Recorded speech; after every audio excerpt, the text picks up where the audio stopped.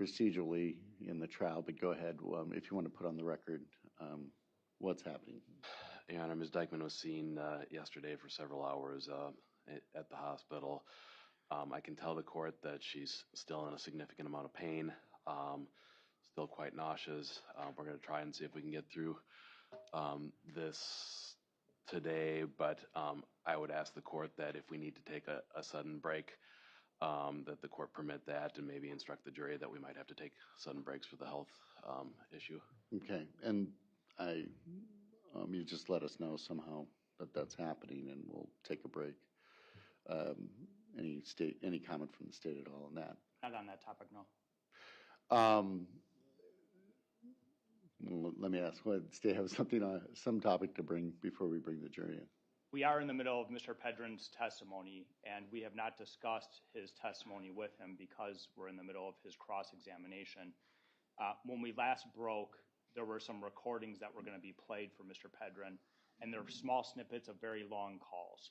And so what I would ask the court to do is, if Mr. Pedrin's brought in, before the jury's brought in, to tell him that he has the ability, if he doesn't recognize the context of that call, to at least request to hear more of it. I didn't tell him that, I didn't instruct him that, because I want to be very careful about the fact that we're in the middle of testimony. But I think it's fair, if they're only going to play 50 seconds, that he knows that there's the ability to listen to more if he doesn't know what the discussion was about. Judge, I assume that the state has every ability to address that on redirect. My intention would be is if he denies saying what he said on these recordings, to play the portion of the call. Obviously, if the state wants to go through the rest of the call, we can, but they are quite lengthy calls, and there are many of them.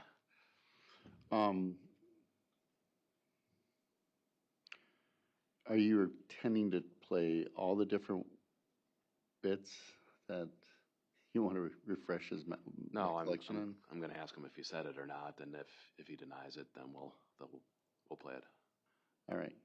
Can we do this a little bit as we bring him in, swear him in, have you ask the questions before we bring the jury in? If he's saying, I don't remember this, or I don't recall, then we play all the various parts, and then we bring the jury in? I wasn't planning on starting with that today, Judge. I guess we can get to it when we get to it. But so where are we not doing that refreshing recollection then for that we ended on? No, I'm gonna plug that in elsewhere. Okay. All right. So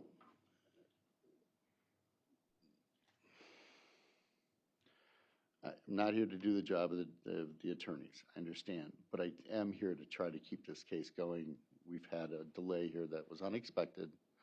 That's how it is. I am going to say to him, if he doesn't understand if he wants to listen to more, he's allowed to do that. But that's if he expresses, I don't know where that is during that time of refresh. I don't know when that happened or something. I am not going to say that to him, but if he expresses that, I'm going to ask you to play more. I'm going to start with the transcripts because I think that's much easier. Yeah, if you have the transcripts, but you might be in a position where he says, I don't know what this is about. Would the court allow me to at least have that discussion with him and tell him he has the ability, if he doesn't remember the context, to ask to hear more? Can I at least say that to him? We are going to extend this trial forever if this keeps going. So we're going to just go ahead and do it. I appreciate the fact you haven't talked to him. If it's clear he doesn't even understand the context, I'll ask for it to be played more. Because I don't think that's fair. I'm not trying to sabotage him. I'm just trying to give so we can move things along. I understand what the request is, but let's see if we can just move it along and see if that happens. If it's a problem, we'll stop and we'll have him listen to more of it then. All right. Anything else from the state? No. Anything further from defense? So, Your Honor. All right. Why don't we bring the jury in? We'll swear Mr. Pedrin, and we'll go from there. All right. Let's bring the jury in.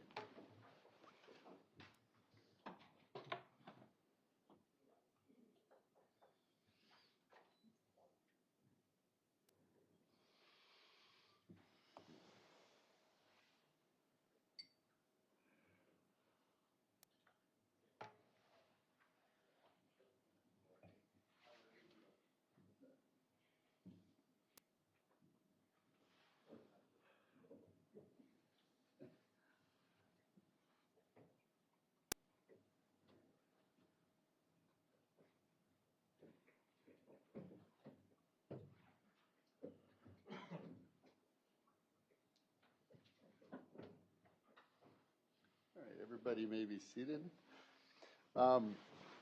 Morning, everybody. Thank you for being here again so promptly on time. We're going to start a couple minutes early.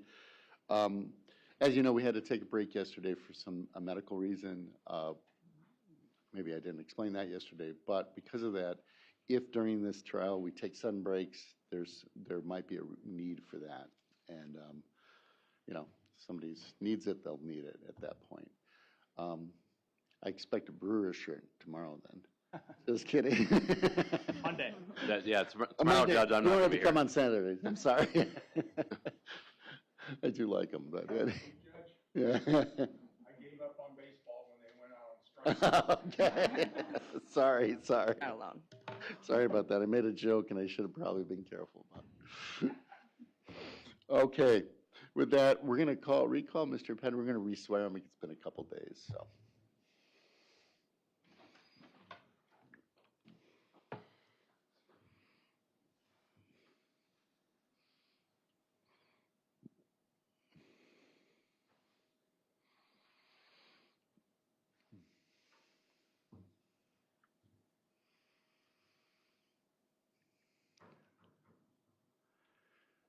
And we're going to have to, Mr. Pedrin, since it's been a couple days, we're going to have you be re-sworn and we'll go from there, okay? Please raise your hand. Do you solemnly swear that the testimony you're about to give in this matter is the truth, the whole truth, and nothing but the truth? Yes.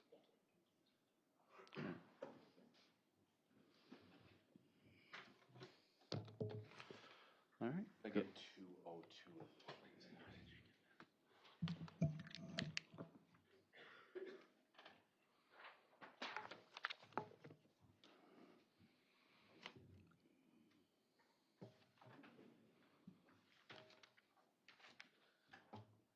All right. Mr. Pedrin, early on in this investigation, you were asked by investigators whether or not you had ever punched or kicked Alex. Do you recall? I don't recall. Your Honor, may I approach with Exhibit 202? You don't have to ask to approach. Just go ahead and do that.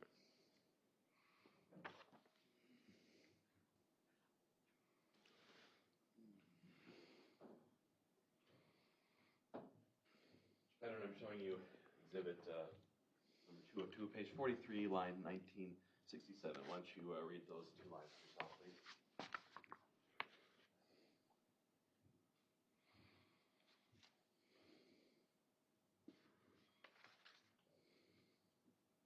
Is your recollection refreshed, sir? Yes. And you recall investigators asking you, was there any time that you punched or kicked him, and your response was, no, I don't think so? Correct. You weren't able to determine whether or not, your answer was, I don't think so, correct, Mr. Pedrin? Correct. You weren't able to answer that question with a simple no at that time, is that correct? Correct. Do you recall Mr. Pedrin being asked in that same interview whether or not you ever punched, kicked, or hit Alexavier outside of normal discipline like a spanking?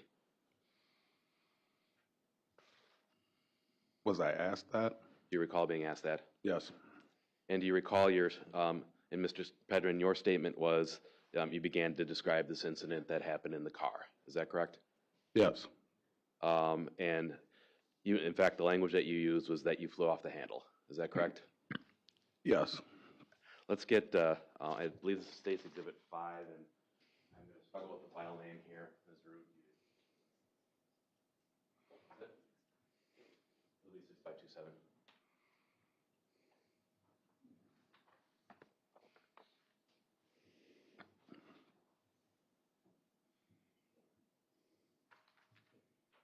Can we get the Elmo? Okay.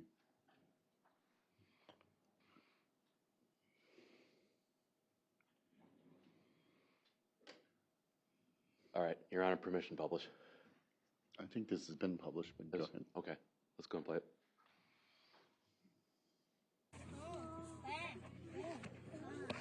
Alex? What? What?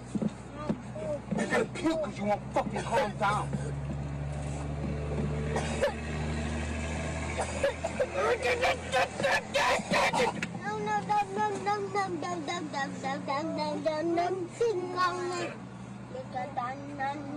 Fucking stop now.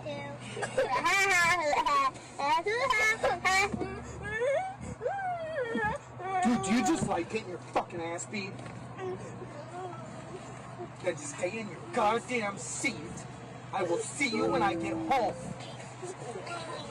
Yeah, like, I'm gonna buy toilet with my money. It never was done. Mom! Do you got it? Mom, you got to do I'll call you in a little bit. Albert? Sit. Dude, I'm gonna fucking lose it with you.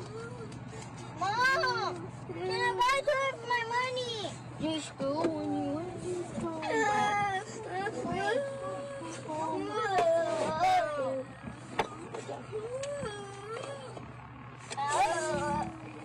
Mommy, my pants are wet. Nice, you pee?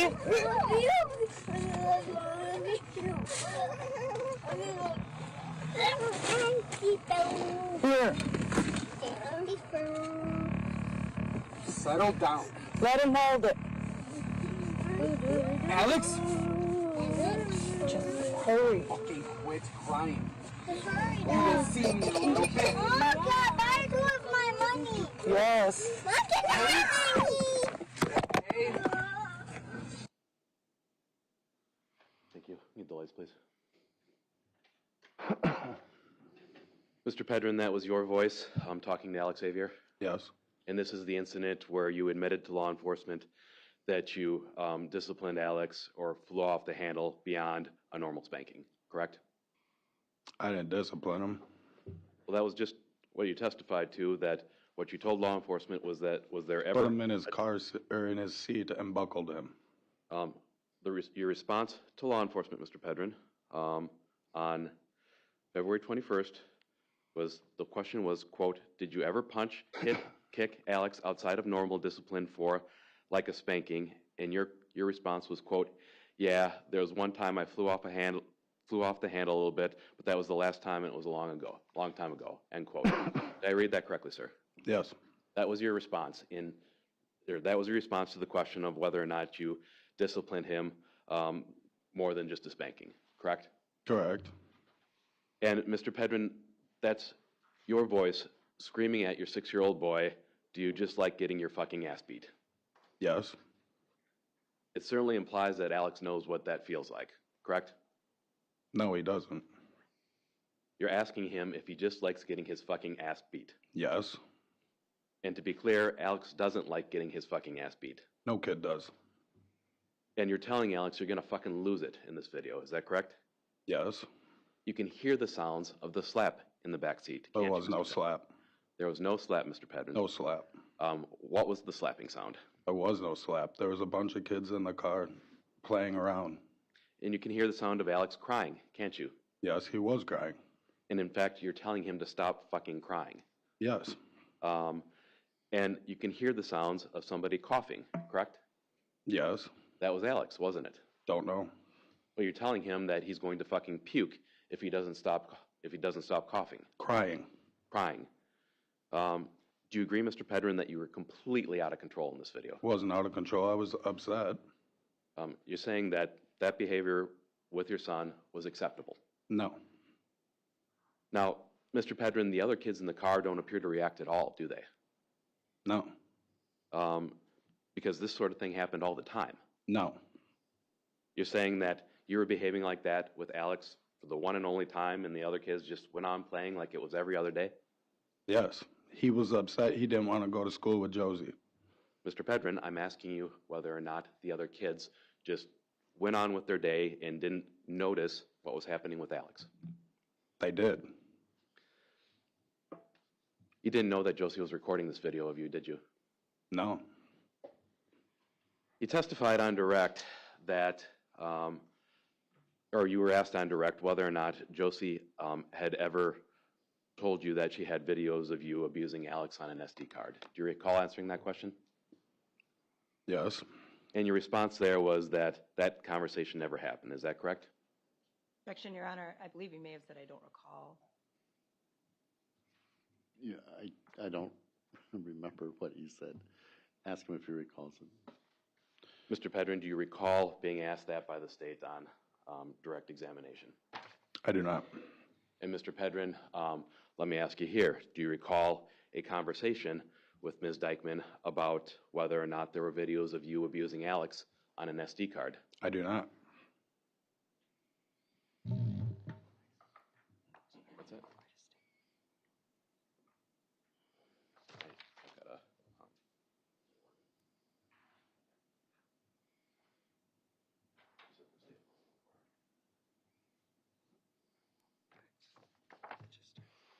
Okay. This one's stapled on the wrong side.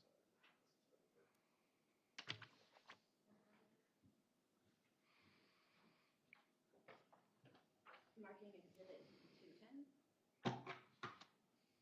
State's objecting to this as hearsay, Your Honor. Judge, can we be heard on this?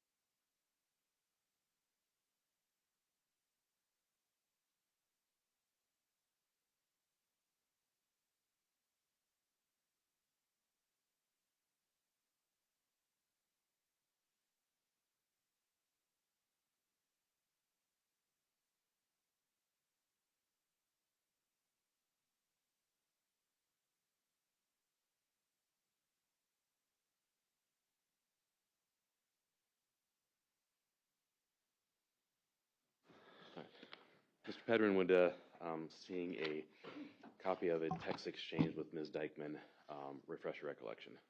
Possibly. Why don't you give Exhibit 210 a read?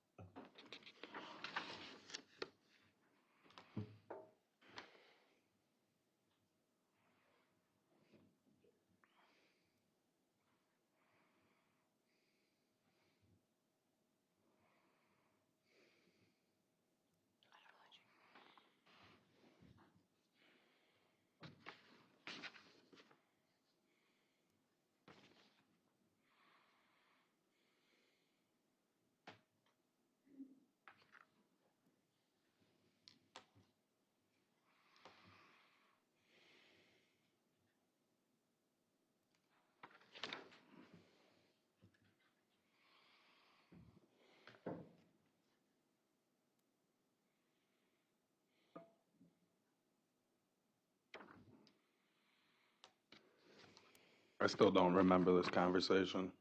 Then, Your Honor, I move to admit Exhibit 210 as a recorded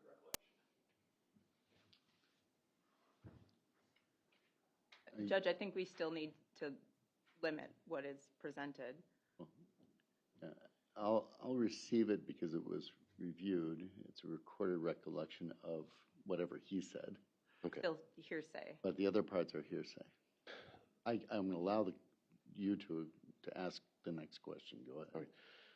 Mr. Pedrin, what you read in this was that Ms. Dikeman repeatedly confronted you about videos she said she had on an SD card of you beating Alexavier. Objection, Your Honor, I think that's far, but. Sustained. Sustained. Mr. Pedrin, you never... To be excluded, please do disregard. Go ahead. Mr. Pedrin, you never once denied the allegation that videos of you abusing Alexavier existed. I object to that, Your Honor. I think that's vague to say never.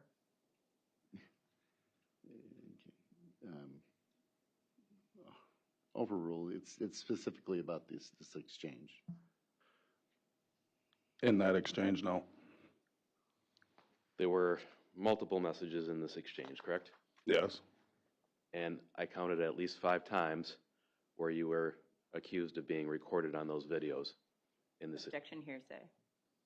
Judge, let me approach. No, just move forward. Sustained. Go forward.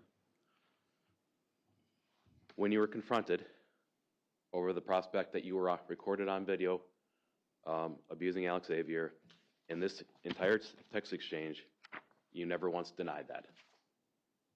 No. Offer 210, Judge.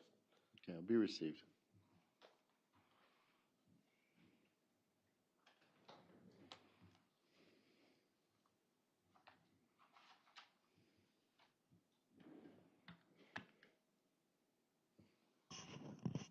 In fact, Mr. Pedrin, you never once responded, what videos, correct? Correct. You never once responded, there are no videos, correct? Correct. You never once responded, you're lying, correct? Correct.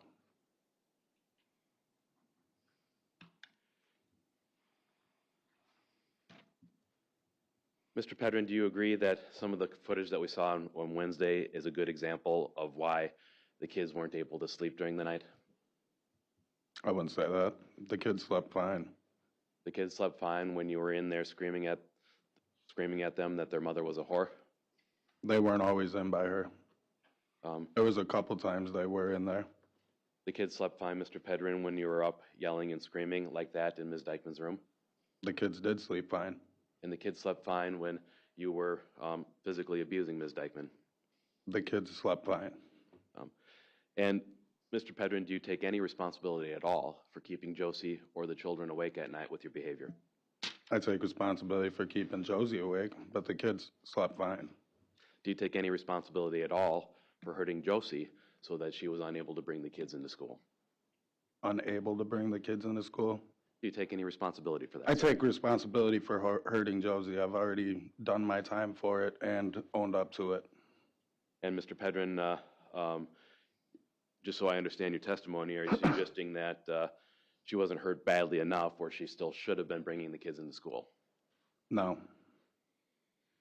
Now, Mr. Pedrin, was there a time when you were asked to log Alex onto remote learning when he was sick and you were unable to do that? Objection, hearsay, and vague, Your Honor. Is there a specific incident? There is. I'll come back to it in a second. Okay. Did you ever once log Alex into remote learning? I don't recall. That's something that you believe you would have recalled had it happened? I don't recall them being on remote learning except through COVID. Now, Mr. Pedrin, you drive a Cadillac, is that correct? I do. And you would drive that Cadillac to and from Shipshape, is that correct? Yes. Were you aware, Mr. Pedrin, that, Mr. Pedrin, did you ever sign a release of information allowing Jenna Love to have access about Alexavier's schooling? I did. You're saying that you did? Signed a release for her. I didn't deny her to have access to his schooling. Did you sign a release of information? I don't recall. You were asked to do so, correct? I don't recall. And is it your testimony that when Principal Amy Oliver... Objection, hearsay. Sustain.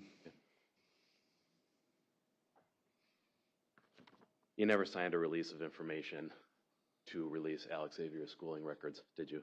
Asked and answered, Your Honor. Sustain. Now,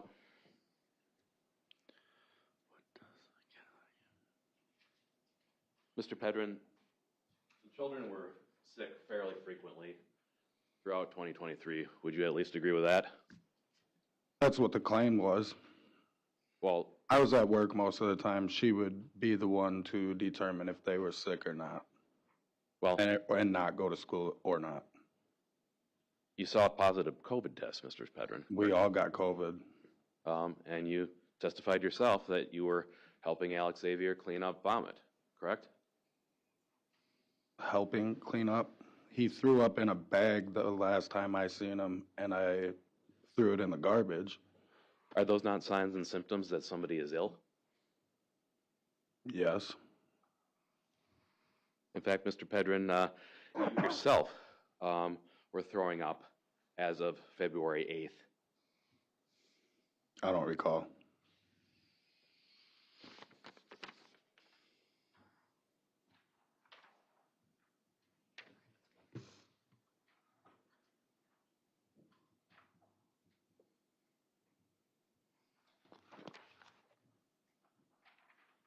Marking Exhibit 211.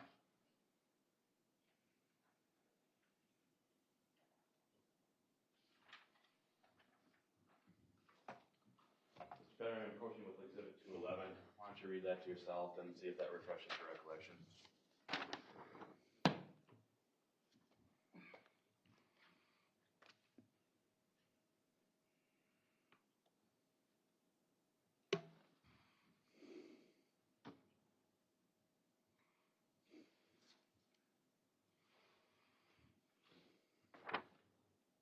I don't recall the conversation, but that's what it says.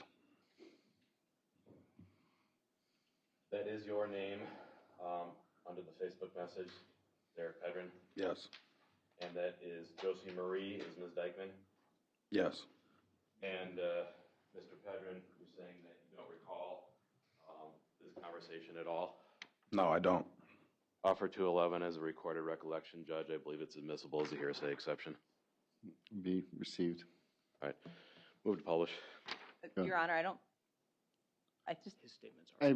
It's being statements are, overruled. Just go ahead and publish it. We're going to spend forever. I know, Your Honor, but there are hearsay statements on this, and that's my concern with publication.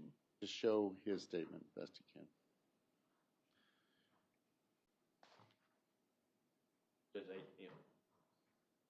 Just show his statement. Judge, I would stipulate to reading his statement to him or reading it into the record. I think that's the easiest way to do it.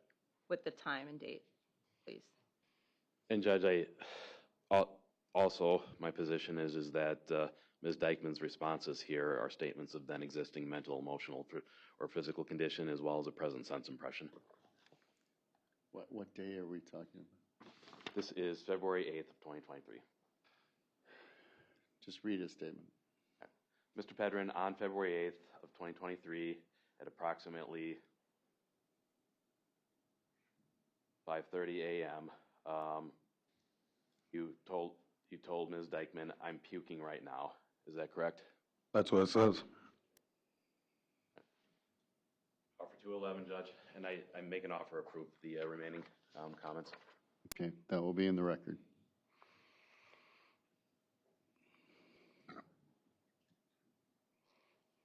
So I want to understand your chronology for what you're saying happened on February 10th of 2023. Your testimony here to the jury is that you don't remember anything about the Facebook exchange that you had 2 days early on February 8th. Is that correct? Correct. I want to get a sense of what you remember from February 10th then. So as you testified on direct, you clocked out at 5 o'clock on the dot. Is that correct? It was 5 something. My timestamp is somewhere. All right, can we get the that exhibit, please? 207, or excuse me, number 7.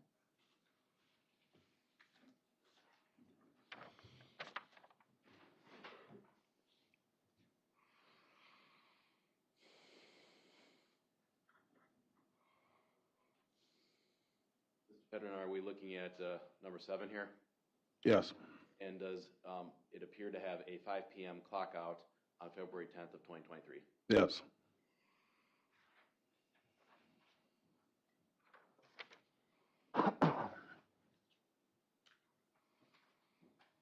And what your testimony was is that your buddy drove you for an errand after work. Did I hear that correctly? Yes.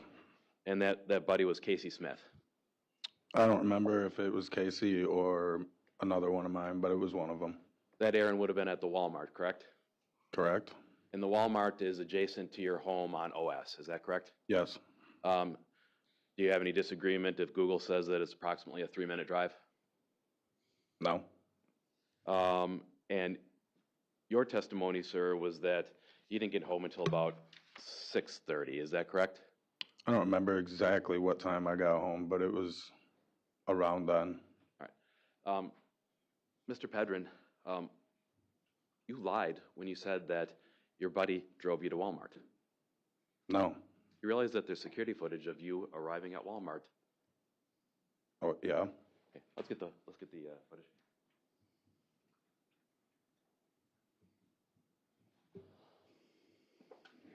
And Judge, we're going to put this on Defense Exhibit 205. We will label the video here as usual. Hang tight. Keep the backlights on. Pause. Let's pause and do it from the beginning. All right, and I'm just gonna read the file name into the record here. This was received in discovery, and it's labeled as 119 Derrick Entrance 210231717.avi. Offer this exhibit, Your Honor. What date is this again? February 10th of 2023. Any objection? No, Your Honor, I would just also, for the record, the timestamp of the video says 17:17 along with that date. So it would have been at 5:17 p.m. if we can include that. I agree. Okay. All right. Is it received? Go ahead. All It's right. received. Move to publish. Go ahead, publish.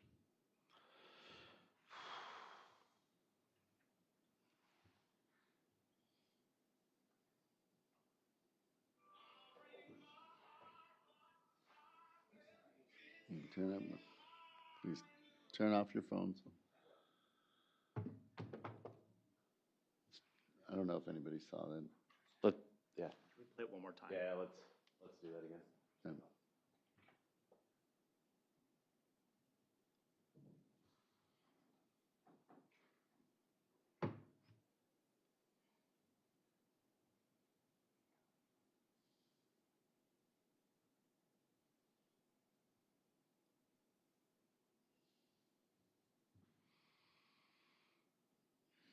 All right. Mr. Pedrin, you agree that that was you walking into the Walmart at 5:17 p.m.?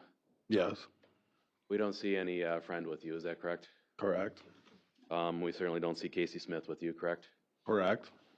And it was a very short errand at Walmart, is that correct? I don't recall what I was there for. All right.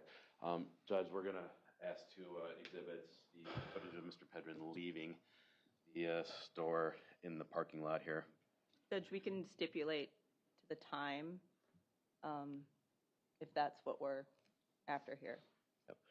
So the video is labeled 120, Derek leaving parking lot 2:10:23, 17:24.avi. I stipulate that that means 5:24 p.m. Okay, so he leaves at 5:24 p.m. Everybody's stipulating to that? Yes. Okay, go ahead. All right, and if we can get the video back up, please.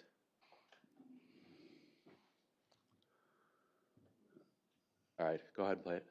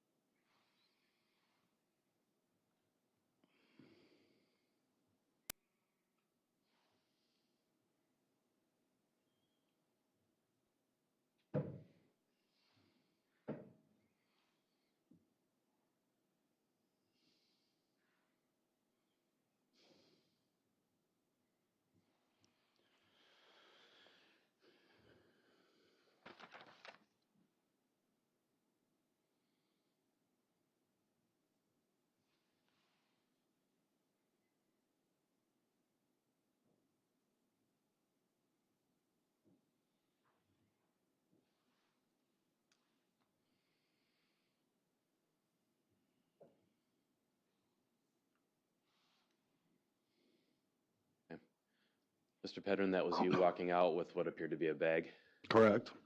and that was you walking to a vehicle, That's what it looked like. and you were alone, Yes. not with Casey Smith, No, I was in the video alone. and that was the vehicle that you testified yesterday Ms. Dikeman didn't allow you to use. Is that correct? She rarely let me use her vehicles. Mr. Pedrin, there's no reason to lie to law enforcement about getting a ride from your. I don't recall driving that day. That's what you told law enforcement, correct? I don't remember what I told them. I don't recall driving that day. And Mr. Pedrin, if we assume that you left around 7:25, or excuse me, 17:25, can we assume, Mr. Pedrin, that you would have arrived home somewhere in the range of 5:30? Possibly.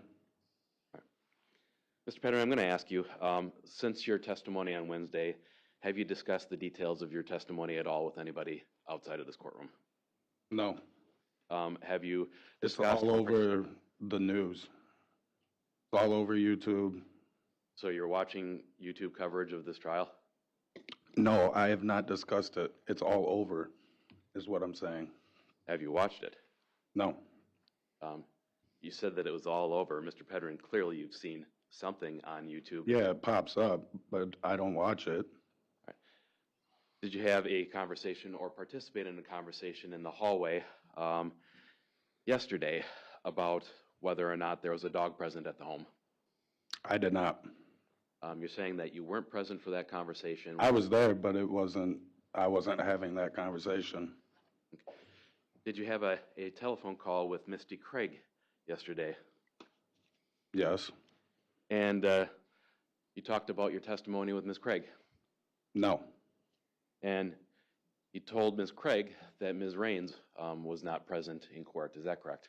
I did tell her she wasn't present in court because she's not. Ms. Raines was out there in the hallway rubbing your back, Mr. Pedrin. She was out there, but she wasn't in the court. And you told Ms. Craig the rationale for you told Ms. Craig that you were going to testify, or why you were going to testify first. Is that correct? No.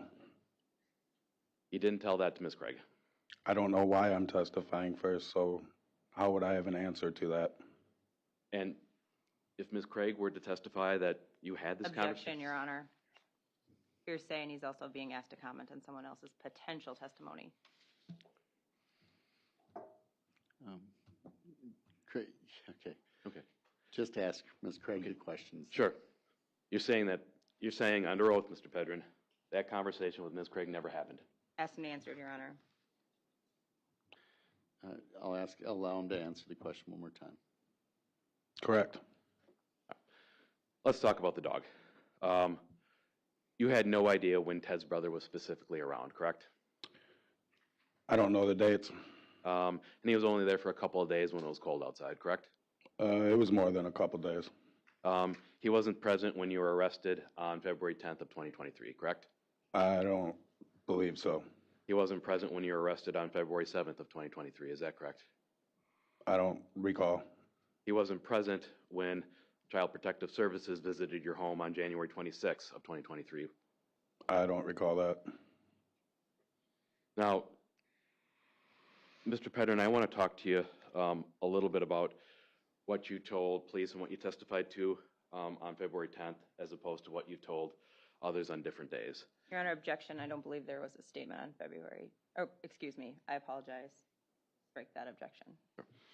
So, Mr. Pedrin, your testimony was that the last time that you saw Alex alive would have been that evening of February 10th, correct? Correct. And what you've testified to is that you came home and helped him throw up into a bag? I didn't help him. She was standing in front of him. She asked me for a bucket and a bag. And then you spent a little bit of time with Alex on that day?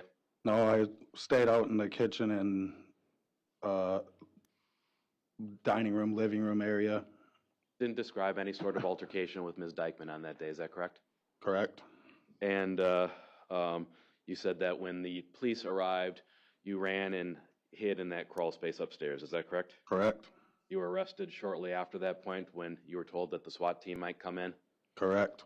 And you described no fight or struggle with Josie or the police on that day, is that correct? Correct. Mr. Pedrin, there are windows from the exterior of the home that go into the upstairs of the house, is that correct? Correct. And somebody looking from the outside can see people moving around on the upstairs level, is that correct? False. You're saying that, well... Can't see upstairs. There was no windows that you would be able to see in. Mr. Pedrin, nobody's told you that Deputy Paff was observing the upstairs through the exterior? Objection, hearsay. Okay, sustain. So, your testimony is that you slipped upstairs without being observed by the law enforcement outside, is that correct? Objection, I don't believe that was his testimony, Your Honor. Sustain, just keep moving. So, that was the version that you testified to on Wednesday, correct? Correct. Right. You agree that you gave a completely different version to La Crosse police officers on November 11th of 2025. I don't recall. Mr. Pedrin, I'm going to ask you a series of questions. We'll see if you recall or not, and then we can talk about whether or not we display this section of the video, okay? You told La Crosse police officers on November 11th of 2025 that the last day that you saw Alex alive, Josie hit you on the head with a bottle. No, that was a different incident. Is that what you told to La Crosse police officers? I don't recall. You told La Crosse police officers that you demanded the Sheriff's Department check your cameras to corroborate Josie's violence, but they refused to do so. Correct. Actually, and I don't think I told him to check my cameras. I believe I told him to check the cameras. And you told them that because they didn't check the cameras, the next day Alexavier was dead. I don't recall that. Would viewing a clip of this interaction outside of the jury refresh your recollection as to what you told the La Crosse Police Department? Possibly. Your Honor. Go ahead.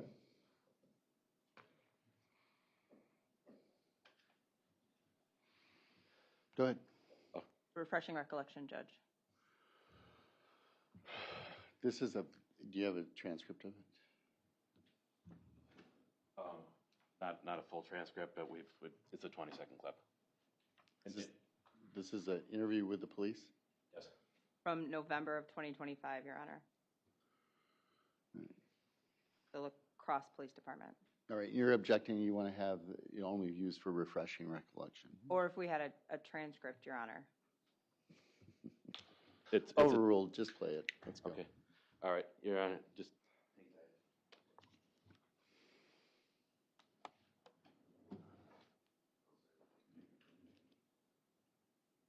We will provide a written transcript of the section played consistent with the DAR reporting rule at the close of business, Judge.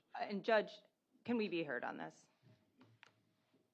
This is November of 2025. Correct. All right, ladies and gentlemen, I'm going to have you step out for a bit.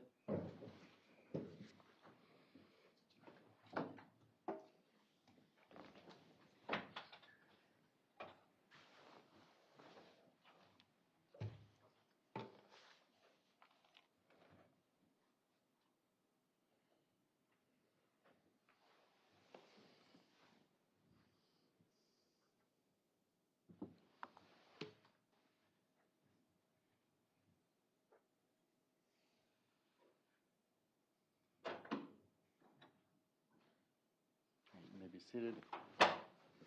Let me just say that one of the issues I'm running into is that if somebody doesn't recall and keeps on saying they don't recall of something that happened in November of 2025, I'm really stuck in a very difficult position. I know I excluded the incident in November of 2025, in 2025. But the problem is, if we will be here forever if we have to pull people out every single time. So, all right, I know the objection is it's refreshing recollection. I excluded it. But that's not my specific qualm with this. Yeah. And I apologize. We're trying to keep things moving as well. The issue is, of course, is that this is showing that police contact. And I think the prejudicial nature of showing this video, especially when we could have a transcript prepared of this 20-second clip, outweighs the probative value. Mr. Zacher can't anticipate everything that this witness is amazingly not recalling. Judge. So because of that, I'm going to allow him to play it right now. The jury's out, so we'll allow him to play it so it refreshes his recollection. And then we'll bring the jury back in. So we'll go from there. Thank you, Your Honor. Your Honor, for the record, this is the body camera of Officer Echternock, I believe you say it. Axon body 4 D01A K686C. We're going to be playing it from 24 minutes and 20 seconds to approximately 24 minutes and 40 seconds.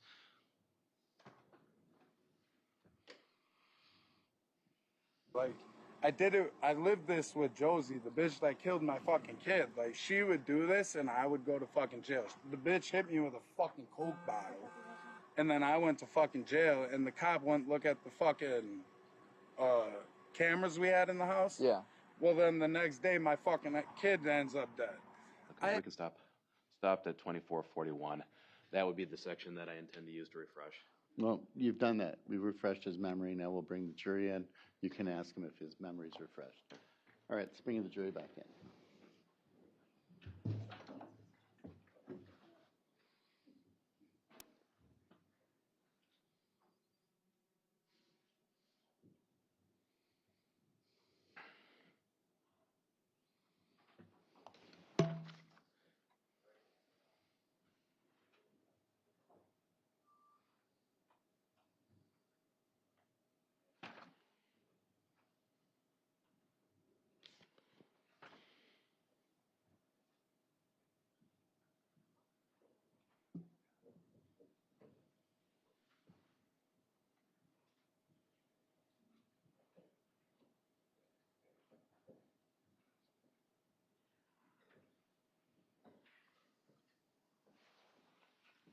Okay, everybody being seated. Go ahead. Judge, are we missing a jury? Oh, I'm sorry. We are missing somebody. I thought you all came in. You can sit down. We catch you all off guard. Sorry about that.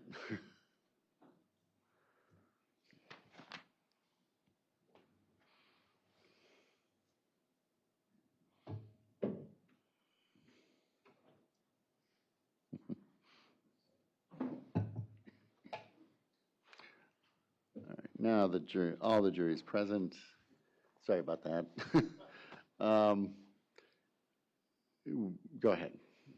Mr. Pedrin, after having seen that clip from the body camera footage, is your memory now refreshed? Yes. And Mr. Pedrin, did you in fact tell La Crosse police officers on November 11th of 2025 that the day before Josie, or the day before Alex died, Josie hit you on the bottle with a, or hit you on the head with a bottle? It was two separate incidents. There was no altercation between me and Josie on February 10th. I'm asking you what you said to the police officer. I know what I said. Okay, that's what you said to them, I correct? didn't say it was that the day before. You said that you lived this with the fucking That I bitch, went. Josie, who killed your fucking kid, right? Yes. And you said that the bitch hit me on the fucking head with a Coke bottle, correct? Correct. Then I went to jail, correct? Correct. And they wouldn't check the cameras, correct? Correct. And the next day my son was dead, correct? That's what I said, but they are two separate incidents. That's what you told the police, right? Correct. Mr. Pedrin, were you so confused about the last day that you saw your son that you confused two completely separate incidents? No. You agree that you gave a completely different version to the La Crosse police officers in that clip? Correct. And there's no reason whatsoever to lie about that, is there, Mr. Pedrin? I didn't lie. You told them something that was demonstrably untrue. Is that not a lie in your definition, Mr. Pedrin? I did not lie. I blended two separate incidents. Now, and you said it with a completely straight face to the police too, correct? Correct. So let's talk about these cameras. Your claim is that you didn't have access to the cameras in the home. I did not. That you could see only the garage and Josie could see everything else. Correct. That this was somehow set up on the app that only you could see the garage. Correct. And your testimony is that Josie had these cameras in the house and she prevented you from accessing them. Correct. And you were totally fine with that. No. Now, Mr. Pedrin, you've repeatedly admitted that you had cameras inside of that house. There was cameras in the house, and I didn't say they were mine. Mr. Pedrin, do you recall one of the videos that we watched yesterday where you were yelling at Josie on the couch of the living room? We weren't here yesterday. Wednesday, my apologies. Yes. And did you scream at Josie in that video, "I have cameras in here, you know"? Yes. Do you recall telling investigators on February 14th of 2023, 3 days after Alex's death, that you had caught Alex on camera sneaking into the kitchen to get treats? I had told them that Josie sent me a video of Alex.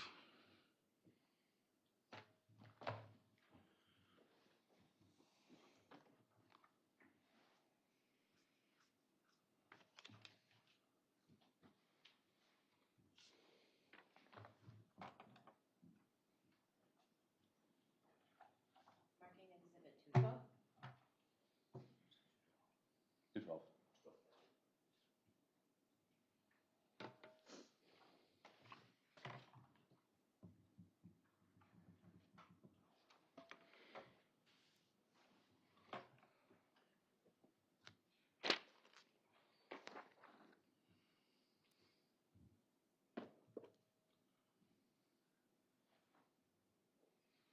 Can you say the page in line, please? Yeah, 26. Okay. So, Mr. Pedrin,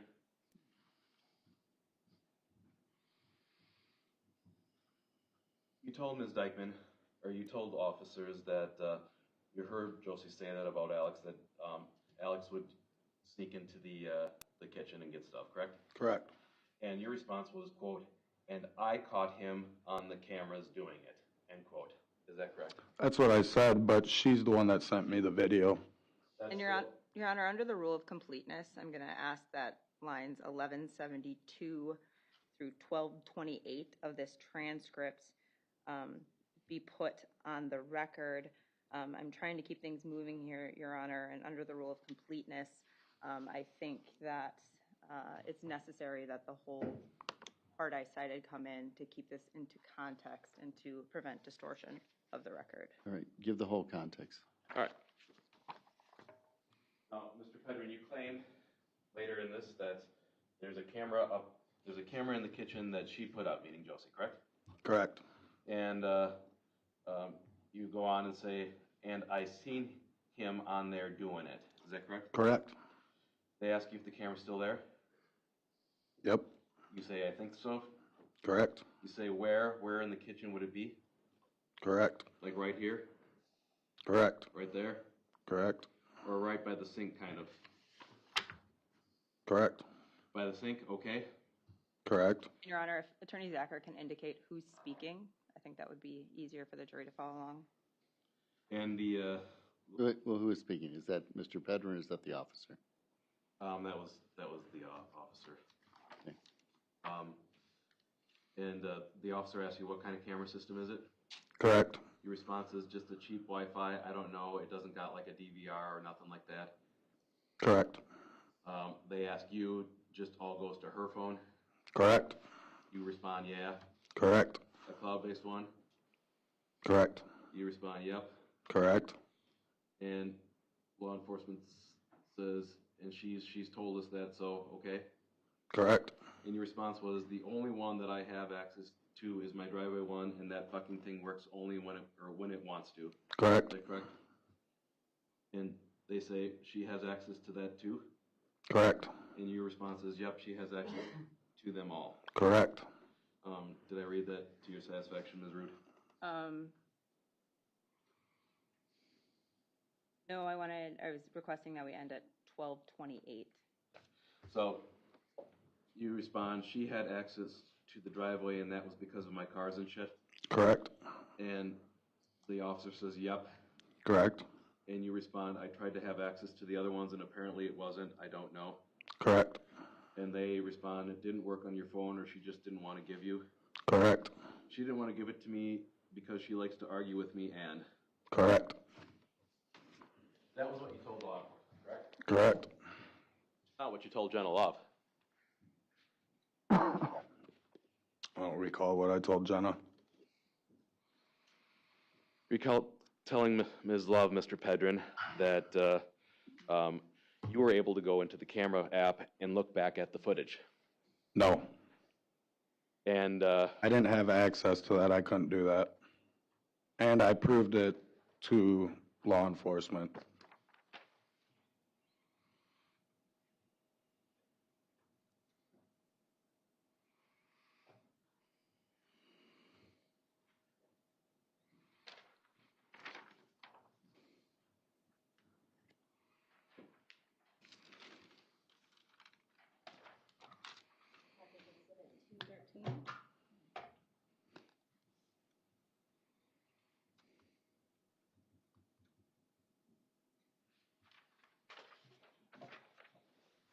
Pedrin, showing you a short transcription of a phone call between you and Ms. Love. Why don't you read that to yourself? Is there a date and time of this call? None of the calls were dated.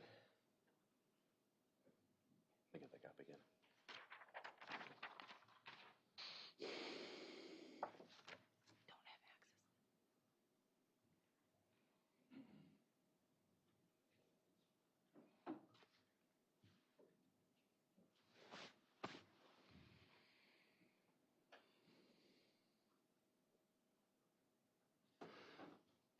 access. Yep.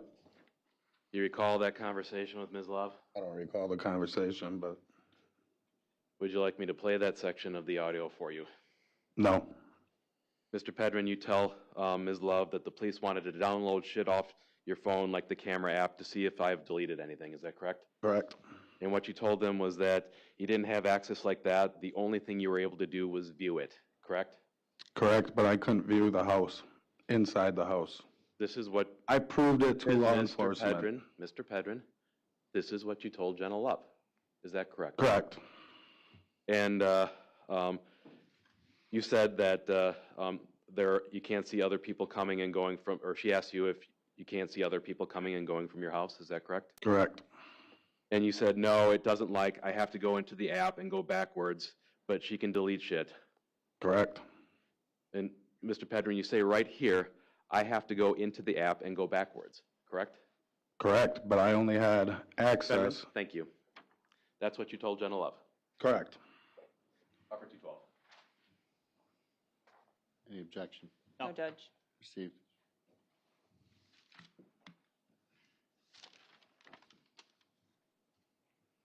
So, Mr. Pedrin, we have video of you telling Josie, you have cameras in here in the living room of the house, correct? Correct. We have you telling Ms. Love that you had access to this camera app, correct? Correct. We have you telling La Crosse police officers that they should have checked the cameras in the house. Is that correct? Correct. And you initially were asked by law enforcement on February 21st to view the camera app on your phone. Is that correct? Correct. You told them that you told them that they couldn't look at your phone. No, I showed them. I showed them the phone while they were sitting at the table across from me. We'll get into this in a bit, but they wanted to download the content of the phone, did they not? Yes. And I never told them they couldn't. You never.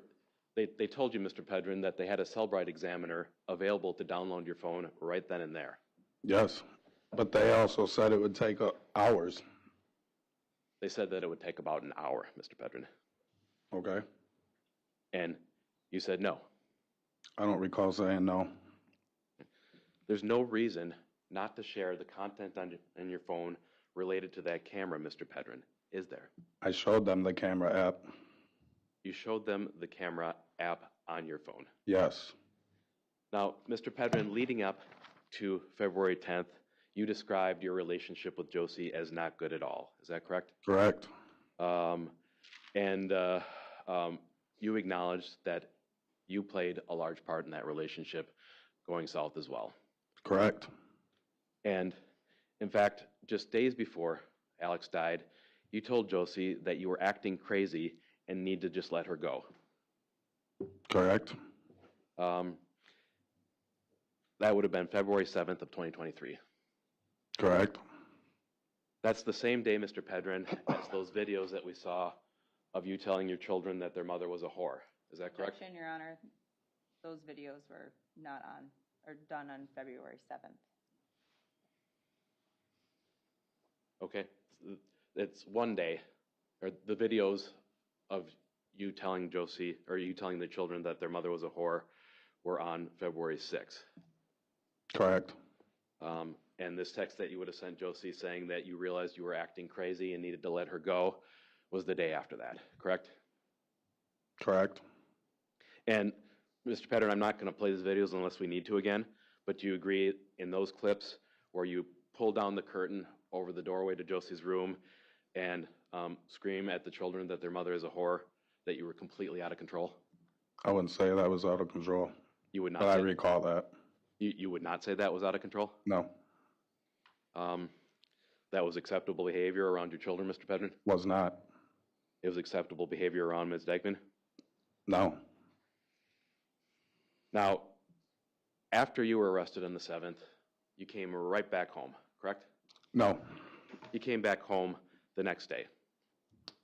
I believe the first time I was home was Thursday. You knew that Josie didn't want you back home. That's not true at all.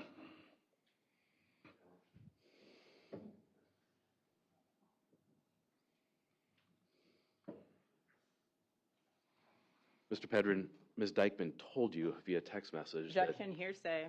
Overruled. This is the effect on listener. Go ahead.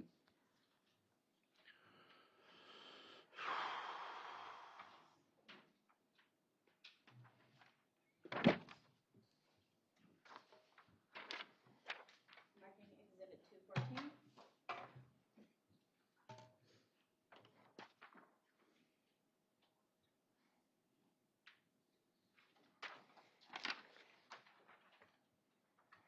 Pedrin, I'm showing you Exhibit 214.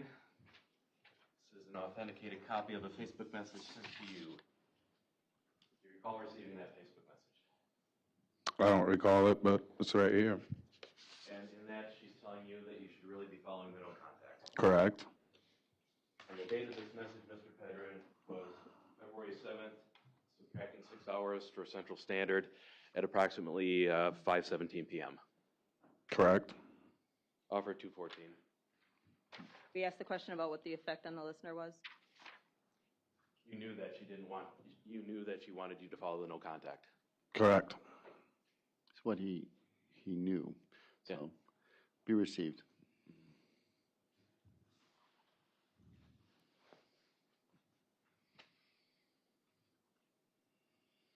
Mr. Pedrin, in that time, be fair to say that you were very jealous of any man that Josie was talking to? I didn't know she was talking to anybody at that time other than she would say she was talking to Brian. In fact, in one of the videos we saw on Wednesday, you threatened to shoot Brian if he were to come over to your house. Correct. You threatened to shoot Brian in front of Alexavier. I didn't say in front of him. Alexavier was present right on that video, wasn't he, Mr. Pedrin? Correct.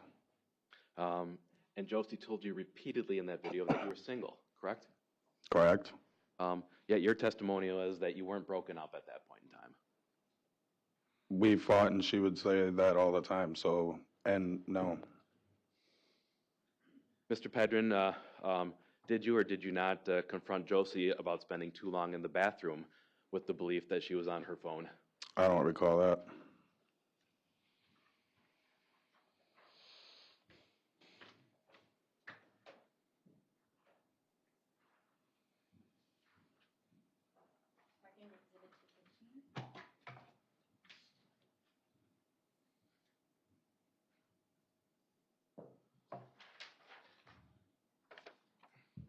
All right, Mr. Pedrin, I'm showing you 215, which is an authenticated series of Facebook messages from you to Ms. Dikeman. Why don't you give that a read?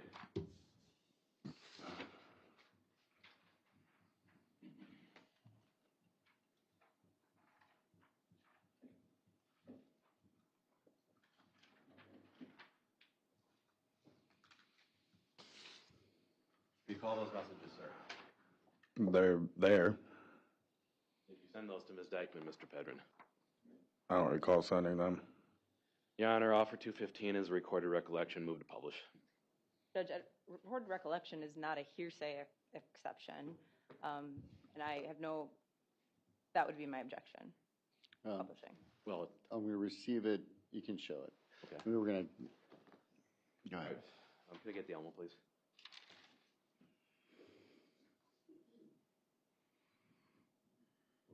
All right, so Mr. Pedrin, that's your name on these messages, correct? Correct.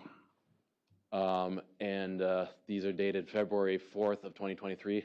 Correct. Subtracting 6 hours for Central Standard Time, this would appear to be at about 1:58 a.m. on February 4th. Is that correct? Correct. And it appears that you're asking Ms. Dikeman who she's talking to in there. Is that correct? Correct. Sounds like you're talking to somebody, correct? Correct. You ask her if she's saying goodbye to her turds. Correct. You're telling her that you don't want me. Objection, Your Honor. That message is from a different day. Okay. I would agree. We can strike the last two messages, Judge. Okay.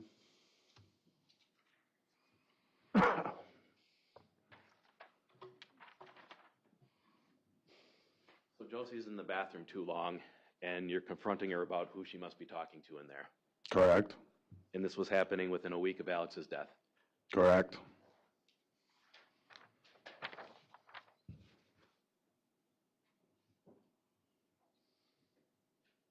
Now, your testimony on Wednesday was that you hadn't had anything to drink at all on February 10th. Correct. Why did you tell the La Crosse Sheriff's Department that you had consumed an airplane bottle of vodka? I don't recall that. You said that to Sergeant Cernine when you were being arrested. Correct. I also blew zeros. You said that you had, in fact, they noted that you smelled strongly of alcohol. Correct. And Mr. Pedrin, you admitted to them. Your Honor, That's hearsay. I would ask that that be struck from the record. Sustained. You admitted to them that you had been drinking, correct? I believe so. There was no reason for you to lie about that on Wednesday, Mr. Pedrin, when you had told the police that you had been drinking on the 10th, was there? The PBT showed I wasn't. Mr. Pedrin, there was no reason to lie to this jury on Wednesday and say that you hadn't been drinking when clearly you told the officers you had. I told the officer I had, but I didn't lie. They did a breathalyzer. I realize that, Mr. Pedrin, we're going to get into that, but the fact of the matter is you said one thing to the La Crosse Police Department, or the La Crosse Sheriff's Department, saying that you drank, correct? Correct. And you said another thing under oath on Wednesday saying that you didn't drink. Correct. Mr. Pedrin, in your mind, that's not the definition of a lie? It is. But I didn't drink. Move to strike, Judge. Sustain that statement will be struck from the record. Right. Let's talk about Alex on February 10th. You saw him on that love seat or couch in Josie's room. Is that correct? Correct. And he was recuperating at that point? Correct. You said that he was watching TV? Yes. That he was upright? Yes. And you acknowledged that Alex would wear pull-ups occasionally after breaking his leg. Is that correct? Yes. He was also wearing regular underwear at times as well, correct? No. Mr. Pedrin, you recall whether or not Alex had an accident that evening, had diarrhea? I do not.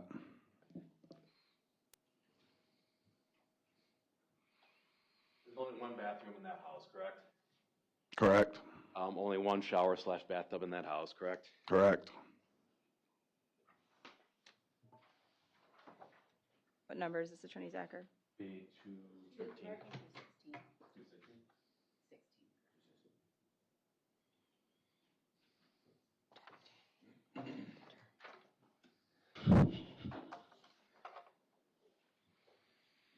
You're saying that you have no recollection whatsoever if Alex had an accident that evening? I do not recall. All right. Mr. Pedrin, I'm going to show you Exhibit 216.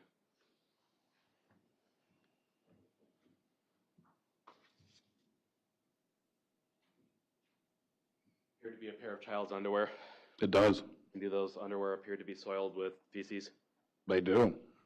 Do those underwear appear to be in the only bathtub or shower in your home? Correct. And if they were deposited in the bathtub or shower, certainly nobody's going to be taking a shower on top of the feces-stained underwear, correct? Correct. Meaning that they were likely deposited there somewhat recently. Would you agree with that? I would assume. Offer 216, Your Honor. Any objection? No, Judge. Be received. Go ahead, publish.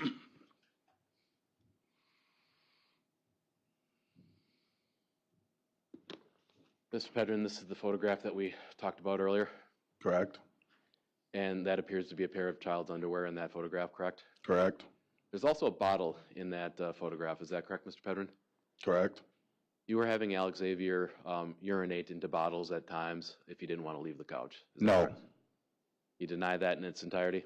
I do. And Mr. Pedrin, you're saying that you had no recollection whatsoever of coming home to a soiled pair of underwear in the bathtub in your home? I do not. The type of thing that you ordinarily would not have noticed? I didn't go in the bathroom that day. You were home from work from about 5:30 until you were arrested on 7:30?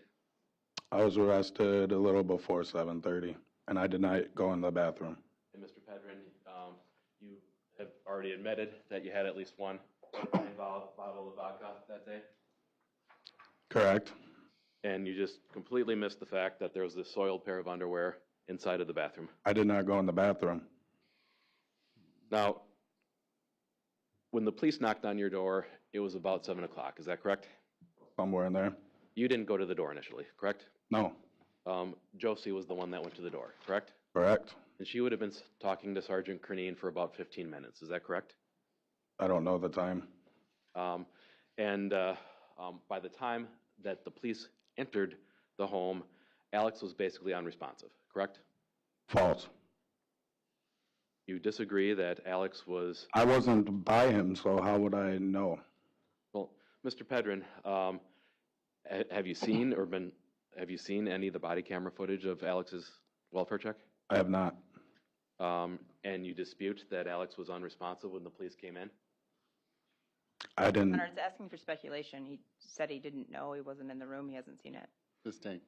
But your testimony was that earlier in the evening, Alex was upright on the couch and watching TV. He was. And you would have been the only adult in the home not talking to the police at the time that they arrived for the welfare check. Correct. Now, Mr. Pedrin, after you were arrested, you asked officers to let you smoke a cigarette. Is that correct? Correct. You never once asked about Alex. Is that correct? I asked him if I could say goodbye to my kids. You tried kissing Josie, and she refused. I don't recall that. And you told Josie to call the district attorney's office immediately in the morning to get you back out. No, to lift the no contact, so I could be home. In fact, you called her on the jail phone to have her try to lift the no contact. Is that correct? I did. You called her when you were still under the no contact. Is that correct? And during that phone call, you described nothing that was out of the ordinary. Is that correct? Correct. Now, the next time that you saw Josie after Alex died was at the McDonald's in Onalaska. I don't recall. You recall having a meeting with Josie at the Onalaska McDonald's? I recall talking to her. At the McDonald's? I don't know where it was. And Josie was a mess at that meeting, wasn't she? I don't recall. She was crying? I don't recall. She was upset? I don't recall. You don't recall the day after your son's death? Not talking to Josie? Not anything to do with her. And you had some very specific instructions for Josie during this meeting, didn't you? No. You told her not to talk about your abuse at home? No. You told her not to talk about your drug use? No. I don't use drugs. You told her not to delete, or you told her to delete everything on her cell phone? No. Mr. Pedrin, your testimony here is that you don't recall the conversation, right? Correct. You don't recall where it happened, right? Correct. You don't recall where Josie was, correct? Correct. You won't recall what she looked like, right? Correct. But you're only denying the things that would tend to incriminate you. Is that fair to say? I wouldn't tell her to delete anything. Mr. Pedrin, you've threatened to kill Josie if she didn't take the blame for Alex's death. False. You've told random people that you would kill Josie if she wasn't convicted. Objection, vague. Overruled. I have. You have. Mr. Pedrin, you just said false, and now you're saying I have. You're lying to us right now under oath.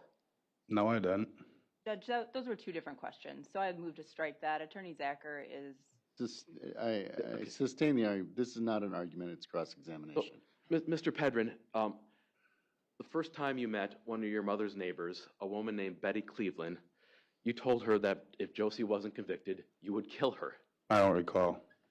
You don't recall telling a stranger you were meeting for the first time that you would murder your ex if she wasn't convicted. I don't recall. Your children have had play dates with her grandchild. I don't know who you're talking about. Mr. Pedrin, you've been present at some of these play dates. I do not know who you are talking about. We're talking about your mother's neighbor. My mom has a bunch of neighbors. She lives in an apartment complex, and there's a bunch of kids. Neighbor kids. that you took Araya for play dates to. Okay, slow down. One person asks a question, the other person answers. Then you go back and forth. We're still doing a transcript here, okay? All right. Describe who you're talking about so Mr. Pedrin can understand what he's answering. Go ahead. Mr. Pedrin, you've taken your daughter Araya to play dates at Ms. Cleveland's home. I don't know who she is. And you don't recall Ms. Cleveland coming to your apartment to pick up Araya for play dates? I don't know who you're talking about. You're saying that you could have play dates arranged with your child and have no idea where she's going. I don't know how you consider it a play date when there's a bunch of kids in an apartment complex that all play. This isn't. So I don't know who you're talking about. Pedrin, we're not even talking about the same apartment complex. She doesn't live in your mother's apartment complex. Do you know who I'm talking about? Do not. And you admit that you told Ms. Cleveland that you would murder Josie if she wasn't convicted in this case. I don't know who you're talking about. Do you admit saying that to anybody, Mr. I have. Asked and answered, Your Honor. Sustained. Go ahead.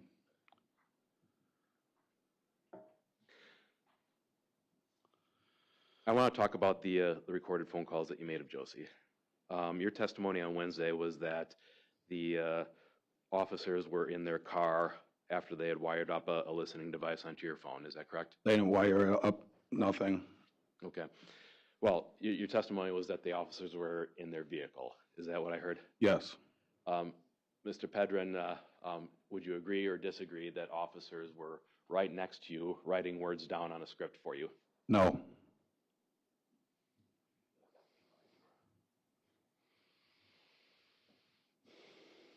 Let me know when you're ready.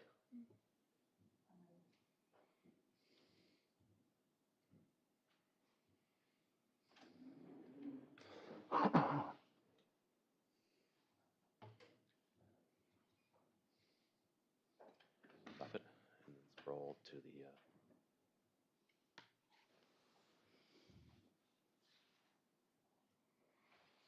Okay, stop. All right. So, Judge, for the record, this is 111-00-23-02840 _ R Malay _ 033120251158551 CDT _ body cam Amundsen. And I'm just going to show a couple still frames here. Mr. Pedrin, does that appear to be you on the left side? Yes. And does that appear to be one of the officers seated next to you wearing the body camera looking forward? Yes. Would that have been Sergeant Amundsen? I don't recall. And does that appear to be one of the other agents from DCI standing up? Correct. They appear to be right next to you, right? Correct. They appear to be on the phone right there, correct? Correct. And if we scroll through a little bit earlier, it appeared that you had a piece of paper that you were reading off of. Is that correct? Correct. That 0249 in the video, Your Honor. And in fact, at one point, one of the officers leans over and writes comments on that script for you. Possibly.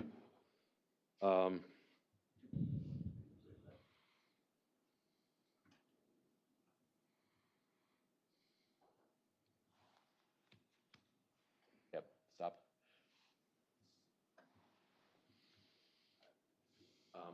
Your Honor, I'm going to offer the exhibit for the purposes used and move to publish from 4 minutes and 39 seconds forward. Any objection? No, Your Honor. Go ahead. When the kid was in a fucking cast, he couldn't even walk. So how the hell did he get a lacerated liver?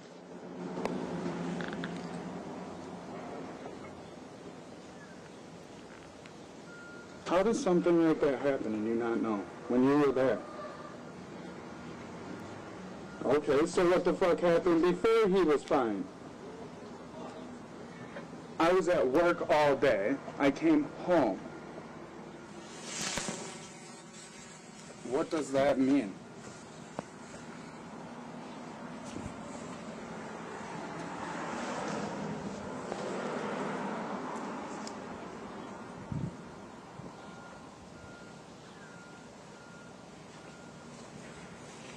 Can you just tell me?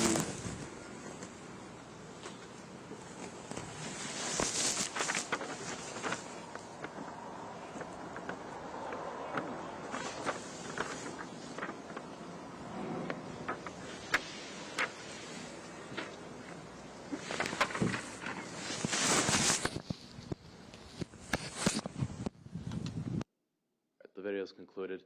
Mr. Pedrin, you saw Investigator Amundsen writing you a note there? Correct. In fact, the two investigators were seated right next to you the entire time. Is that correct? Correct. Unlike what you just testified to, that they were out inside of their car, correct? There was officers in the truck too. Well, Mr. Pedrin. They were the ones listening in. Mr. Pedrin, you said that the officers were all inside of the vehicle just a few minutes ago, correct? Correct. And now that we see the video, we know that's untrue, correct? Correct.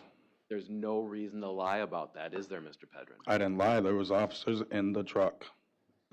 You're offering testimony, Mr. Pedrin, that you're certain of certain facts. Is that correct? Correct. And those facts have often turned out to be untrue. Is that correct, Mr. Pedrin? I wouldn't say that. And that is not the definition of a lie in your words, Mr. Pedrin. I didn't say that. Now, during these recordings that we heard, Josie never once said that she heard Alex. No, she didn't. And you agreed to give investigators any other responses that Josie said about Alex. Is that correct? I did what? You agreed to give the investigators anything that Josie said about Alex. Is that correct? Correct. You agree that you didn't do so after that phone call? How would I agree to that? Mr. Pedrin, They were listening, so they heard everything she said. we're talking about responses that she made or comments that she made about Alex after that phone call. You agreed to forward that information to the investigators, correct? Correct. You agree that you didn't do so? I don't know how I didn't. At some point after these recordings, you told Josie that you had been recording her. Is that correct? I believe so. And she responded to you. Objection, Your Honor, hearsay. Sustained. I'm not going to get into the content just yet, Judge. Go ahead. She responded to you, correct? I don't recall. You recall whether or not Josie made some comments about Alex's death? Your Honor, objection, hearsay. Also, this is vague. We can have the dates of these statements. I can introduce the statements, Judge. Attorney Zacher knows the dates, Your Honor, so he can provide that. The content is hearsay. Just give the dates. Let's go forward. On May 8th of 2023. Attorney Zacher, can you provide me a copy, please? Thank you. On May 8th of 2023, Mr. Pedrin. Ms. Dikeman responded to you about you recording her phone calls. Is that correct? I don't recall.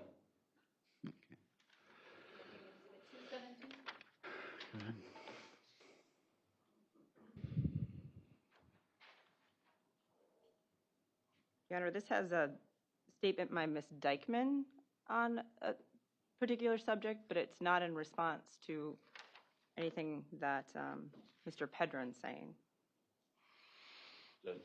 Just use it for refreshing recollection if he recalls that statement. But Your Honor, it's not his statement. And the other issue is that he's saying she was responding to you telling her something. There's nothing here that indicates that Mr. Pedrin told her anything. No. Judge, the question was about whether or not he forwarded investigators Ms. Dikeman's comments on Alexavier's death. And then he went into, at some point you told her that you did these recordings and she responded to you. There's nothing that indicates disclosure of the recording, Your Honor. He has no memory of telling her that. I would ask to be allowed a refresher. Just allow him to see it and see if he remembers anything. Showing you I'm not asking him to say what the statements are, just to see if this helps refresh his recollection. No, it's Josie's statement.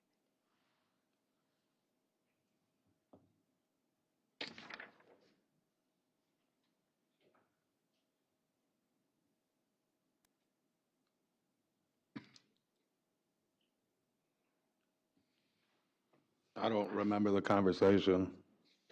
Doesn't remember the conversation. Move on. Mr. Pedrin, if you don't remember the conversation, do you agree that you did not disclose Josie's remarks to investigators as contained in Exhibit 117 or 217? I don't recall. I gave them whatever they wanted. You're saying that you gave them these Facebook messages from Josie? I don't recall. Judge, I'm going to offer 217. I think this is admissible. Judge, it's hearsay. It's going to be received for the record. Move on.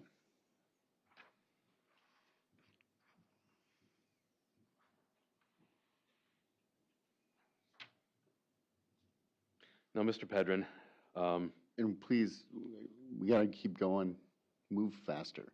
I get it. Mr. Pedrin, you continued to beat Josie even after Alexavier died. I don't recall. You don't recall beating the mother of your children up after your son died? No. You recall coming into Ms. Dikeman's mother's home in the middle of the night and striking and strangling her?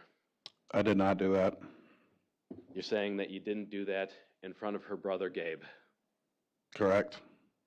And you saying that during that beating, Mr. Pedrin, do you recall talking to Josie at all about Alex? Yeah. And do you recall telling her that she needed to take the blame for Alex's death? No. And do you recall crying and telling Ms. Dikeman that maybe you needed to go to prison for what had happened to Alex? No. You're saying that that never happened? Correct. Your testimony on Wednesday, Mr. Pedrin, was that you're currently in a relationship with a woman named Misty Craig. Correct. That would be what she would characterize it as well? Correct. Your Honor, objection, that calls for speculation. Sustained. Mr. Pedrin, Judge Levine granted our motion to identify you as a suspect in this case on October 23rd of 2024. Is that correct? I believe so. And approximately 2 weeks later, you married Laura Lee Raines. Is that correct? Correct. Until about a week before you married Ms. Raines, you were engaged to Misty Craig. We weren't engaged. You gave her an engagement ring, Mr. Pedrin. I gave her a ring. It wasn't an engagement ring.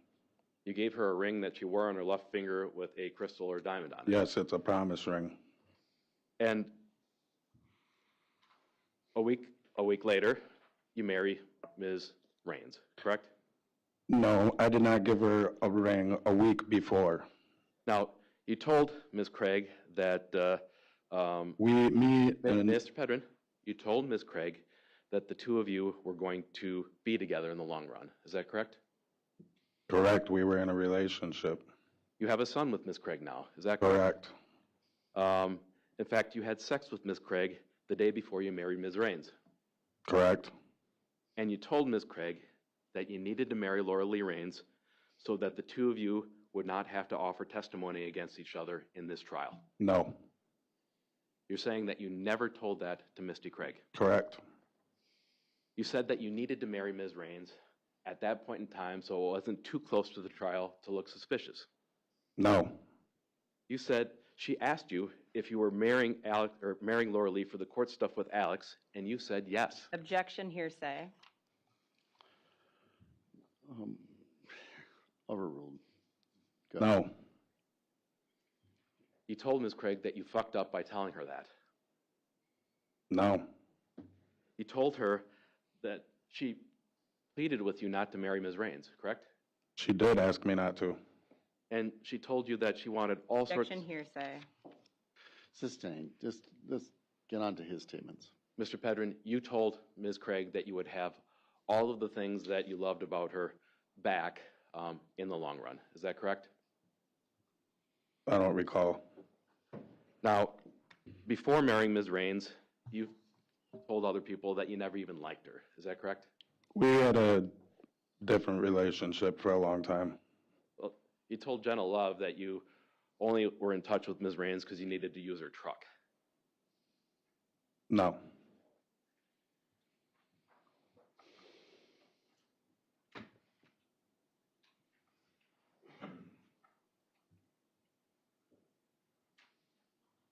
Have the text message from him. What number is this? 18. Marking exhibit 218.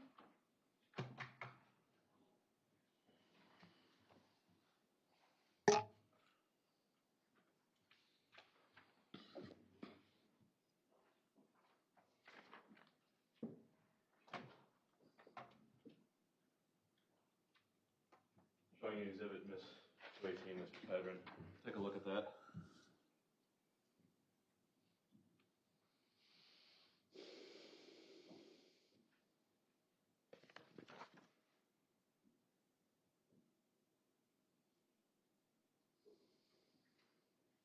Yeah.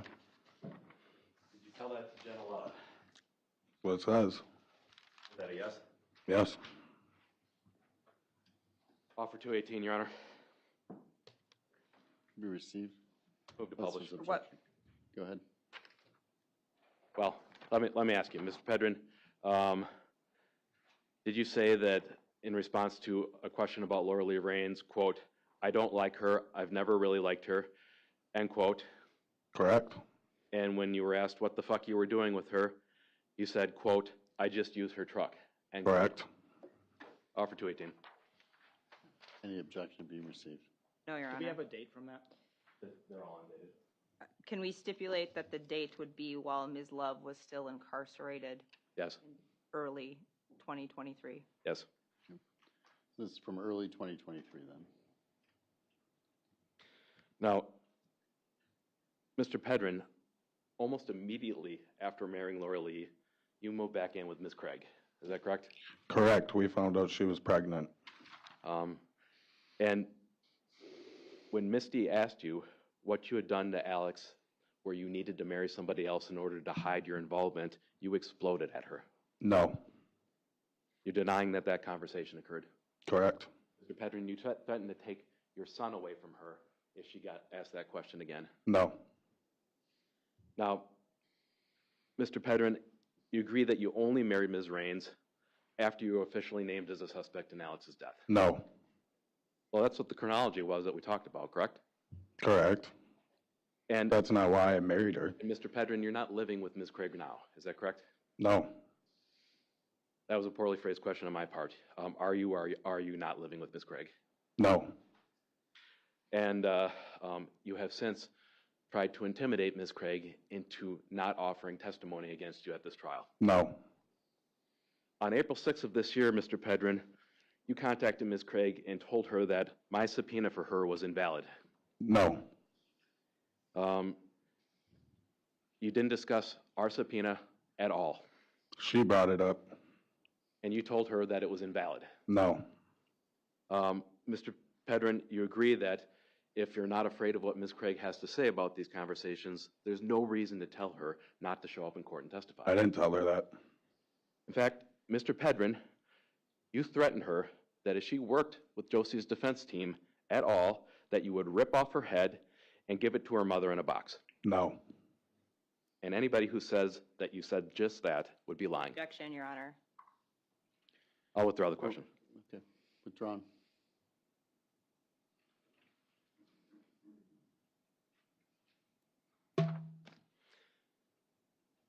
Mr. Pedrin, at the time that you began working with the state against Ms. Dikeman, you had a number of criminal charges pending over you. Is that correct? Correct. In La Crosse County case 22 CF 905, you were facing a total of 7 years imprisonment. I don't recall. In La Crosse case 23 CF 114, you were facing a total of 6 Your Honor, years. this is improper. Judge, this is Lenarchik. Overruled, go ahead. You were facing 6 years imprisonment in 23 CF 114. I don't recall. You're facing 6 years imprisonment in 23 CF 363. I don't recall.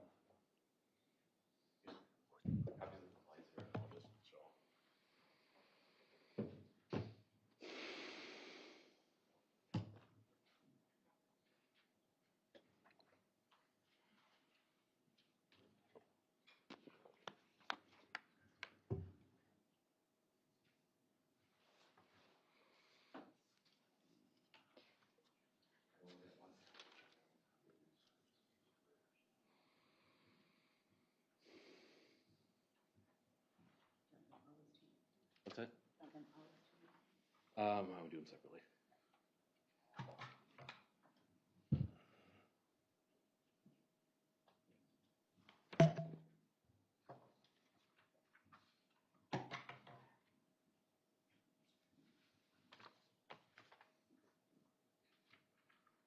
Exhibit 219 through 221, Mark? Judge will stipulate to the penalties. That'll move things along. Okay. Just stipulating that those are the penalties he's facing. We'll just put those to, what, 219? They'll just be in the record. Okay, go ahead. So in sum, Mr. Pedrin, you had about 19 years of prison hanging over your head. I guess. And after you began working with the district attorney's office, you pleaded to 2 misdemeanor offenses, correct? I don't recall. You don't recall what you pleaded guilty to? My case got thrown out. I think we're dealing with vagueness, Judge, if we can be specific.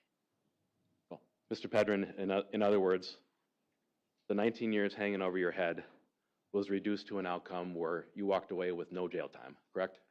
Correct. Object to that. I don't believe that was the resolution. You can go into whatever he had pled guilty to, so we can just clarify for the jury quickly. Go ahead. Mr. Pedrin, did you end up pleading guilty to 2 misdemeanor counts as a matter of resolving those cases globally? What case are you referring to?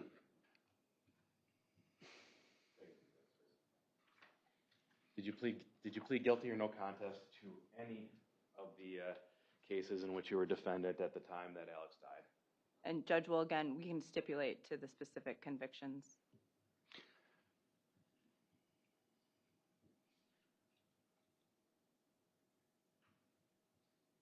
If Attorney Decker doesn't have them available now, perhaps we can put that in as a stipulation after lunch, Judge. We'll put them in as a stipulation. But Mr. Pedrin, you didn't go to jail after you entered your pleas, did you? No. You didn't even get placed on probation, did you? No. And this outcome only happened after you began cooperating with Josie. Against Josie. I don't. Your cases did not resolve until Josie had been arrested and charged with homicide. Correct. And the same district attorney's office that prosecuted you is prosecuting Josie. Correct. Now, Mr. Pedrin, did you keep other potential evidence from the police? No. You had a phone that Alex had been using before he died, is that correct? No. You're saying that you didn't have a phone that Alex had? I had my phone, that was it. And we're going to talk about your phone in a second here. But do you recall telling Jenna Love that Alex's phone was important enough for you to keep inside of a safe inside of the trunk of your car? That was not Alex's phone. Whose phone was that? That was my daughter's. Your daughter's phone. And whatever was on that phone, Mr. Pedrin, was important enough that you had to keep it inside of a safe inside of your car. Is that correct? No, it was just my daughter's phone, so I put it in my safe because it broke. You put a broken phone inside of a safe? Yes, it was my daughter's. You didn't disclose that to the police, did you? They knew I had it. You didn't give it to them, did you? They didn't ask for it. So that's a no, Mr. Pedrin. Correct. In fact, you kept SD cards in that safe as well. I don't have SD cards. You're saying that you didn't have any SD cards inside of a safe? No. Mr. Pedrin, almost immediately after Alex died, you began trying to coordinate with Jenna Love how to respond to this investigation. No. You realize that you have many... I had talked to her to try to help her get out of jail so she could come home. And the two of you talked about reaching out to the Hellroot family. Is that correct? Correct. You said that you would do that. Correct. The two of you talked about talking to Brantley again, correct? I don't recall. You said that you wouldn't. Do you recall whether or not, Mr. Pedrin, you agreed that you would talk to Brantley again about Alex's last evening? No, the interviewers wanted to. Now, Mr. Pedrin, the two of you discussed asserting legal parental rights over the children that you shared with Josie. I don't recall. You don't recall whether or not you said that you were going to try and get legal custody of your children with Josie? I have custody of my children. At that time, Mr. Pedrin, you don't recall? I don't recall. And the two of you discussed calling every single attorney in the state of Wisconsin to create conflicts of interest for Josie? No. You don't recall discussing that either? No. Why would I call attorneys? Mr. Pedrin, the two of you even discussed that when Jenna got out of prison, she would be Brantley and Araya's new stepmother. Possibly. You were quite clear with Jenna that You wanted Josie to be the one blamed for Alex's death. No, You never told her that you believed that Josie should be the one prosecuted. I don't recall. Now, since Josie's been charged, you have had sole access to Brantley and Araya. Is that correct? Correct. You have not allowed Josie to speak to them at all. Is that Correct. You have not allowed any member of Josie's family to interact with those children at all. Correct. In fact, you've told the children that they're not supposed to interact with Josie's side of the family. I don't talk to my children about it. It's my decision to let who I want see my kids. You deny telling the children that they can't have any contact with Josie's side of the family. Correct. You talked to the children about Alex dying. Of course, they talked to me about it. It was their brother. And you've told them, or at least said so out loud in their presence several times, that Josie was the one responsible. No. You said that you've never said that out loud. I don't talk about this in front of my children. Judge, I need to make an offer of proof. All right.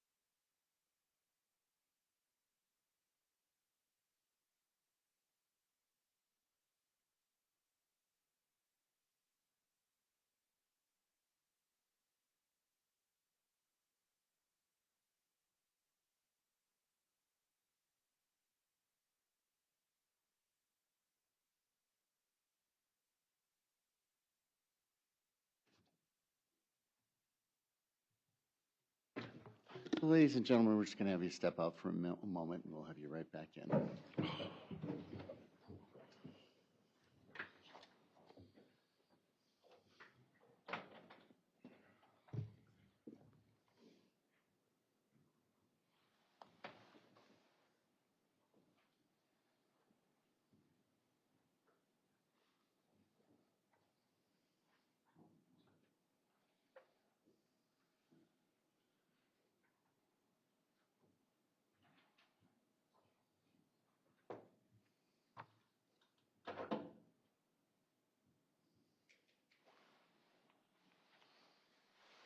right, everybody may be seated. If you want to refresh Mr. Pedrin's memory. Let me just ask you first, Mr. Pedrin. Do you recall when you were arrested on November 11th of 2025, whether or not Brantley was present outside with you and Laura Lee Raines? He was outside. He was in the truck. And during that time frame, do you recall? I do recall talking about Alex then. And do you recall telling Brantley at that point, or screaming out loud that? I didn't tell him, but I remember. I know what you're talking about.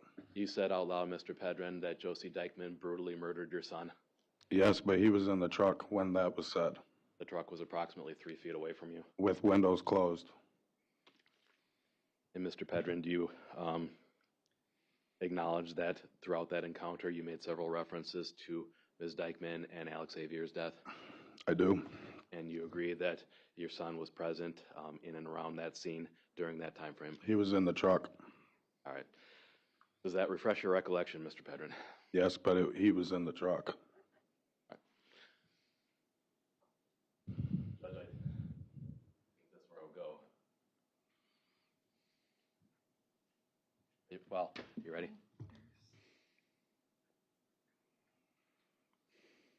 Judge, if he's agreeing, I don't. Yeah, think we I need to mean, play if it. he's agreeing, I agree, we don't need to. Okay. All right, we'll bring the jury back in. You can ask the questions. That was probably a little too cautious, but that's okay.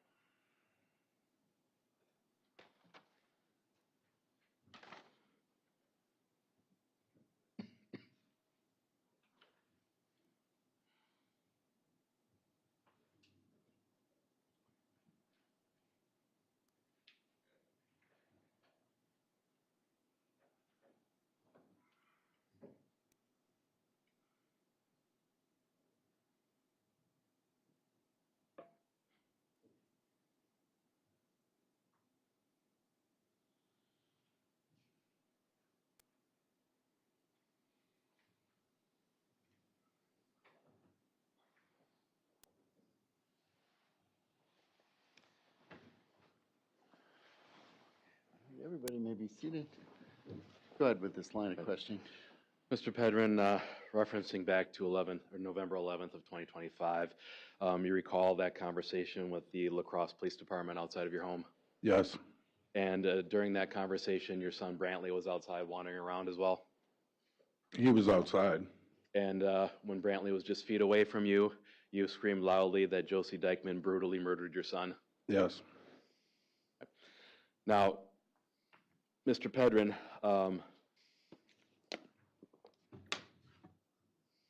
have you ever purchased marijuana for your daughter Aubrey? Objection, Your Honor. Sustain. Can we approach?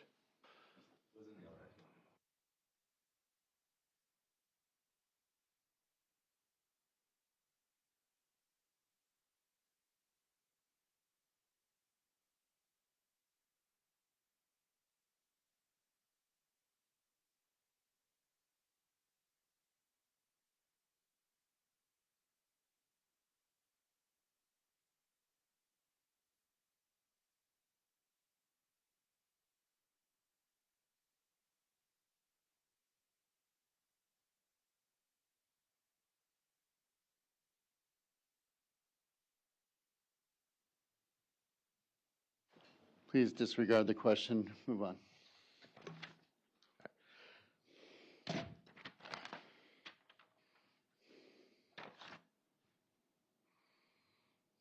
So let's talk about Xanax. Your testimony on direct, I believe, was that you would get between 5 to 20 pills at a time. Is that correct? Correct. And these are pills, tablets, or both? They're pills. Are they the breakable bars where you can break off a single dose, or are they pills? They're the bars. They're the bars. Okay, so we're talking about the 2-gram bars then. I don't know what gram they are. You don't know what dosage of Xanax you were buying? No. And Mr. Pedrin, what were you paying per gram? I don't recall. You recall what you were paying per order of this Xanax that you were purchasing? No. You're saying that you were buying Xanax regularly for Josie and you have no idea what you're paying for it. I wasn't buying it regularly. It was a handful of times. And you have no recollection of how much these drugs cost you? No. You have no recollection of how many you would pick up, correct? It was like 5, 10, between 5 and 20 sometimes. I don't. You have no idea, Mr. Pedrin, what the dosage was of this? No. And Mr. Pedrin, you're unfamiliar with the fact that illegal drugs are commonly priced by the grams of potency? I am. And you just show up to these drug deals with a wad of cash hoping that you have the right amount? No. Now, Mr. Pedrin, who are you buying the drugs from? One of my buddies, What's his name?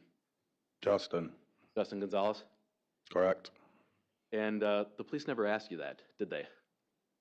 They asked about it, but They never asked you who was supplying you with these illegal drugs? Is No. that correct?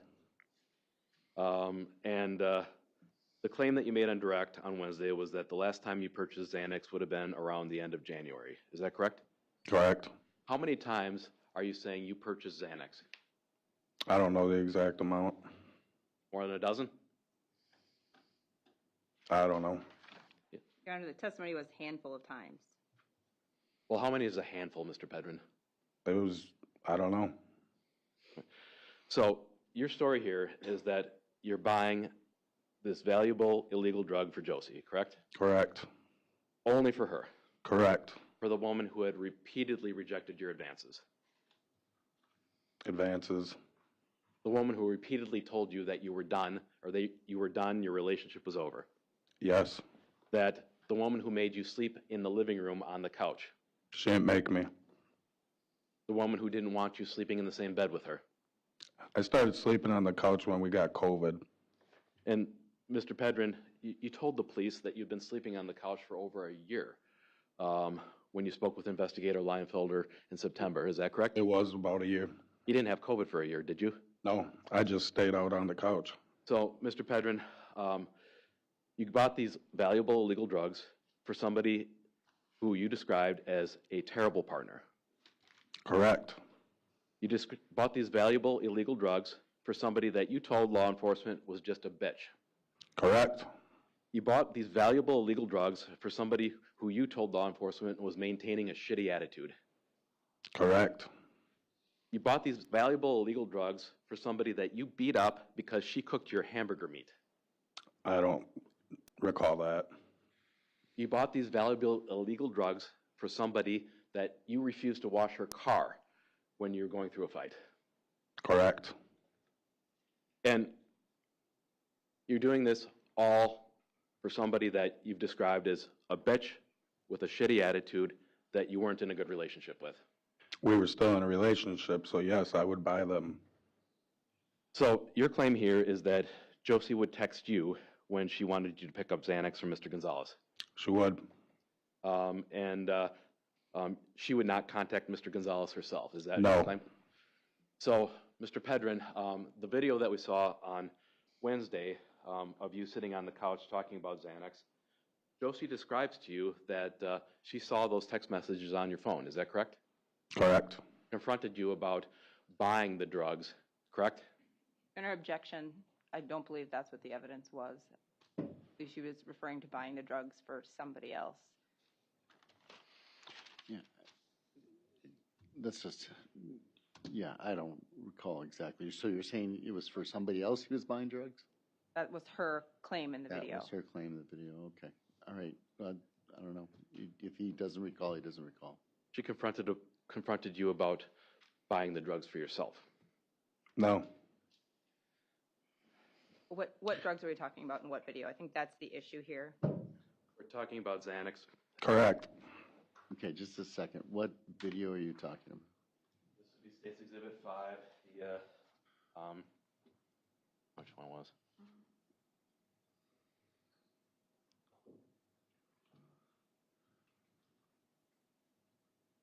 We have it internally labeled as something else, Judge. I can play a few seconds of it if, yeah. Ours is labeled as 5528, but we can play a couple seconds here and see if we're all on the same page. Okay.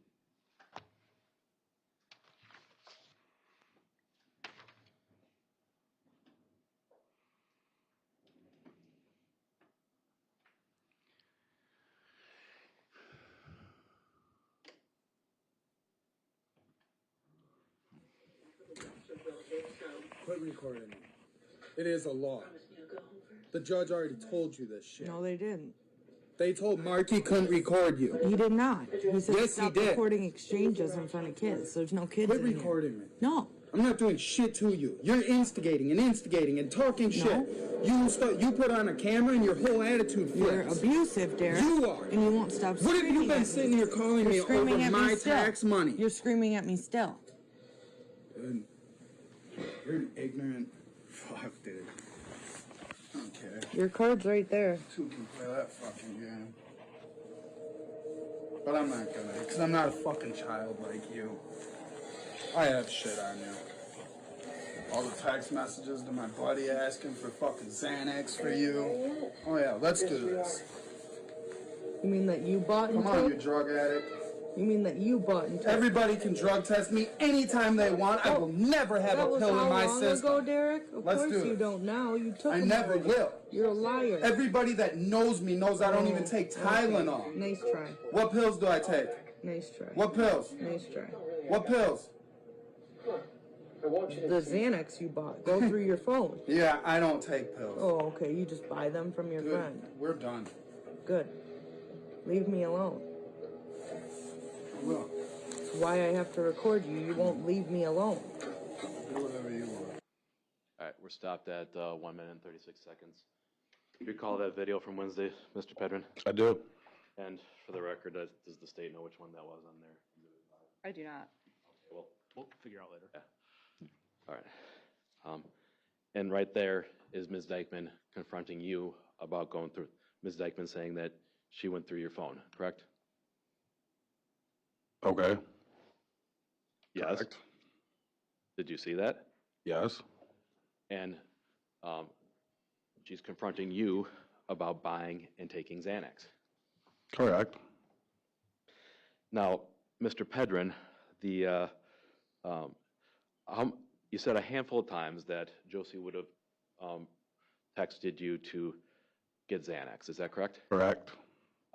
So I want to narrow this down a little bit, like a handful of times. Can we say half a dozen, more or less? Probably more. Probably more? 10, more or less? Probably about 10. Probably about 10. So there should be at least 10 text messages from Josie to you saying, pick me up some Xanax from your buddy, right? She wouldn't say Xanax like that. She didn't say anything at all, did she, Mr. Pedrin? She always asked me to get pills. Not only from him, but other people. And there should be at least 10 text messages asking you to do that. Yes. Mr. Pedrin, you're aware that Ms. Dikeman surrendered her phone to Sergeant Williams the day of Alexavier's death. Yes. You're aware that that phone has been downloaded in its entirety. Yes. That there were tens of thousands of text messages recovered. Yes. And not a single one of them was asking you to pick up pills. Your Honor, objection to speculation. He doesn't know what was on the download. Well, I'll ask it a different way, Judge. I'll withdraw. Mr. Pedrin, your claim here is that there should be text message proof of these supposed transactions. Yes.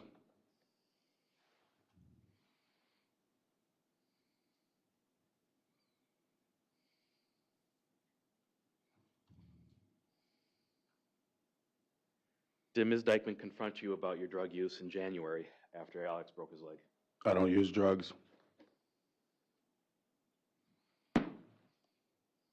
Your Honor, I'm going to object to hearsay. Yeah.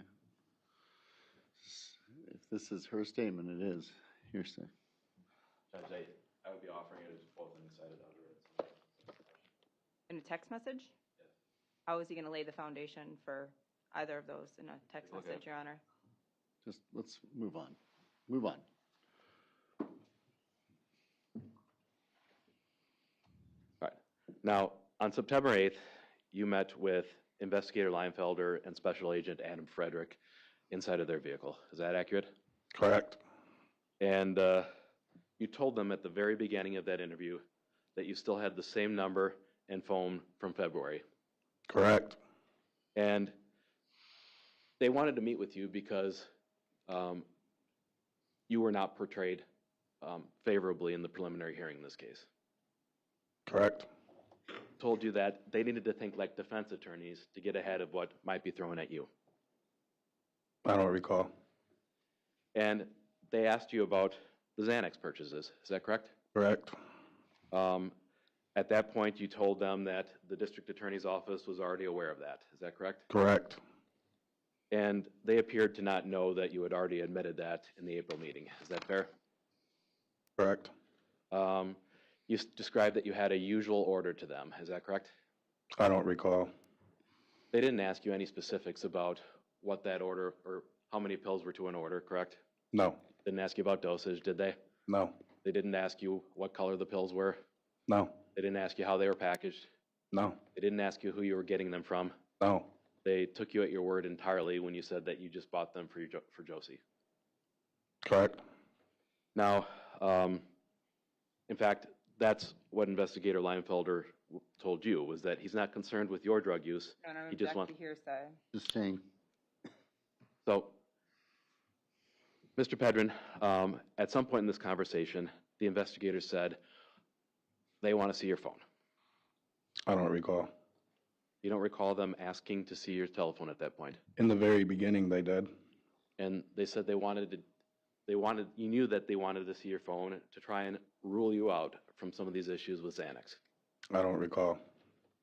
And Mr. Pedrin, after telling them that you still had the same phone and phone number from February, you told Investigator Leinfelder in response to that you had actually broken the phone. Is that correct? My phone did get broke. That's what you told him, right? Yes. Just minutes after you told him that you still had that phone. Correct. And you didn't offer to even give them the broken phone at that point if it was broken to download. They didn't ask. You didn't want them to have your phone, did they? I didn't care if they had my phone. Mr. They didn't Pedrin, ask. You didn't want them to have evidence of your drug transactions from your phone. That's false. There was in fact evidence of drug transactions on your cell phone. Correct. And that's the reason, Mr. Pedrin, that you declined to allow them to forensically download it back in February. No. Mr. Pedrin, you were offered numerous times, or you were offered on numerous occasions, the ability to forensically download your cell phone and rule yourself out as the source of this Xanax. Is that correct? They weren't concerned about the Xanax. You were offered multiple chances to rule yourself out by way of your cell phone, correct? I told them about the Xanax. Mr. Pedrin, you were offered multiple chances to rule yourself out by providing your cell phone. Correct. And you never did. They didn't ask for it. Is that a no? Correct.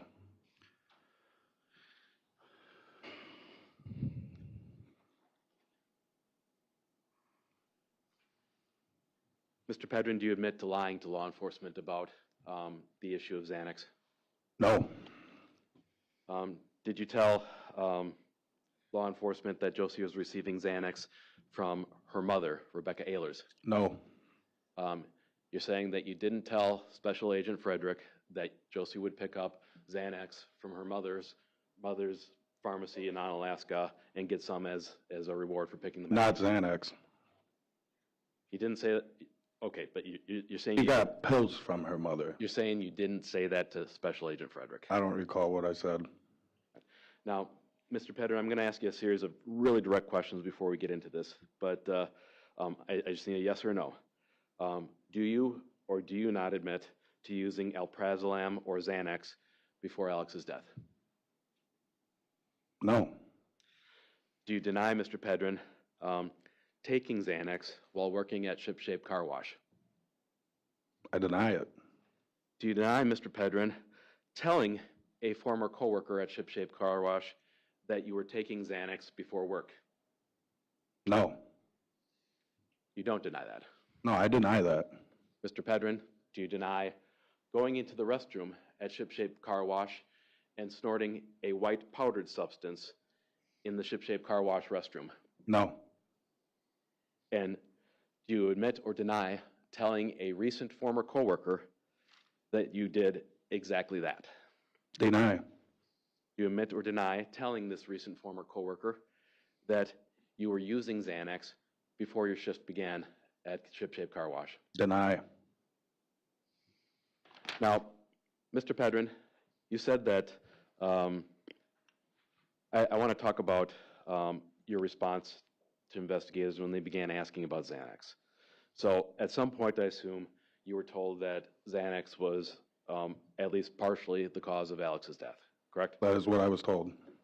And Mr. Pedrin, I want to start with what you told the investigators when they asked you about Josie's drug use.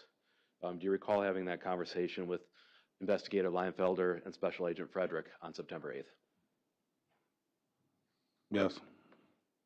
They asked you if Josie had a drug of choice. Is that correct? Yes. Your response was simply pills, right? Correct. You didn't say Xanax, correct? Correct.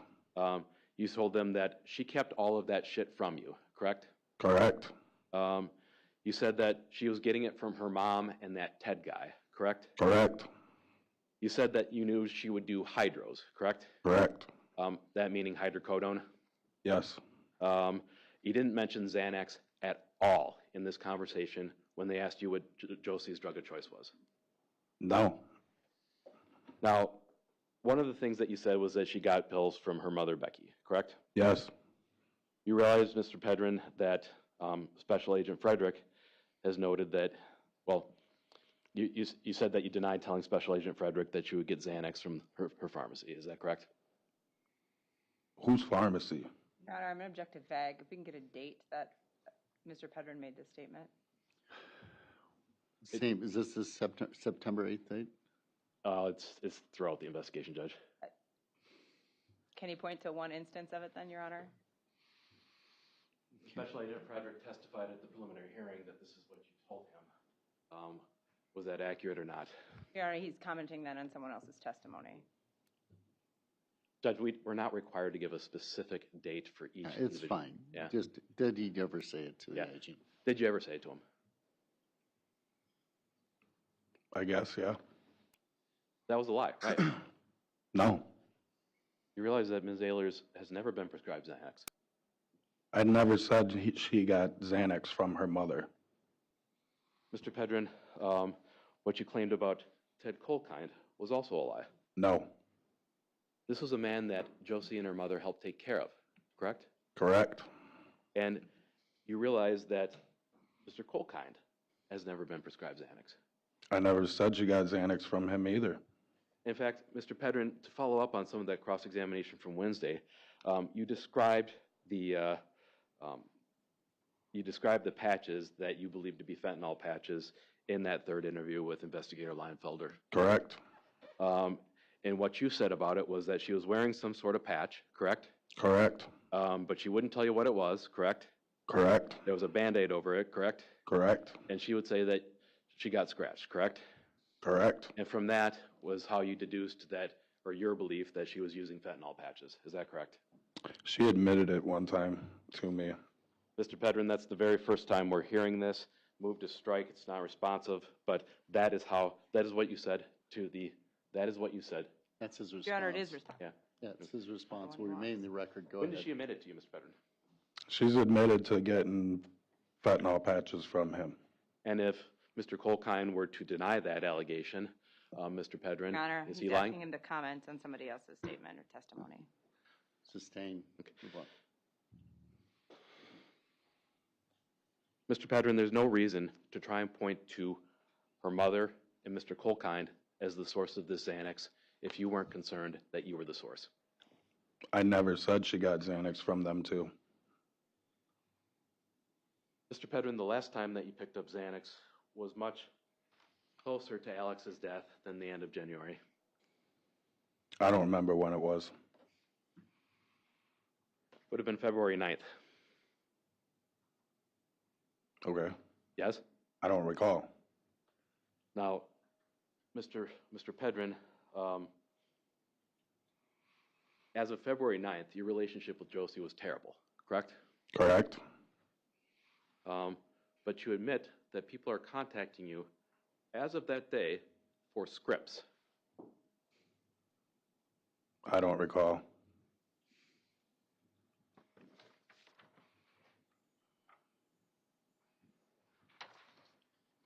Record Exhibit 222.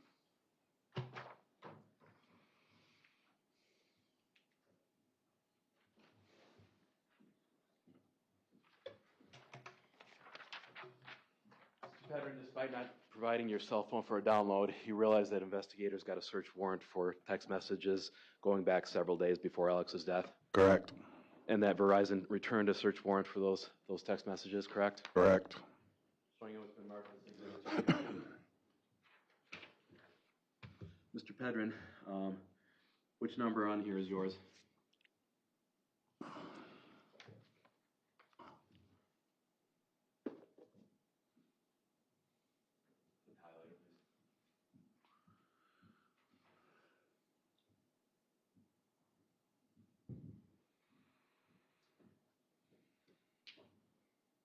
I'm asking you for your phone number, sir.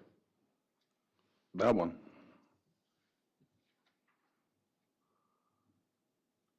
Five 8956. Yes. All right. I am highlighting a section here. As of February 9th at 13:44, you're being asked, still have scripts. That is my phone number. I asked. Mr. Pedrin, I'm looking at the terminating and the originating message. So the originating message is the other number. Do you see that? Yes. And your response to the question of still have scripts is, I will let you know in 10, correct? Correct. You were picking up, scripts means prescriptions, right, Mr. Pedrin? Correct. You're picking up prescriptions for somebody in 10 minutes, correct? Correct.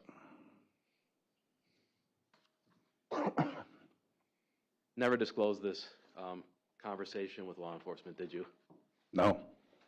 In fact, what you told law enforcement was that the last time that you got prescriptions supposedly for Josie was the end of January. It was. Offer Exhibit 222. Any objection? No, Judge. Received. Move to publish. I don't know why No. we need to publish this, Judge. Just reviewed it, so go ahead. Go ahead and publish or go No, ahead? no, move forward and don't publish. Let's go forward.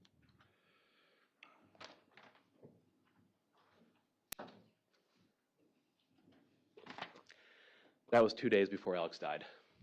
Correct.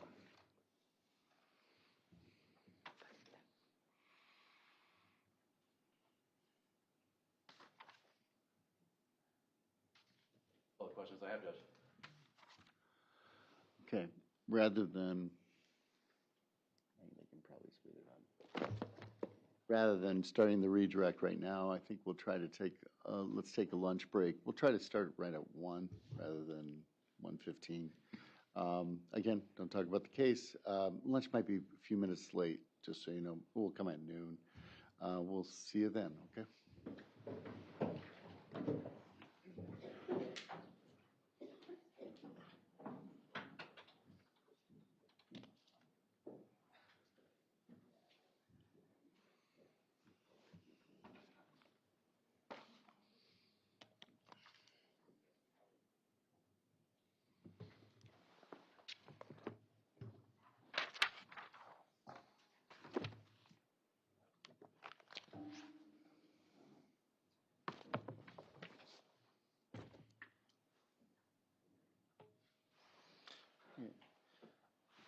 Mr. Pedrin, you can step down if you want to. Go ahead. All right. Just back on the record. Okay. Just a few things to clarify for the record. There was I want that sidebar we had really early on. It's going to be hard to keep everything track, but there was one earlier sidebar that was objection to hearsay that I allowed there to be a little test. We refreshed the memory of Mr. Pedrin before the jury came back. The jury was out. Wait, am I getting the right one? He was denying the SD cards question. And then once he testified, he said he didn't deny it. In the end, there wasn't an issue. Am I remembering this correctly? Or is that different sidebar? That was a different sidebar, Judge. That was a different sidebar. You summarized that one correctly. Okay. Then there was an earlier one which had to do with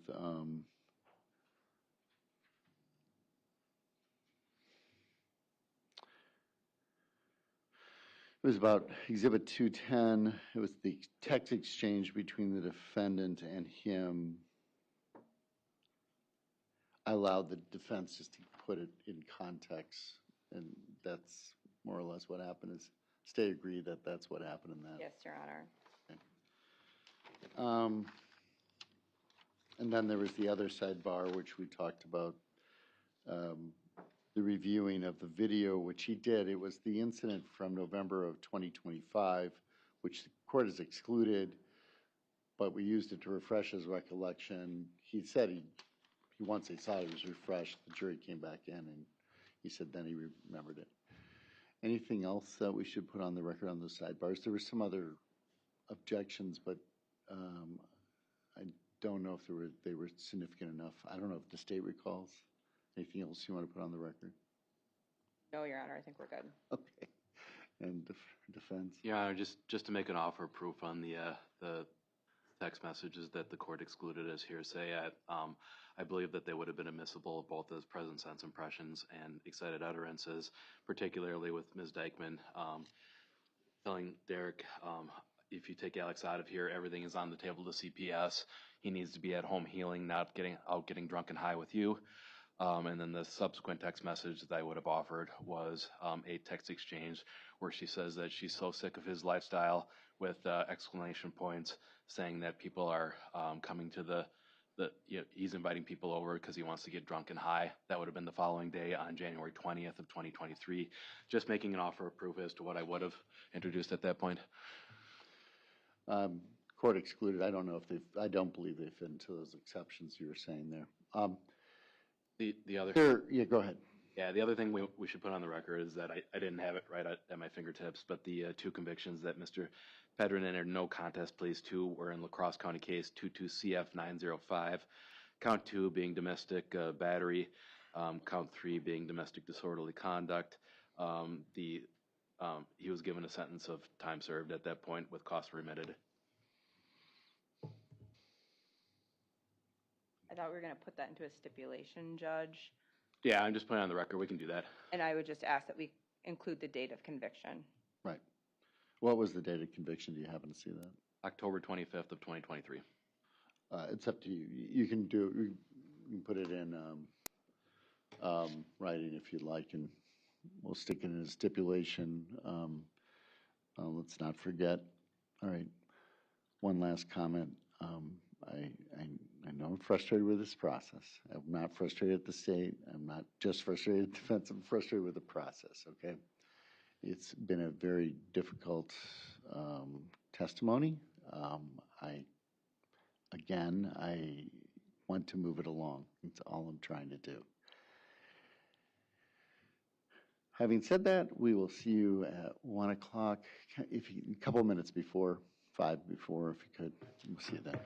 Thank you. Thank you.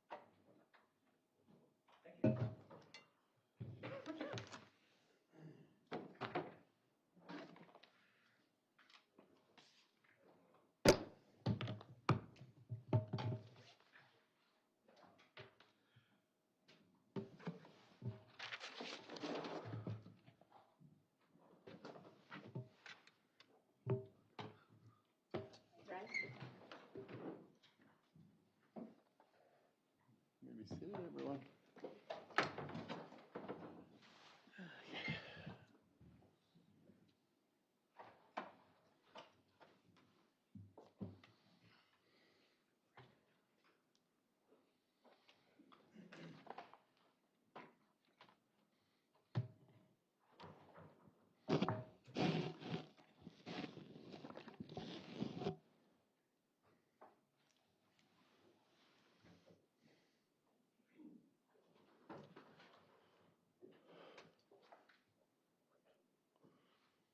Come on. Just doesn't want to work. All right.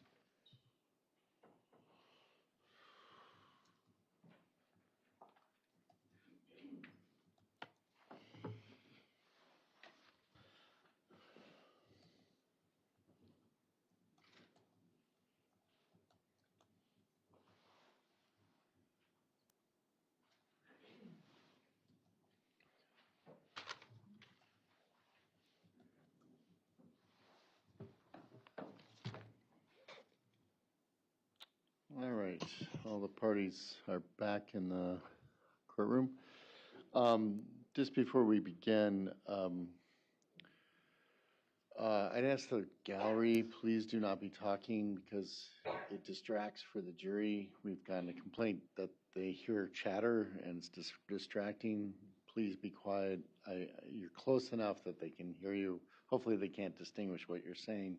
So please do not talk. And if you need to talk, go outside. I'm trying not to be rude. It's just, even little comments can be, we want things to be done appropriately.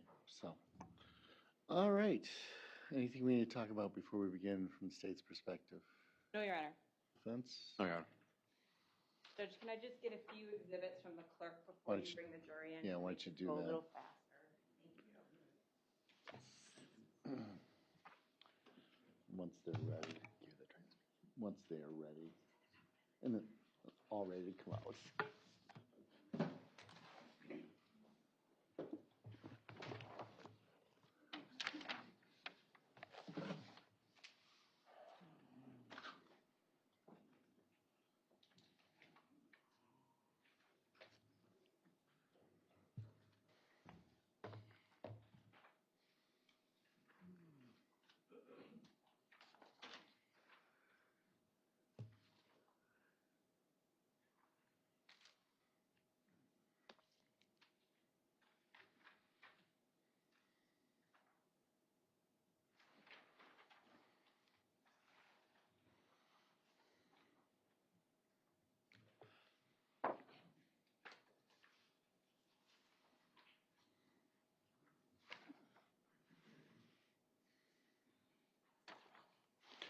Oh, why don't I just tell you this now while she's getting attorney was doing this.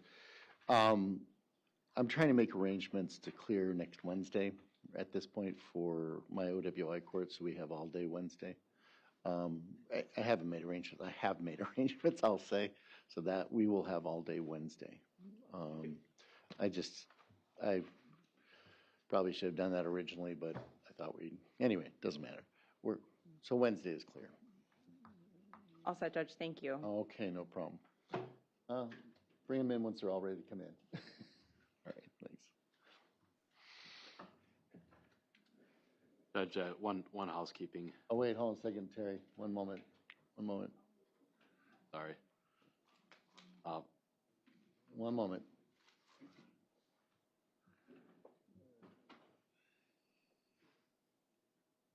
Go ahead, close the door. Okay. Yeah? Judge, I was informed that I offered exhibit 212 when the exhibit I was handling was the 213. I just wanted to make sure that I offered all of the exhibits for the purposes used. We got them all? All right. We apparently have them all received. For the purposes used, there were some that were not received as evidence. They were just received for whatever the purpose they were. Okay. All right. Sounds like we have them. Okay. They're all ready.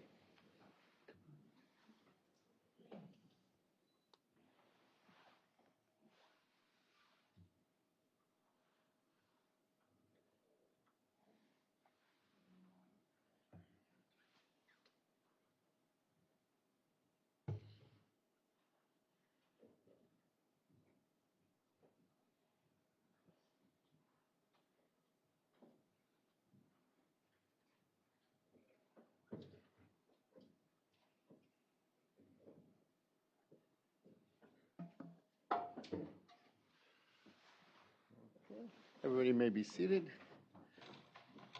Oh, let's bring in Mr. Pedrin, yes.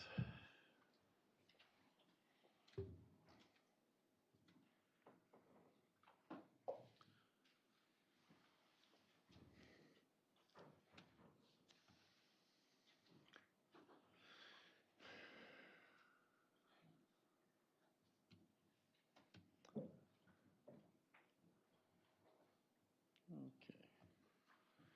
Enough water. Okay. All right, why don't we commence with the redirect? Go ahead. Thank you, Judge. Derek, I'm going to hand you a stack of exhibits we're going to go through. I'll let you know which one as we go through them, okay? Is that a yes? Yes. Sorry.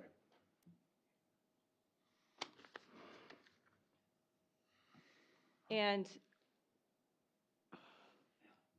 Derek, I want to start with 222. It should be the top on that stack there. Are these the text messages that you discussed with Attorney Zacher towards the end of your testimony? Yes. And are these the text messages that reference a script? Yes. Are these text messages between you and somebody that you work with? I don't recall. You don't recognize that phone number? No. Do you know what they're asking for when they're saying still have scripts? No.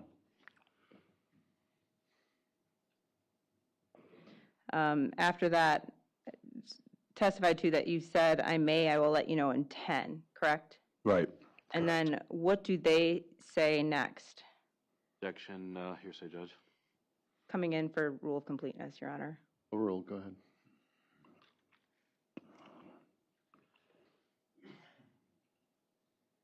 The second to last line. K. Go ahead, sorry, I was speaking over you. It says K. And then is there another message sent from them approximately 45 minutes later? Correct. And what does that message say? That's a long 10. Is there something at the end of that message too? Yeah, it's like laughing. Ha You never answered that person, correct? Correct. Did you ever meet up with somebody related to that conversation? No.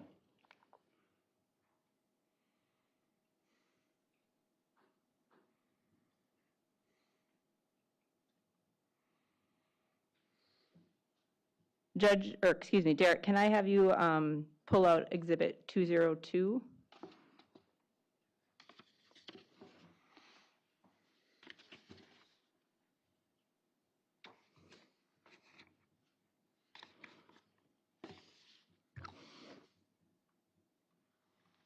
Do you have it in front of you? Yes. And is this a transcript from your interview with law enforcement on February 21st of 2023? Yes. Do you remember from Wednesday being asked some questions by Attorney Zacher about a time when Alex lost a cat from his tooth? Yes. And did Attorney Zacher use the phrase that your reaction was to try shoving the cat back on his tooth? Do you remember that? Yes. He also asked whether you had said to investigators that you had done that in that February 21st, 2023 interview, correct? Correct. Just to reference it, Derek, if I can have you turn to page 21 of that transcript. Okay. And I'm going to talk specifically about lines 920 through 923. In that portion of the interview, did you tell investigators, I tried to put it back on, but I'm not a dentist? Correct. What did you mean by that you tried to put it back on? Like it had just fell off, so it looked like you could slide it back on, and that's what I tried to do. Okay. Did you say anything about being forceful about putting the cat back onto his tooth? No. Did you say anything about shoving it into Alex's mouth? No. I can have you turn now to Exhibit 205, Derek. It should be some Facebook messages between you and Ms. Dikeman. Okay. Do you remember Attorney Zacher asking you some questions about these messages back on Wednesday? Yes, And are these messages dated January 19th, 2023? correct. And is the last thing that Ms. Dikeman says in that exchange, he isn't being safe, which is going to fall back on us with CPS? Correct. The statement, that's going to fall back on us with CPS, that's about consequences, right? I don't recall. Does Ms. Dikeman like when CPS is involved with your family? No. Why not? Beyond the scope of cross relevance. Overruled. Go ahead. I'm not sure why. How would you observe her reacting when there was either a threat of CPS being involved or when CPS was involved? She'd get upset. How would she show she was upset? She'd just get mad about it, not let them really do their job. Not let CPS do their job? Why not? She wouldn't really cooperate with them, talk to them very much.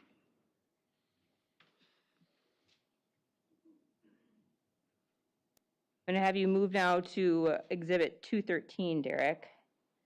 And this is a transcript of a recorded call with Jenna Love. Do you have that in front of you? Yes. Okay. And before I ask any questions about that, the conversations you had with Attorney Zacher related to recorded calls with Jenna, were those calls happening while she was still incarcerated? Yes. And Ms. Love was released sometime in the spring of 2023, correct? Yes, she was released sometime in March. Attorney Zacher asked you about your ability to have contact with Jenna in order to set up contact between Jenna and Alex. Do you remember that? Yes. And he referenced some of these recorded calls that he had reviewed between you and Jenna. Do you remember that? Yes. Before Alex died, were you having contact with Jenna while No. she was incarcerated? No. And why not? There was a no contact placed. And did you set up that no contact? I did not. Who did? Action, lack of foundation, hearsay, speculation. Sustain. Your Honor, if the statements are coming from a hearsay exception, how is that hearsay? That's my question, I guess. Oh, he knows it's hearsay when he doesn't know who made the statements. He doesn't know who made the statements. Attorney Zacher is objecting to hearsay. It may be a hearsay exception. That's possible. What's the exception? Party opponent, Your Honor. Okay. If it's a statement, go ahead. Overruled then. Did Ms. Dikeman ever tell you that she had set up the no contact? She had one placed with her, but she did not tell me, but we knew it was because of that. Your Honor, hearsay, move to strike. I didn't understand the answer, so I'm not sure I understand who did what, no contact. Your Honor, I'll move on. Okay. Move to strike. It'll be struck because it's unclear. At some point, was the no contact between you and Jenna lifted? Yes, Did you have to go through a process to lift that no contact? I did. What was that process? I had to call down to Missouri and talk to multiple people. Do you know when you made that happen? It took some time to actually get it lifted, but it was, I don't recall the exact date. Was it after Alex died? Yes. Did you try to have it lifted before Alex died? I did not. Why not? Because I knew when she got home I'd talk to her anyway.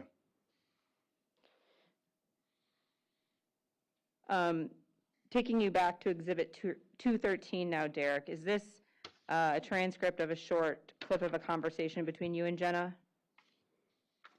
Yes. And does this specific transcript reference cameras? Yes. And were you discussing seeing people coming and going from your house in those cameras? She asked if I could see people coming and going. And was that in reference to the fact that you had access to the outside cameras? Yes.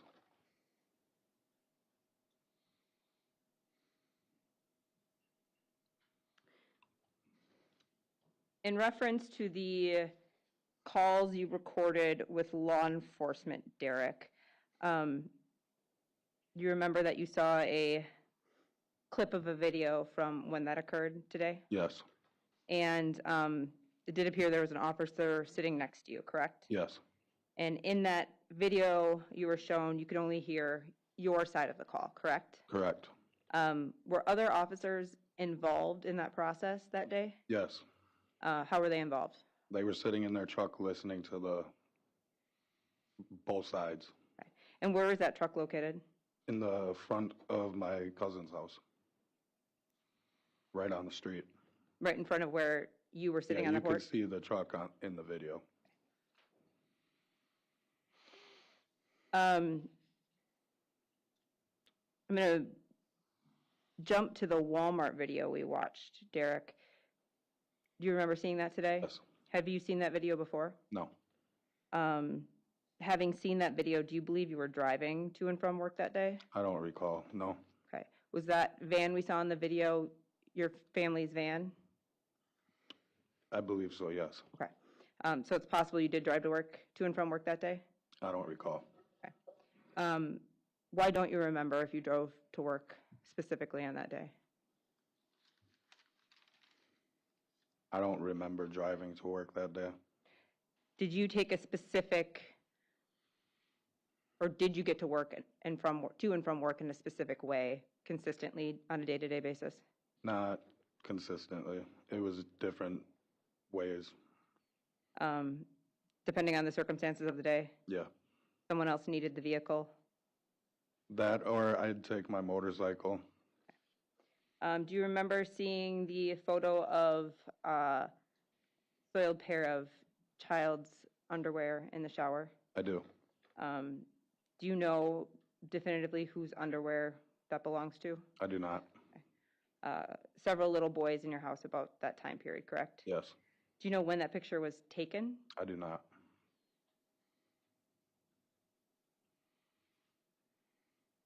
On Wednesday, Derek, Attorney Zacher asked you about your testimony in direct examination about the fact that you thought Ms. Dikeman treated Alex significantly different. Do you remember that? Yes.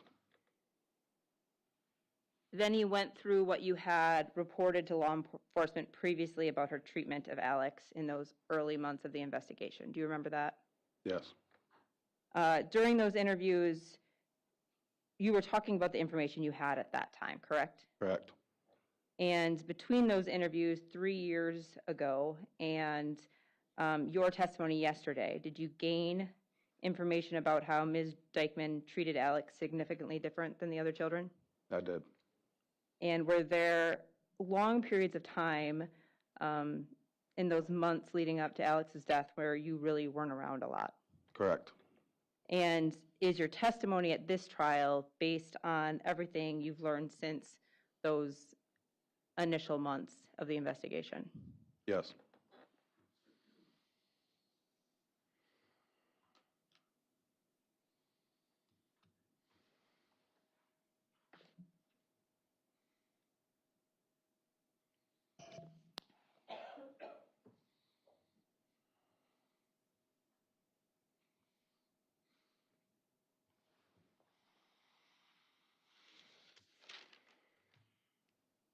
Derek, I'm going to have you turn now to Exhibit 207, please.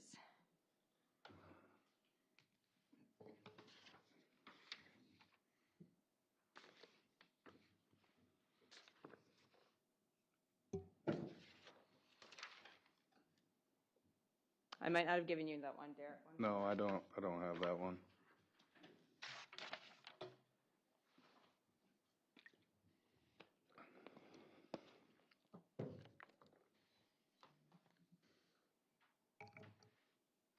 Do you have a interview or transcript of the interview from September 8th in front of you? I may have the wrong exhibit on mine.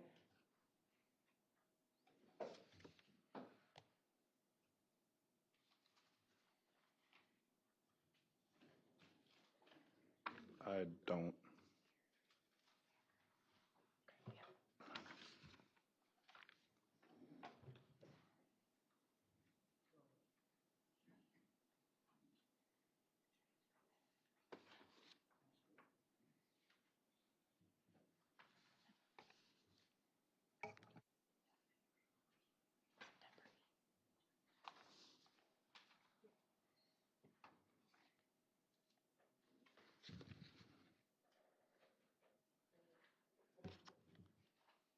Talking about that, like, yeah, I thought I gave that.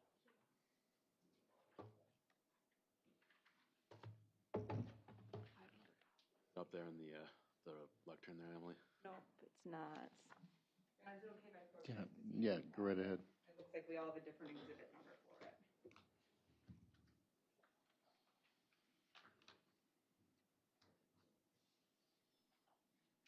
Exhibit 208, that was the issue. So just for the record, the transcript of interview with Derek L. Pedrin on September 8th, 2023 is exhibit 208.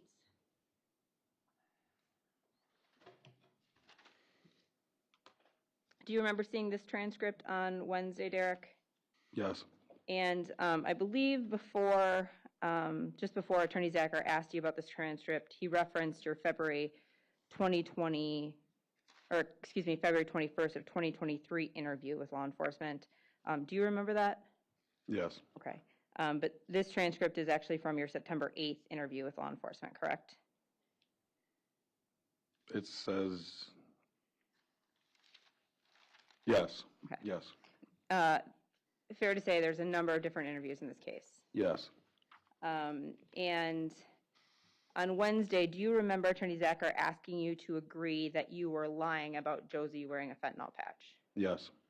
And when he asked you about that, and specifically what you told law enforcement, he read part of this transcript back to you. Do you remember that? Yes. Okay. And I'm going to have you turn to page 17, Derek.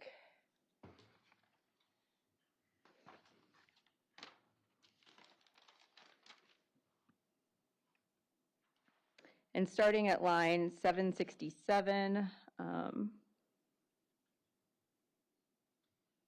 through line 800, do you remember reviewing this portion of your interview from the transcript? Yes. And in reviewing that, can you now recall when you were talking to investigators on this day, did you include as part of your interview that you thought it could have been a fentanyl or a morphine patch? I did. And why weren't you sure? Because I don't use them. Okay. Do you remember Attorney Zacher also asking you whether you told investigators it was a nicotine patch? Yes. Were you shown anything from that September 8th interview transcript or any other interview transcript where you said it was a nicotine patch? No. Or that it could have been a nicotine patch? No.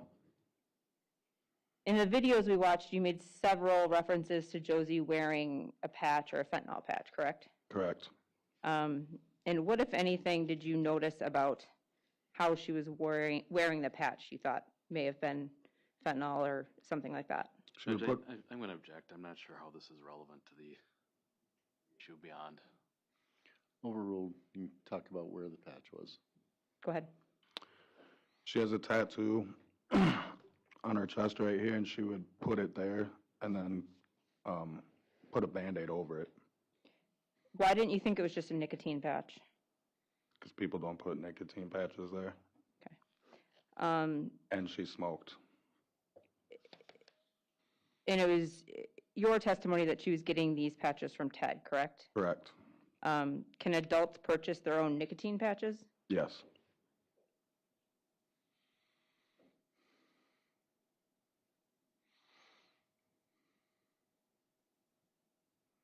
Derek, I'm going to have you turn now to Exhibit 202.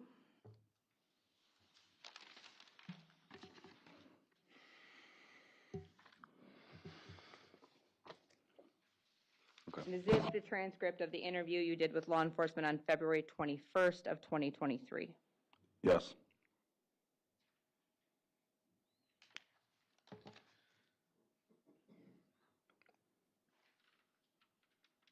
And if you can turn, Derek, to page 43.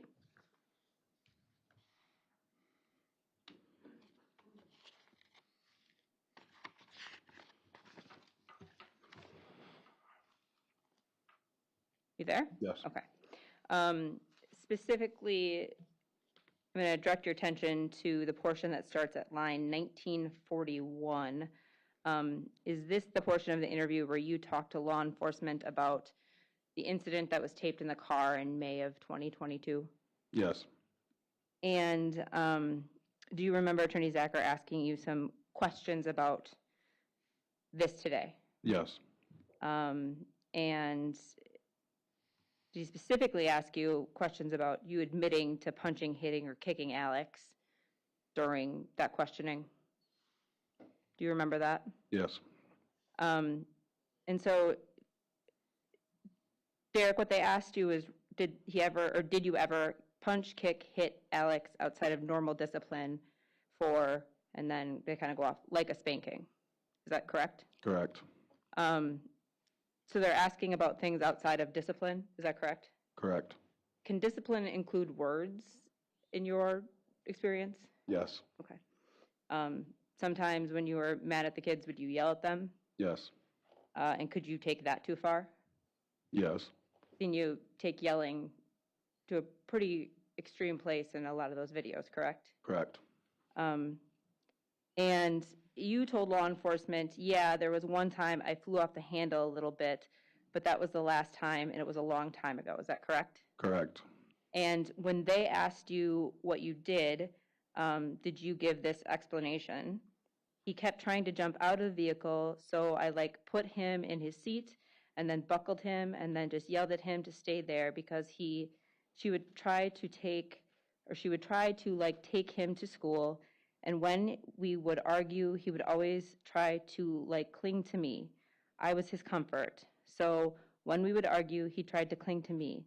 Well, then one day when he was doing that and he tried to hop out of the vehicle and then they stop and ask you, and the vehicle's still moving, and you said, yeah, she was backing out the driveway and he tried to jump out.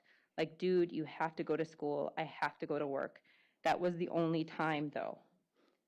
Is that correct? Correct. Did law enforcement then ask you, okay, and you grabbed him and put him back in and then buckled him back in? And then you responded, yep? Yes. Okay. And then after that, they asked again, was there any time that you punched or kicked him? And that's when you said, no, I don't think so, correct? Correct. And then asked if you hit him with something, and you said no, correct? Correct. So when you told law enforcement about that incident, did you admit there to punching or kicking or hitting or strangling Alex? No. You were honest with law enforcement, though, about there was a time where you think you took it too far with Alex, correct? Yes. And correct. that was your description of the situation. Correct. And it sounds pretty bad on that video, right? Correct. You were angry, correct? Correct. He was upset and crying. Correct.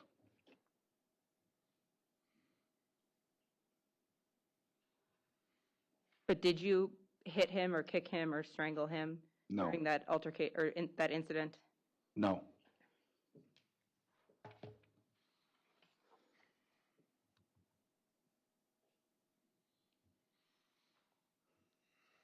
Derek, do you recall Attorney Zacher asking you several times about your statements to law enforcement about getting Josie Xanax pills from her mother's prescription? Yes. And it's your testimony that you didn't tell law enforcement that, correct? Correct. Did Attorney Zacher show you either a police report or a transcript of one of your interviews referencing that you made that claim to law enforcement? Judge, No. I'm going to object, like the state would have objected to hearsay on that basis. We can get into it with the witness, but I don't think that's a proper question. Sustain.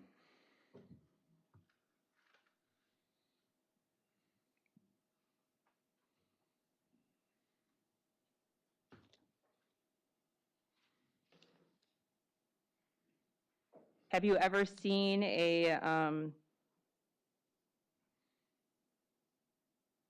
strike that? Derek, would Ms. Dikeman act differently when she was using Xanax? Yes. What did you observe about her acting differently? Action beyond the scope of cross. Denying that she ever used it, Judge, and he can provide testimony as to that. Yeah, overruled. Go ahead. Can you repeat? Yeah. How would she act differently? Would make her like kind of drunk, like drowsy. Would it take the edge off? I believe so. Okay. What did you observe about that when you say drunk or drowsy? She just was like, I wouldn't say like stumbling or anything like that, but like you can, when someone's under the influence of something, you can tell. Would she treat you better when she was taking pills? Not really. Did she rely on you to get her Xanax? Yes.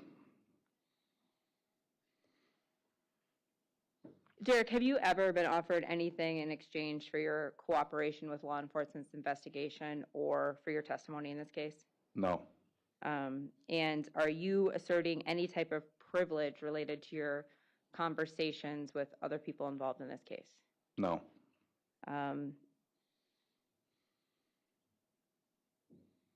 So speaking, specifically to Laura Lee, she can come in here and testify about anything she wants to, correct? Yes. And we heard about your convictions entered from October of 2023, correct? Correct. When did you and Laura Lee get married? November 8th. And do you remember Attorney Zacher referencing in his cross-examination of you that you married Laura Lee a week after they named you as an alternative source of Alexavier's injuries? Judge, I object mischaracterizing. I think I said about 2 weeks after. Is correct, a week or two, whatever. Do you recall, Derek, if the convictions for your crimes were or occurred before you knew about the defense filing that motion? Correct. We're going to move to November of 2025, Derek, okay? Right. Do you remember testifying about making comments in front of law enforcement about Ms. Dikeman killing your son? Yes. And that your son Brantley was in the vicinity of the area when you were making those comments, is that correct? Yes. Can you specifically tell me, from what you recall, where you were in relationship to where Brantley was? I was too focused on talking to the police. There was quite a few of them there. I know he was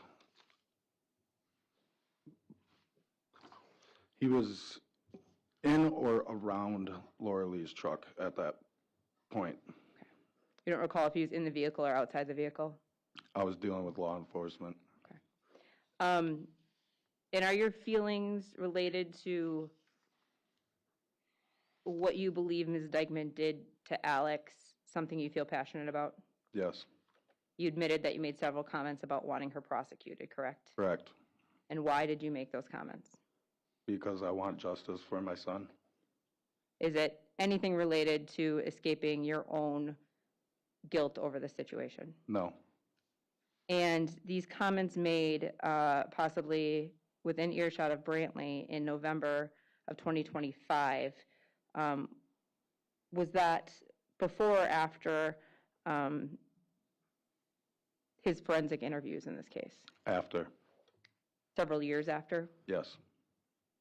Brantley had already made statements to law enforcement about what he saw and heard in that house? Correct. And were the comments you made about Ms. Dikeman after you found out the circumstances related to Alex's death that came out through the investigation? Can you repeat that? Sorry. Yes. Were the comments you made about Ms. Dikeman and wanting her prosecuted related to information, or were they after you found out information related to the circumstances of Alex's death? Yes. Pretty recent, in fact? Yes. Derek, we went through and we've discussed a lot of text messages already, correct? Correct. A lot of these messages are from 3 years ago. Correct. Would you and Ms. Dikeman text back and forth a lot throughout the day? Sometimes, yes. I think Attorney Zacher already talked about kind of the volume of the messages reviewed, correct? Correct. And 3 years is a long time. Correct. Have you done your best to try to remember everything to the best of your recollection? Yes. Do you consider not remembering something different than telling a lie? Yes.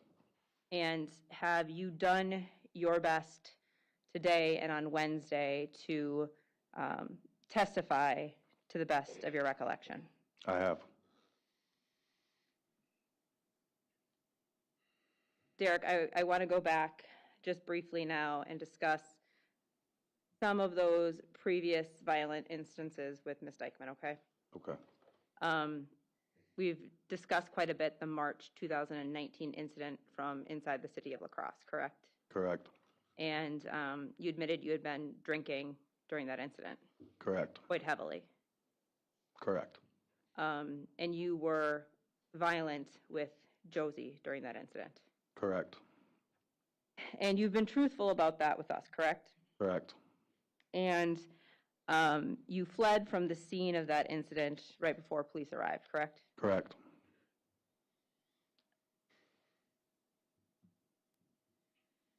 We also discussed and saw the videos from the November of 2022 incident. Do you remember that? Yes. And I believe the testimony from the videos and from you is that you had been drinking all day. Is that correct? Correct. And on that occasion, you had gotten violent with Josie, correct? Correct. We saw Alex in those videos. Correct. And was that pretty tough to see? Yes. Do you regret acting that way in front of Alex? Yes. Were you violent with Alex in any way that day? No. And you fled from the residence that day after you found out that Josie had called the police, correct? Correct. Now, specifically, Derek, about the February 6, 2023 incident, you should have exhibit number 7 in front of you. Is that your time card? Yes. Okay. And were you working on February 6, 2023?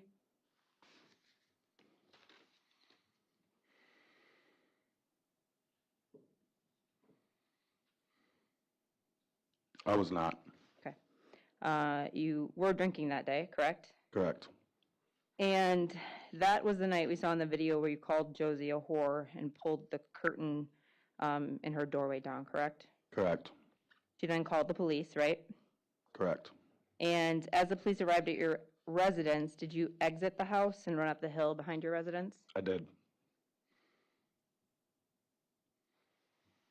If I can have you look again at Exhibit 7, Derek, I'm going to talk specifically about February 10th now, okay? Okay. And your testimony's already been that you were working that day, correct? Correct. And after you got home, you've seen now it looks like you were at Walmart, correct? Correct. Got home maybe around 5:30, correct? Correct. And but any time between that time you got home and law enforcement arrived, or before you left the residence, I'll say, were you violent with Josie? No. Were you violent with any of the other children? No. What did you do in that span of time that you were home? I got him a bucket for her. I got her a bucket for him to throw up in with a bag. And I started cleaning up the kitchen and the dining room area. And that's when I seen the squad car pull up in the driveway. Did you use any substances that day when you were home? No. Okay. And I'm speaking about substances other than alcohol. No. Okay. And were you pretty calm that day? Yes. When police arrived, were you intoxicated? No. And you said you saw the squad pull into that driveway. Did you try to flee the house? No. You did hide at first, I did correct? hide, but I did not flee. Okay. And in fact, what did you do when Ms. Dikeman said that they were going to come into the house when you were hiding? I turned myself in. What do you mean by that? What did you do I specifically? came downstairs. I came out of where I was hiding and came down the stairs and went to the back door and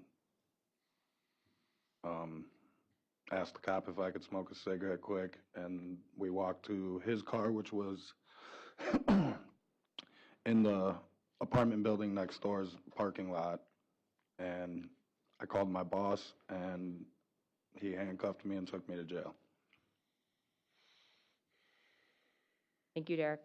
I have nothing further. Recross. Just a few, Your Honor.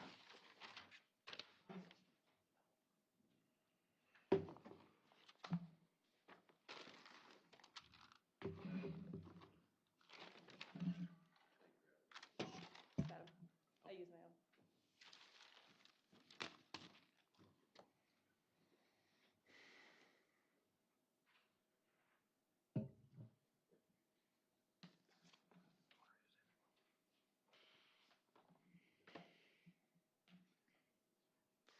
Mr. Pedrin, you were just asked whether or not Josie was upset that CPS was involved in your lives. Is that correct? Yes, You didn't particularly care for CPS being involved in your lives either, did you? I didn't care for it, no, but In fact, Josie was upset when you didn't give CPS the entire truth about what was going on at home. I don't recall that. You recall her telling you that she was upset because you lied to the CPS lady about strangling her? No.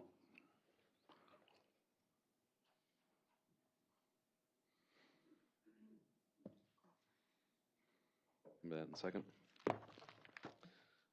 So the photo of the underwear, Mr. Pedrin, there are 3 little boys in and around the house at that point, correct? Correct. So that would be Alex, right? Correct. Major? Correct. And Brantley, correct? Correct. The only little boy who was feeling sick on February 10th was Alex. I don't recall. He's the only one that you got a bucket for so they could throw up in, correct? Correct. Not the other 2 boys, correct? Correct. In fact, you actually talked to Brantley on that jail call when you called Josie from custody, correct? Correct. And Major went to Josie's mother's home, correct? I don't know where he went. Now, Mr. Pedrin, I want to go back to your comments about the car video, and I just want to go through the rest of this transcript here. Thanks. But first, we will go to this.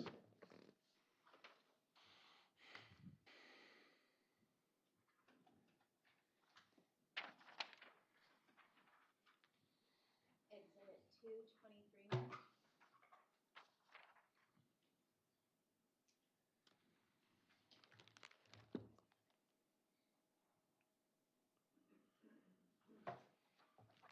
Mr. Patton, you testified that you didn't remember whether or not Josie was upset with you for not sharing with CPS about the violence in the home. Is that correct?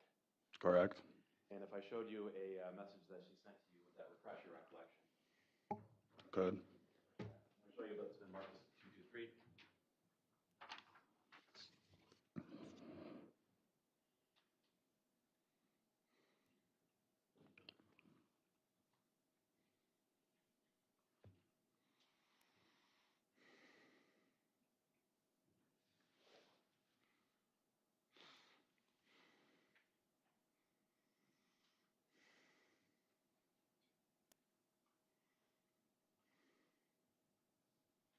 I don't recall that conversation. You don't recall that conversation?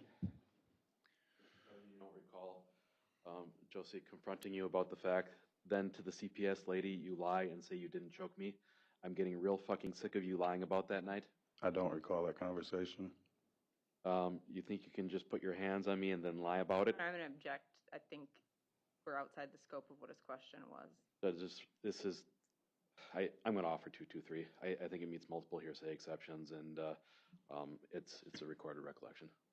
Again, the recorded recollection, unless Attorney Zacher can show me some law on that, I don't think fits this I think he already got in, and I didn't object to the portion about the CPS lady. I'm trying to get this to move along, Judge. I'm going to object to the rest of it. I'm going to sustain the latter part. You can keep the first part in. Go ahead. Okay. Offer 223 for the purposes used. Okay. Received.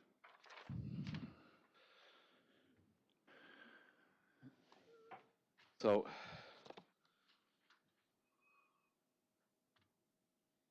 Mr. Pedrin, I'm going to go back then to Exhibit 202, which is the transcript that Ms. Rude was just asking you about.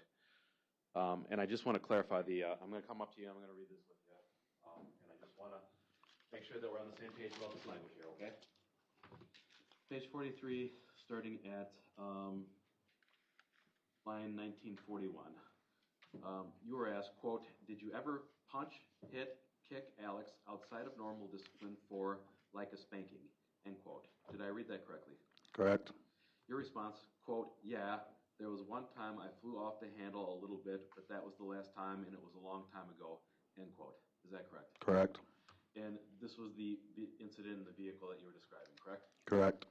Now, Mr. Pedrin, your testimony was that yelling at your children is not abuse in your eyes, correct?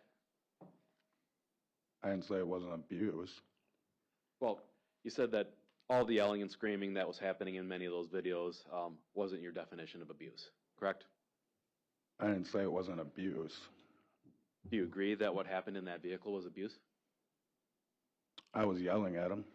And Mr. Pedrin, the response that you gave was that you flew off the handle a little bit in response to a question about whether you punched, hit, kicked Alex outside of normal discipline like a spanking.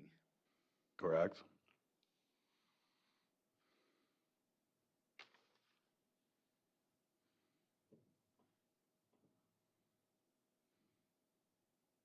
So I want to go over the chronology here again, just briefly as to when you get home. So you say you get home around 5:30 or so. We've established that, correct? Correct. And when you go home, you get a bucket for Alex, correct? Correct. And after that, you say that you were cleaning up the kitchen and the living room area, correct? Yes. And you did that for approximately an hour and a half then? Correct.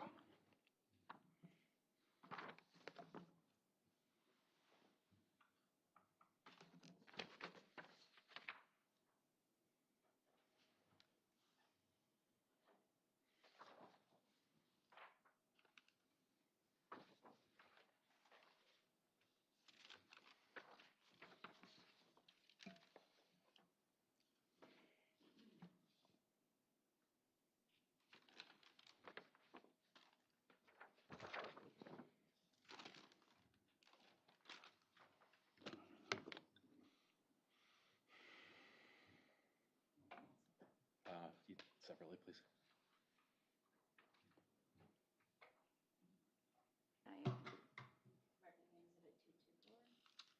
Your Honor, is it okay if I approach the clerk just to see what numbers are put on each of these? Yeah, go right ahead.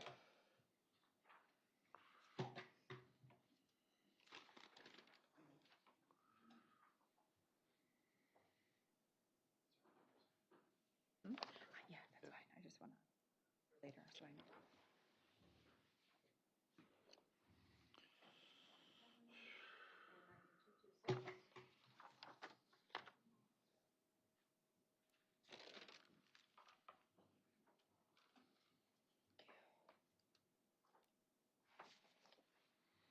Thank you.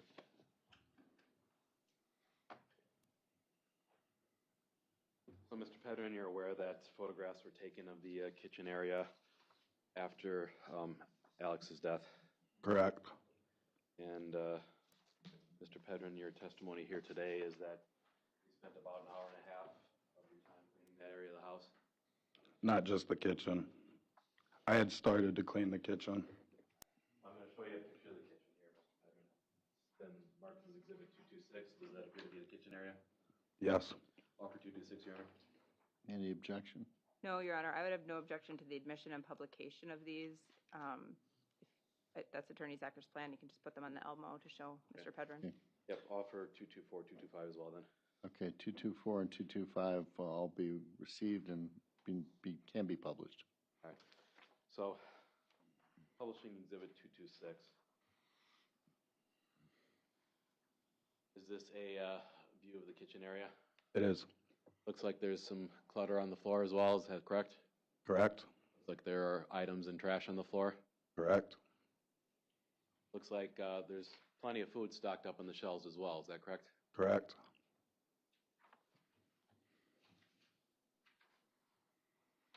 Showing it's been marked as Exhibit 225.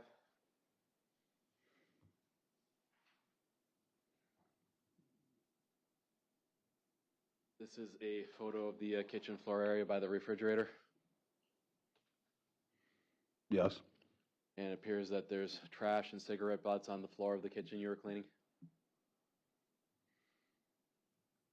Correct. 225. Yeah, I understand. Sorry. 224 I'm showing.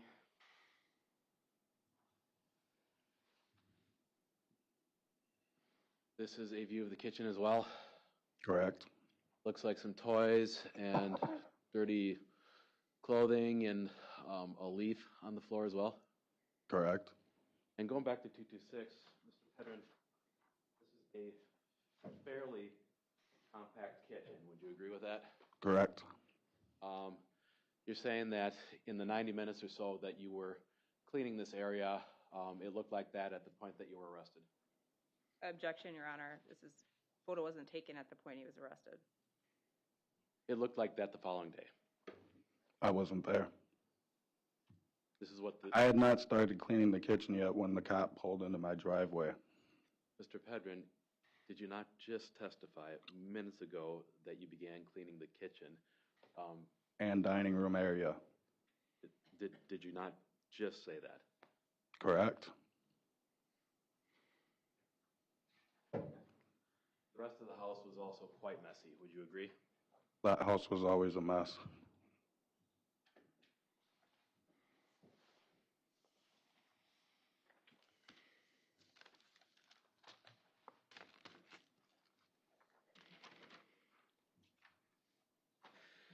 Would you agree with me that you don't run from the police every time that you've encountered the police? I run from them quite frequently.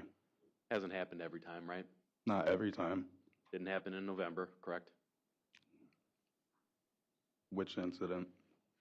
November of 2025? That wasn't his testimony, Your Honor. Say that what? That wasn't his testimony. But if the state was trying to establish habit here, I'm just providing counterexamples. Okay, of him not running? Yes. Okay. Go ahead, I'll ask the question. Yeah.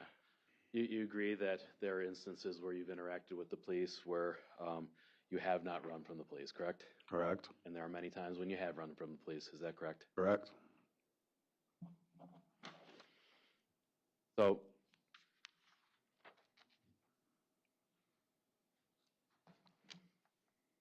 Mr. Pedrin, do you agree with me that it is not a rational reason to get married if you are trying to do so in order to prevent somebody from sharing information? Do I agree with you? Yes.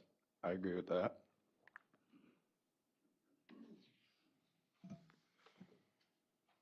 Going back to Exhibit 222, I'm going to publish here. We've gone through all this anyways. Go ahead.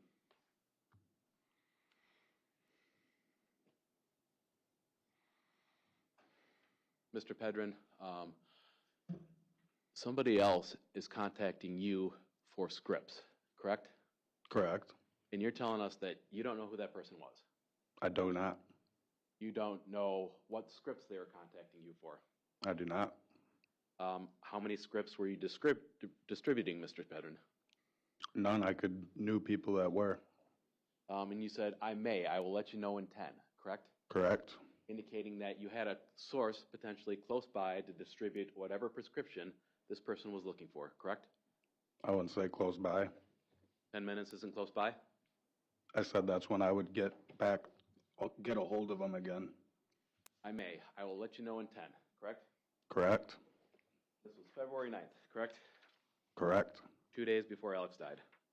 Correct.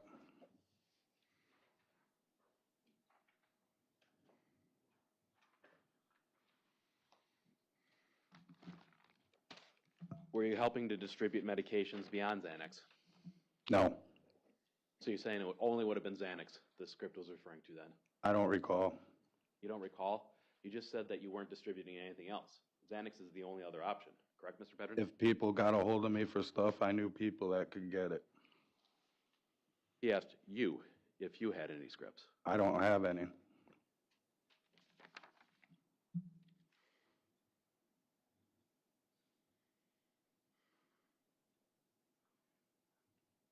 That's all the questions I have. Thank you. Just briefly, Your Honor.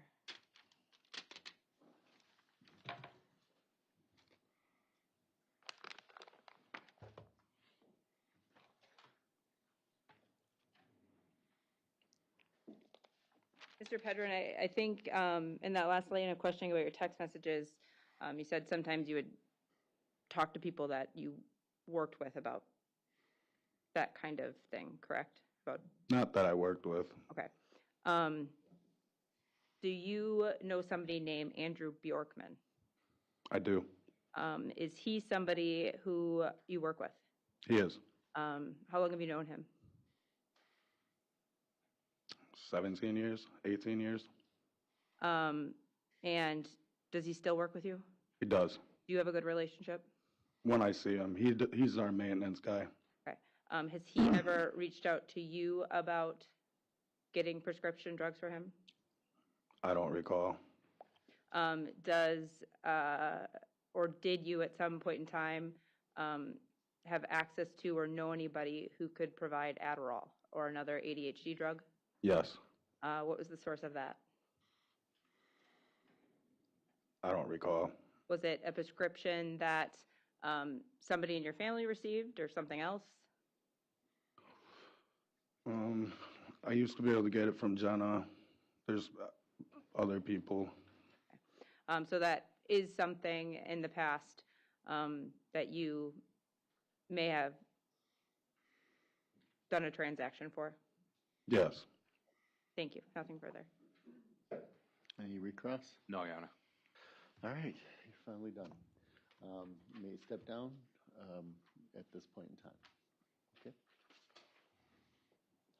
Mr. Pedrin relieved from his subpoena and sequestration. Judge, I'm going to maintain my subpoena, but I agree that consistent with the sequestration order, he's relieved from sequestration. We're going to take a break, so we'll talk about that for a bit, Mr. Pedrin. If you can just step outside for a second, and then we'll talk about. So he's relieved from the state's subpoena, and then the sequestration. We'll talk about that in a second, okay? So I'm going to take a break. It's a good time. It's about an hour's worth. We'll have you back in as soon as you're ready, 10, 15 minutes, whenever you're ready.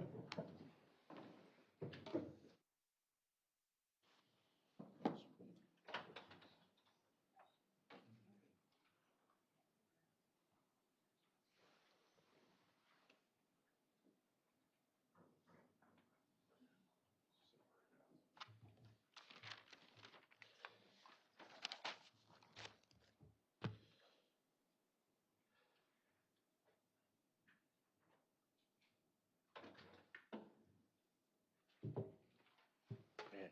Everybody may be seated.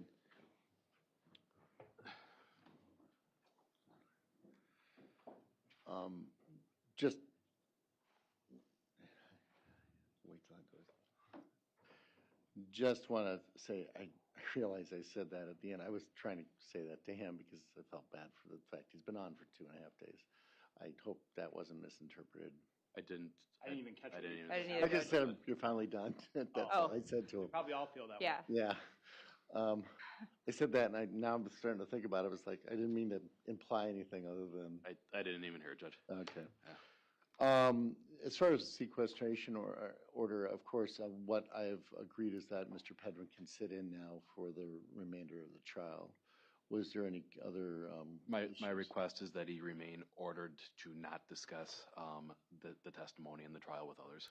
That's correct. That he's allowed to come into the courtroom, but he can't talk about the testimony, of course, with anybody else But as I ruled earlier, he's a victim of the case, so I feel he does have a right to view the remainder of the trial. So having said that, let's take about a 10, 15-minute break. Is there, wait, before I do that, anything from the state? No, Your Honor, thank you. You had a look on your face for a moment. I was like, oh, I'm missing something. Mr. Sacker? No, Your Honor, thank you. All right. We'll see you back in about 10, 15 minutes. You know how you guys are up next? Probably the February 10th response. Oh, sure, sure.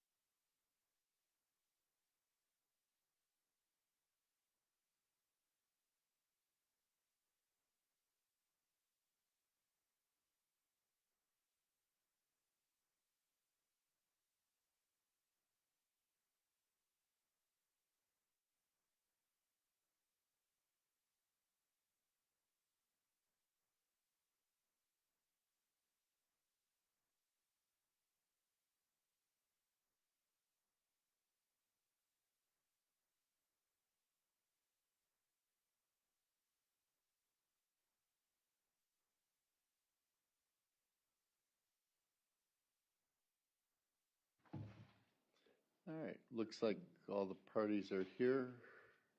We're ready to go.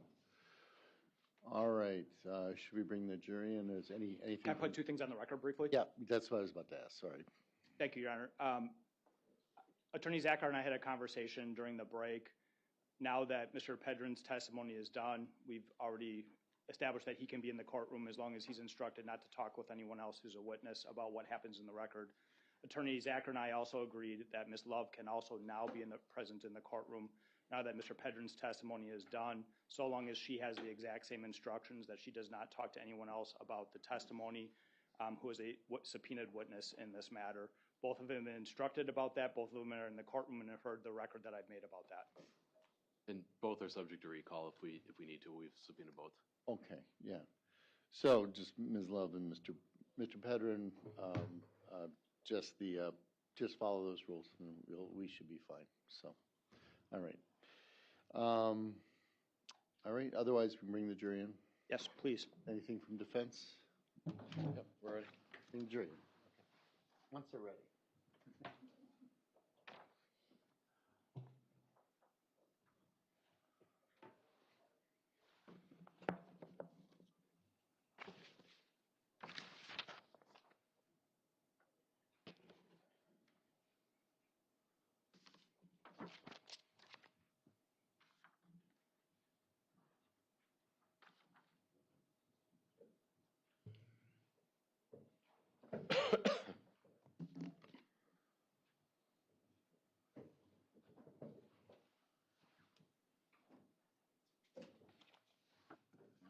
Great. All right, everybody. Yeah, see, you want to call your next witness. State calls Joseph Kernan to the stand.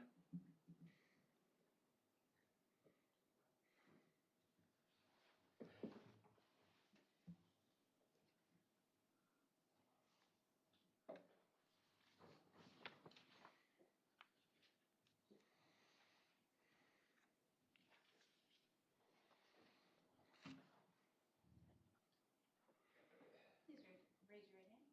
Do you solemnly swear that the testimony you're about to give in this matter is the truth, the whole truth, and nothing but the truth?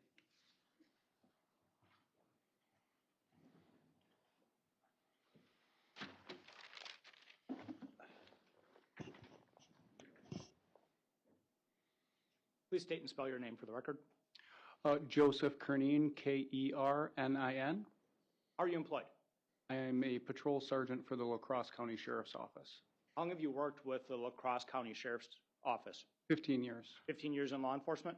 A couple other years prior to coming here, so about 17 total. 17 total years in law enforcement, 15 years with La Crosse County Sheriff's Office. Yes. Okay, thank you. I want to direct your attention to February 10th of 2023. Were you working your capacity in law enforcement with the La Crosse County Sheriff's Department on that date? Yes, I was. I want to direct your attention to a little after 6 p.m. on February 10th of 2023. Were you dispatched to a certain assignment? Yes, I was. What was that assignment? I was requested, along with another deputy, to kind of do two things. I believe the initial complaint was, one, to check on the welfare of a 6-year-old boy, Alexavier Pedrin, and also to look for his father that would be at the residence who was on bond not to be there. Was the initial assignment that you received just involving performing a welfare check on Alexavier? No. It was both those purposes? Yep. Okay. Do you recall what time you received this assignment? A little after 6 p.m. Do you recall how long it took you to get to the scene? I know I wasn't right there. Another deputy, Deputy Path, had gotten there before me. I would be guessing, but I think I got there around 6:30, 6:40, somewhere in there. And the scene that we're talking about is address W5512 County Road OS? Yes, I believe so. And that is in Onalaska in the county of La Crosse? Yes. Okay. Through your employment with the department, do you wear body-worn cameras?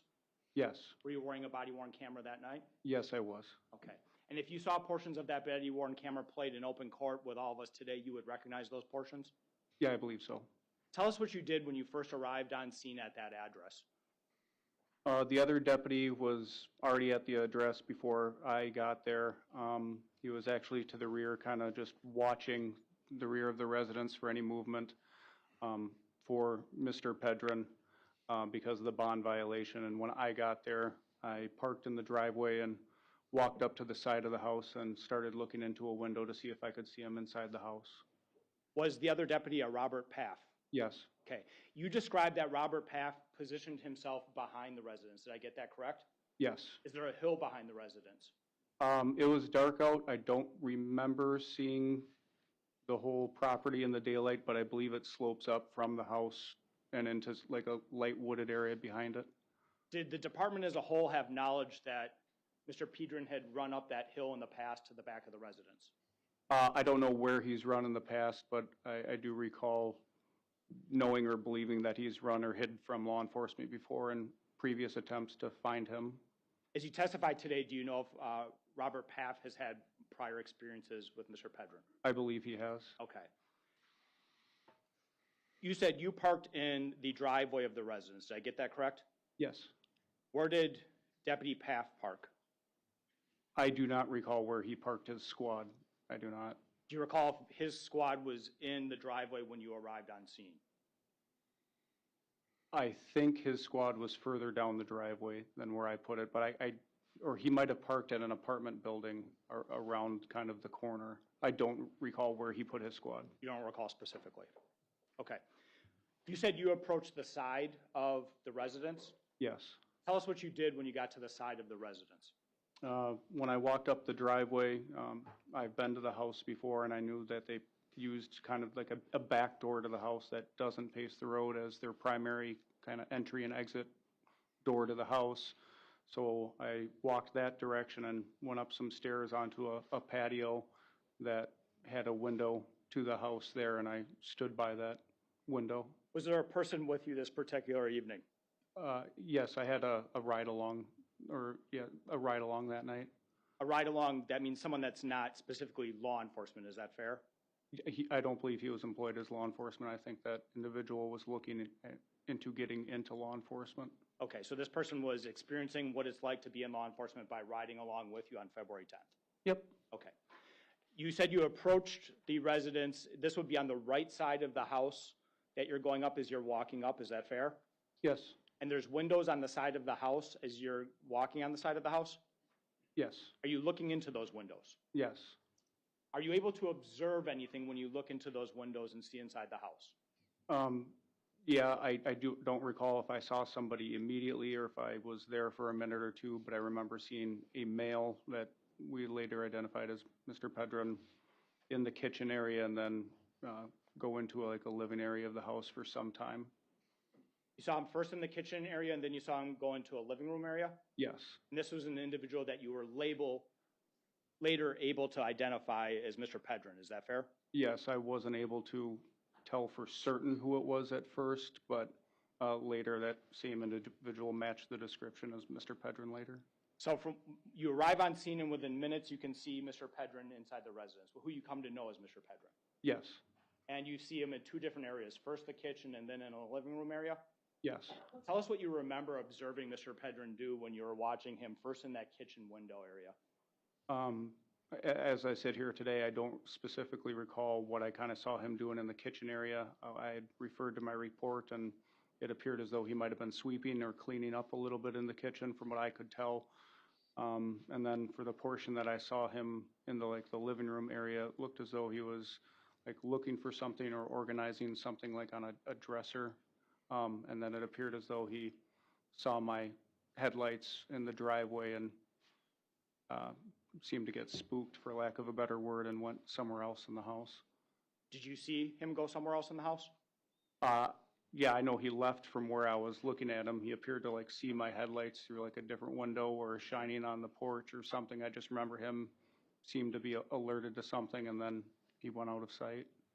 So you saw Mr. Pedrin first in the kitchen area, kind of sweeping and cleaning up the area, then going into the living room, and as you described it, kind of organizing things. Did I get that right so far? Yeah, I wasn't 100% sure what he was doing at either place. I was, I guess, dividing my attention at times between the person riding with me and watching him and trying to identify him. But yes. Anything about what Mr. Pedrin was doing that caused you concern in terms of what you were observing him do in the house? No, not up until he seemed to get startled and kind of dart off. Nothing out of the ordinary to me.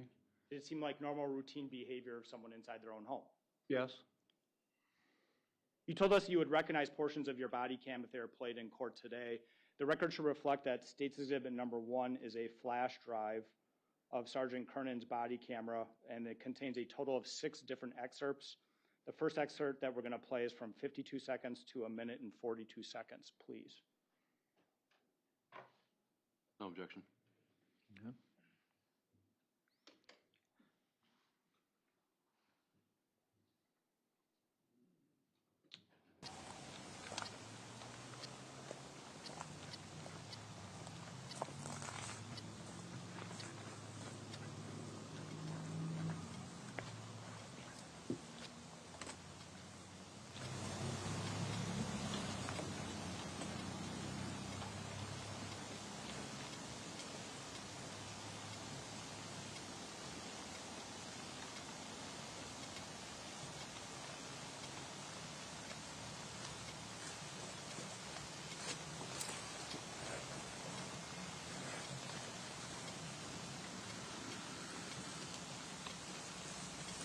121, 126. I see a male inside. I can't tell for 100% sure if it's him.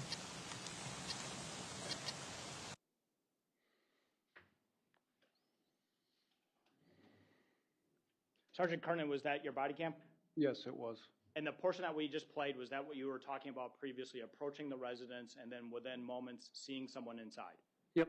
And the person that you believe may be at that moment in time, Mr. Pedrin? Yes. But you're not sure? I was not sure at that time, no. I believed it was, but I couldn't say for certain. Okay, we're next going to move to excerpt number 2, which is from 3 minutes and 14 seconds to 3 minutes and 35 seconds in the body cam.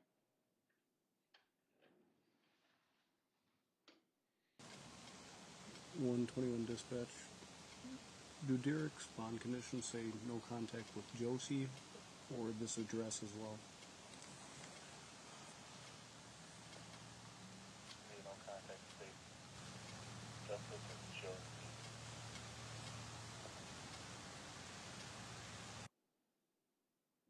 Sergeant Kernan, in that portion that we just watched, who are you radioing to? Dispatch. And what information were you seeking from dispatch? I was trying to clarify Mr. Pedrin's bond conditions as to whether or not he could contact just Josie or also if that address was listed specifically as well for him not to be there. So if he had a no contact order with Ms. Dikeman, the defendant, or Ms. Dikeman and the residents, is that fair? Yes. For example, if you went to this call, Ms. Dikeman was not there, but Mr. Pedrin was there, and there was only a no contact order with Ms. Dikeman, that would not be a violation of him being at the residence, correct? Possibly not. I know bond conditions can state different things, but yes, essentially. Okay. And in this particular case, what did they inform you, or what do you recall being informed regarding the status of the no contact order? I do not recall their exact response, but I believe he had no contact with either. Okay. We're next going to move to excerpt number 3, which is 6 minutes and 40 seconds to 7 minutes and 31 seconds.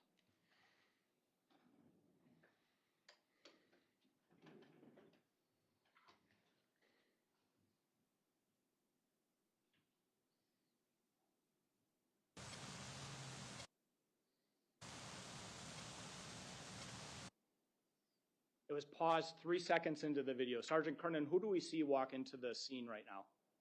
That's the individual I had later identified as Mr. Pedrin. That's Derek Pedrin? Yes. This is the person that you first observed sweeping in the kitchen, and now what area of the house is he in? That's what I was referring to as just a general living area. I don't know exactly what they use that for. Okay. And at this point, does it appear as though Mr. Pedrin knows that you are there or that law enforcement is on scene? It doesn't to me, no. If we continue to play this, are we going to see Mr. Pedrin continue to do something at the position that he's standing at as though he doesn't know anyone's there? Yes. Okay. I'd ask that continue to be played, please. Or we can start over.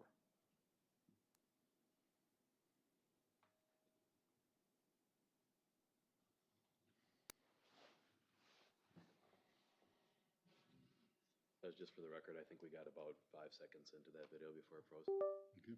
Thank you.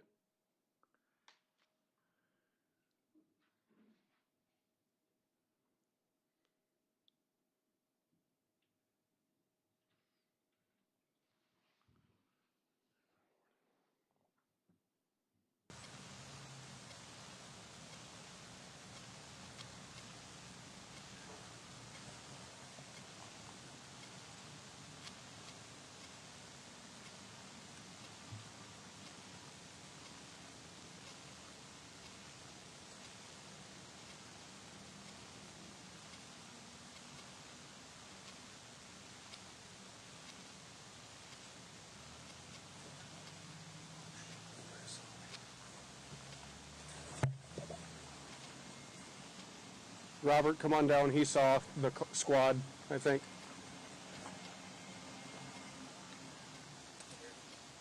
Huh?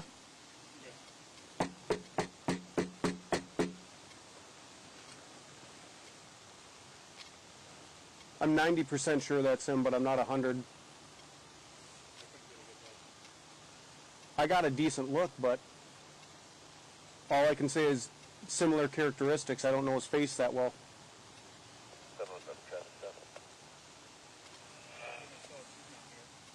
Yep, that's why I asked that. But Derek, it's a welfare check on, what's the 6-year-old's name again? Huh? On Alexavier.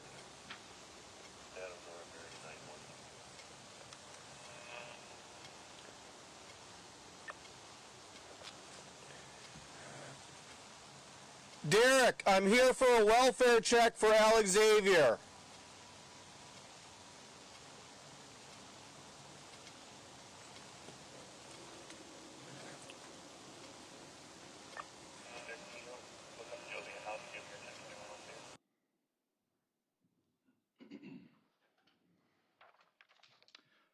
Sergeant Kernan, after seeing excerpt number 3 of your body cam, do you recall what specifically you saw Mr. Pedrin do that made you think he knew law enforcement was now on scene?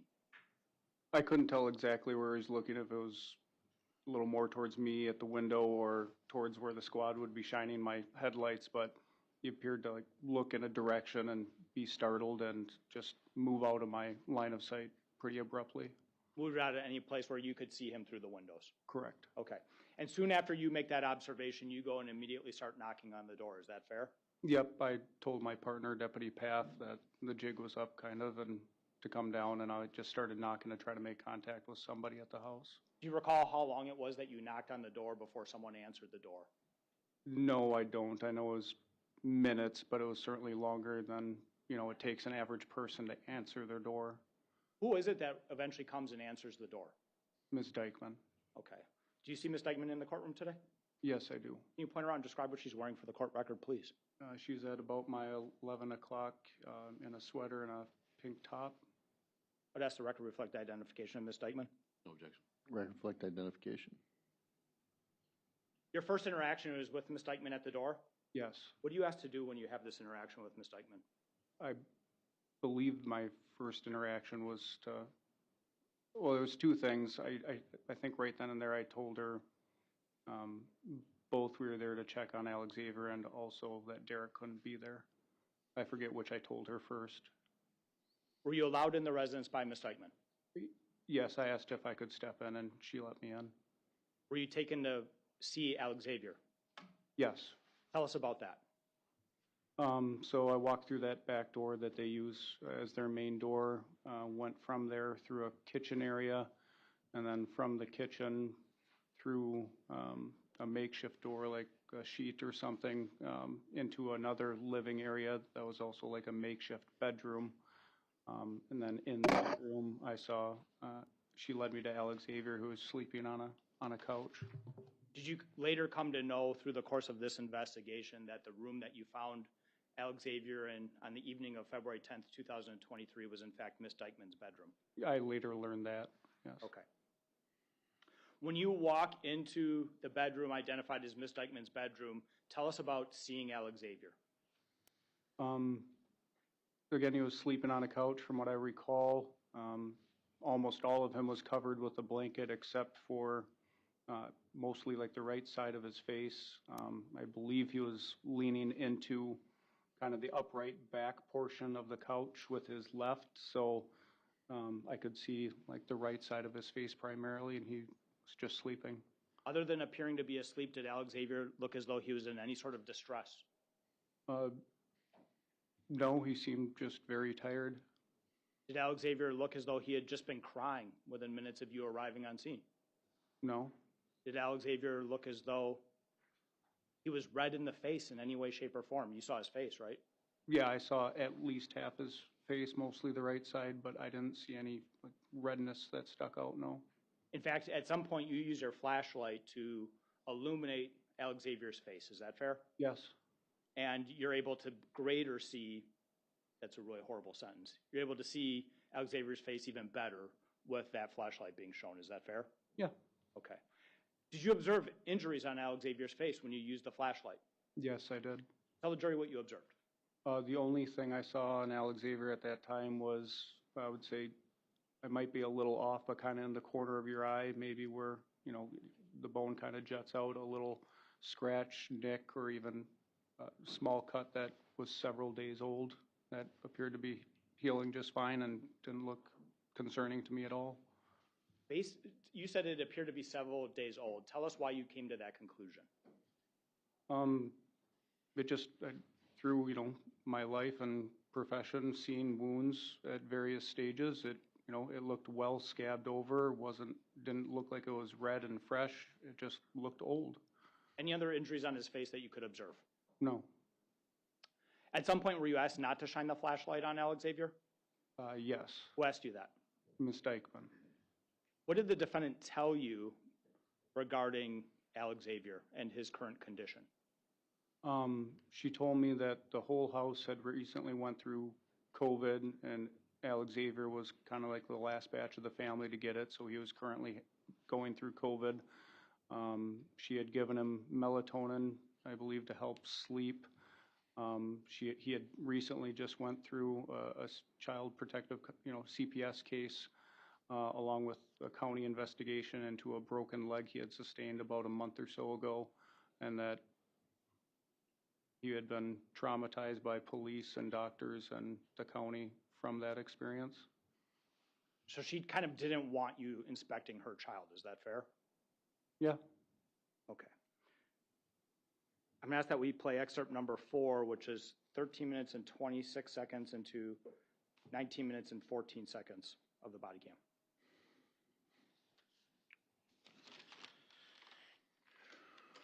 No. He came in and went and smoked something. Hey, Josie. I'm just trying Hello. to get my kids Here, situated. can I step in? I know Derek's here and he can't be here. I had someone else here. Can I step in A to little talk to bit, you? okay. So the reason I'm here is actually somebody called in a welfare check on Alex. Again? Yeah, what's Alex's Who? name? Huh? He's sleeping. Raven did. Oh, wow. Can I check on him? Well, he's sleeping if you want to peek. Yeah, I'd appreciate it. Thank you. What? Yes, he does have water. 121, 126, I'm in the house. Did you shut the door? I had cats. I remember them getting out. We're all holding so we can cover this door at the same time. See what you guys can say about that mail being in there. He's been puking. Has we he? we all just had COVID. Oh, really? So we think we have lingering symptoms. He's okay. He's okay? Yeah. What happened to his eye? He bumped it. He's having a hard time. He has a broken leg. And He has a broken yeah, leg? How'd last that night, happen? well, it happened about a month ago. Him and sister were playing on the stairs and he took the tumble, but last night... Has he gone to the doctor for that? Yeah, he's been to the... He has a cast. Oh, jeez. Oh, gosh. Alex, are you feeling okay, bud? Why's that? Don't hit that. Don't touch his leg. Alex, I'll turn off the light. Alex, I'm Joey. What feels bad? They just had COVID? We all did, yeah. And who does I? He said it happened at school. He hit it on something. He said he hit it on his desk. I don't know. He came home with it Friday. Where does he go to school? Hinkley. Hinkley? Yeah. Okay. He was reaching for something out of his desk, he said. Okay. Like, did you talk to a teacher about that? I didn't. They usually just come into the van and we go. Okay, because that would have bled. It was just a little scrape. He's been picking at it. Alex. Alex, would he talk to him and then he can go back to sleep? Mm-hmm. He already had his melatonin. Maybe he'll finish his head hurt, so he's tired. Lay down.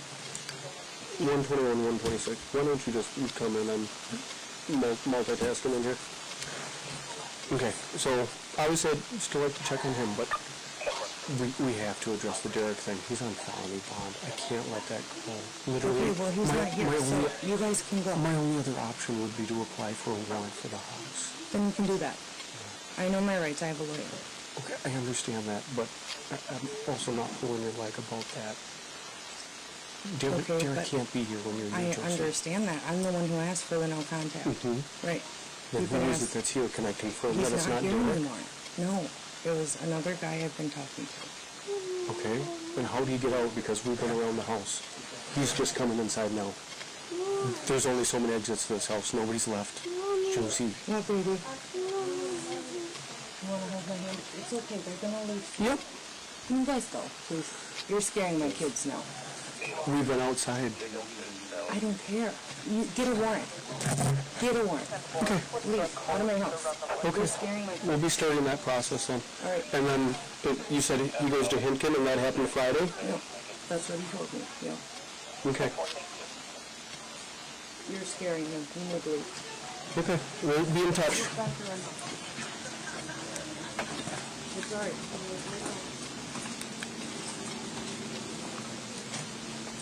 With me not positively identifying him. So I'm going to call him.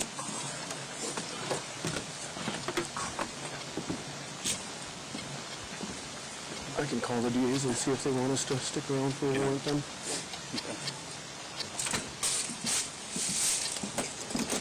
Probably be domestic DA. I'm going to go look at the list. I suppose I'll have 139 come this way too then. 121, 139. Yeah. And I'll be on this corner. Did you answer me?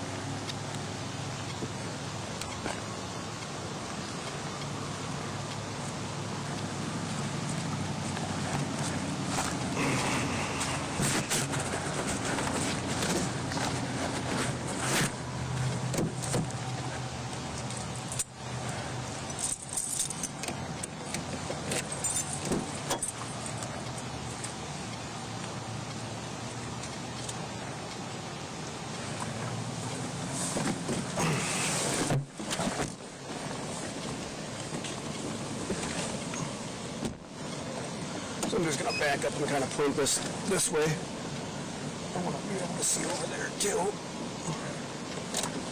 So I'm going to. Well, I suppose I can call Williams first. See what he thinks.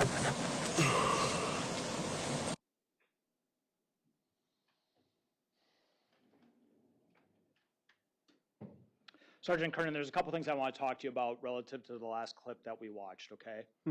When the defendant first comes to the door, you ask her about Derek being in the residence, is that right? Yes. And she says to you that someone else is here. Correct, other than Derek. Someone else other than Derek, correct? Yes, that's how I took it. Did that prove to be true? No, nobody else was found other than those, as far as adults go, those two. When you asked where that person was that was in the house because you want to verify that someone else is in the house other than Derek, another adult male, what was Ms. Dikeman's response? I believe she said that person left. That person left. And at the point that she's making this statement, you've had, through you and other people on scene, the house under surveillance, correct? Yes. Front door, rear door? Yeah, I was at, their rear, and then Deputy Path was also monitoring the rear of the house and possibly another side at the same time. And so you informed her that the house was under surveillance, is that correct? Yes, that we had been watching the house. Okay. And that also proved to be untrue. Nobody left the residence, correct? Not to my knowledge, no. She references again later on when you're inside the residence with Ms. Dikeman that it was another guy that was in the residence. Is that fair? Yes. So twice she says it's a different person other than Mr. Pedrin. Yeah, I believe it was twice.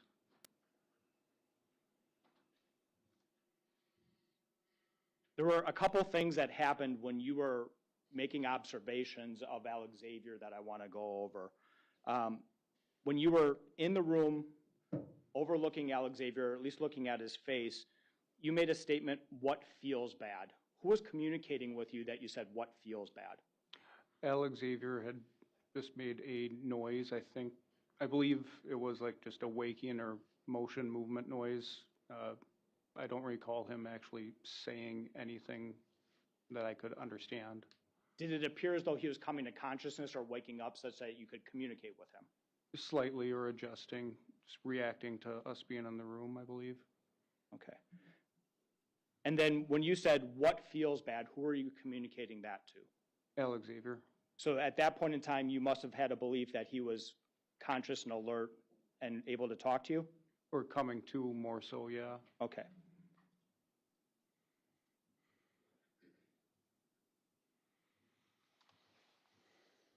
At some point during that last clip that we watched, Ms. Dikeman says once, if not more times, you're scaring him. Do you recall that? Yes. Who was Ms. Dikeman talking about, if you know, regarding who she was saying you were scaring? I believe she was referring to police presence. No, what person appeared to be scared? I'm sorry. Oh, Alexavier. Alexavier. So you could see Alexavier, and you could see Alexavier coming to consciousness from sleeping. Is that correct? A little bit. I never recall him, fully opening his eyes and, appeared to be able to have a full conversation, anything like that. He was very tired.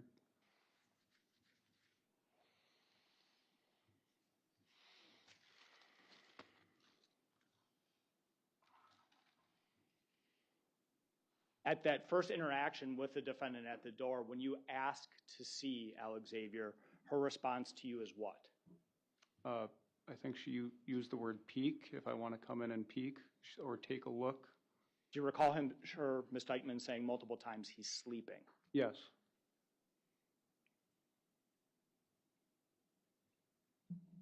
Did it appear to you as though Ms. Dikeman did not want you to come in the residence to perform a welfare check on Alexavier?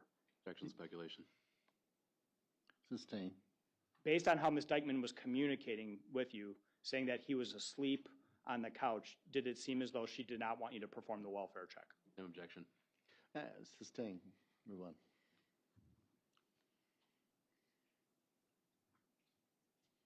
Did Ms. Dikeman inform you that he was sleeping right after you told her you wanted to see Alexavier?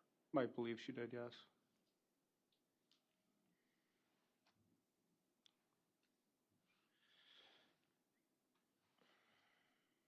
All right, I want to move on to excerpt number 5, which is from 21 minutes and 56 seconds in your body cam to 24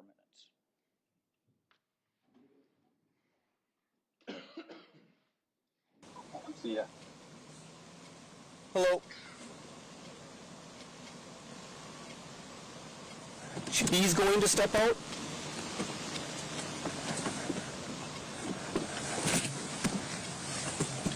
Okay, coming.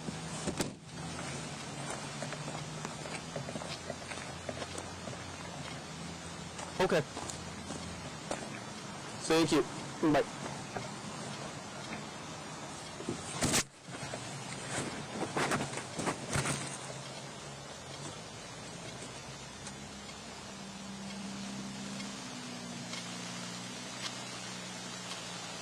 Well, it's dark in there, I can't.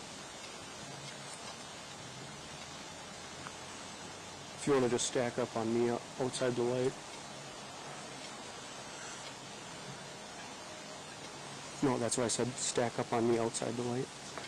No, it's okay.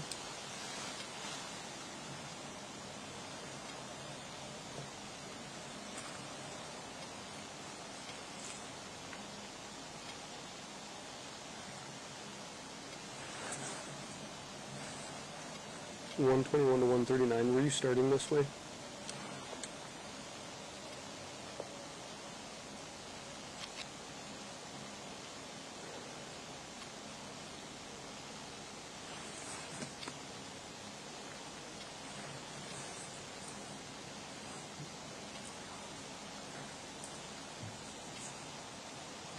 Well,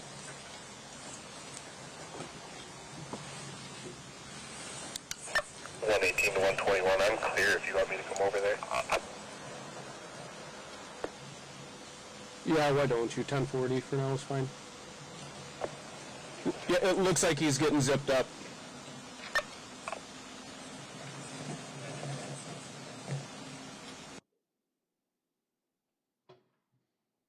just going to talk about that clip really briefly, and then we'll play the last clip for you, all right?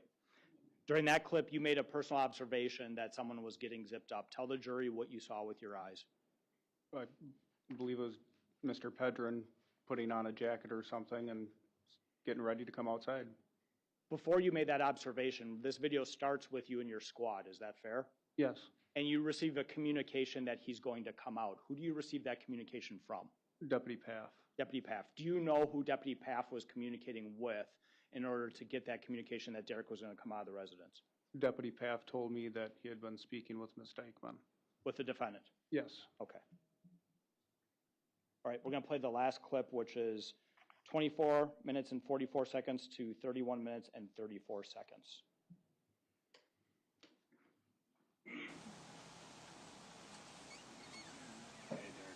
Appreciate it, Derek.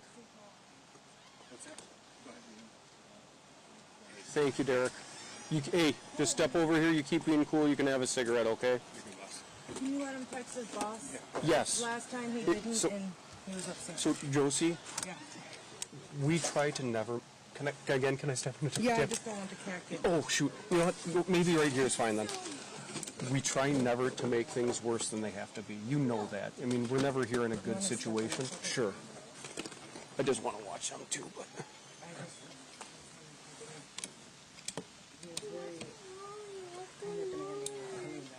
Oh, it's just a judge wants to see Derek real quick, and then he has to come back. So it's not a big deal. I was scared with him here to tell you what we want to hear. And he was pretty demanding of coming back. He showed up right away. As soon as he was released. Yeah, but I told him no drinking. Like, Has he been drinking since being back? Well, he was released the 7th, right? right. Okay. As far as I know, no, he took his Has medication. anything, like, has he... No. Okay. He just wanted to come back? And that's why, so that's why you didn't He's want like, to... I need you, I can't stay clean without you. Where was he? My Was he plan upstairs? My plan is still yeah. 126, 121, just grab a water for him. All other units. I'm just going to get him water. Can I get him water? I don't know if I have water in there. I have to go shopping. We're still catching up from having COVID. A glass of water? Or a cup? Here, this is... Oh, perfect.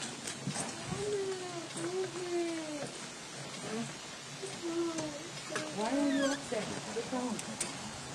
Yeah, we're honestly here for Alex's welfare. Yeah, somebody had called in. How did he get the cut above his eye? He fell down the stairs. No, that wasn't from that long ago. We got that one from school. Okay. So yeah, we weren't here. We weren't trying to pick on you, but we appreciate you coming out.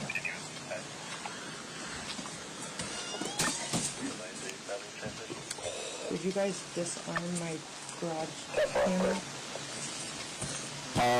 No. I didn't know you had one. Yeah, I do. It's not working anymore. Can I see it? Oh, no, it is. Well, I thought you were supposed to be in bed. I'm not. I had to get one because she gets out soon. The person who keeps calling you guys for welfare checks. Grandma? Yeah, her daughter's in prison for handling with a baseball bat. So they keep calling for welfare checks. They're very angry with me. Yeah. Here, from a completely unbiased perspective, Josie, if I was a grandparent, I'm not. If I had a grandchild that, hey, they broke their leg, falling down the steps. Hey, they had a cut to their eye. One parent says, "Oh, they got that at school." But they're not here. And bruises all the time. So that I'm trying to unbiasedly put myself in somebody else's shoes to understand it as best I can from their perspective. So again, I'd like to think that they're not calling in to be spiteful or anything like that, because there have been a couple incidents of Alex getting hurt. That's all. So I'm not here. I'm not taking Alex away tonight, anything like that. I'm just, like I said, I'm here because I'm trying to help somebody's concerns, whether or not they're legitimate or not. But I still, when the complaint is made to us, we have to. What's his full name again? I can never remember. Alexavier Pedrin. They did a full investigation when he was in the hospital. Okay. You mean for the leg? Yeah. What happened with that? I'm not They did familiar. a full investigation. They had an investigation because of where he had the break. Oh, okay. They did a full head to toe, and he was fine. Okay. What's his middle name? CBS was involved too. Jay. What's the full? Was it John? I think it's J-A-Y. Oh, Jay. Okay. Sorry, I thought you meant like the initial. What's his birthday? It's 7/10/16. Okay. What's the best phone number for you, Josie? 608-518-6265.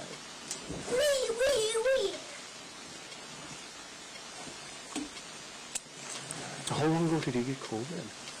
Right after he got out of the hospital. So, like a week ago, 2 weeks ago? And I think about 3 weeks. And he's still recovering from that? Out, and then us two were the last to get it because the first to get it were my other kids, and then him and I got it, I think a few days after he got out of the hospital, we caught it. Okay. And can I just look at him one more time? I just like... It's scaring him, so can you just... Yep, I won't shine my flashlight. I won't. Yep, I won't. I mean, after that CPS and all the doctors hounding him, he was scared. You know?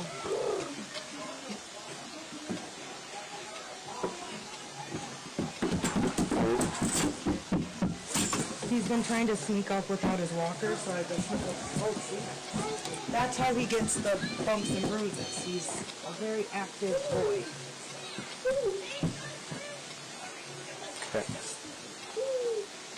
Okay.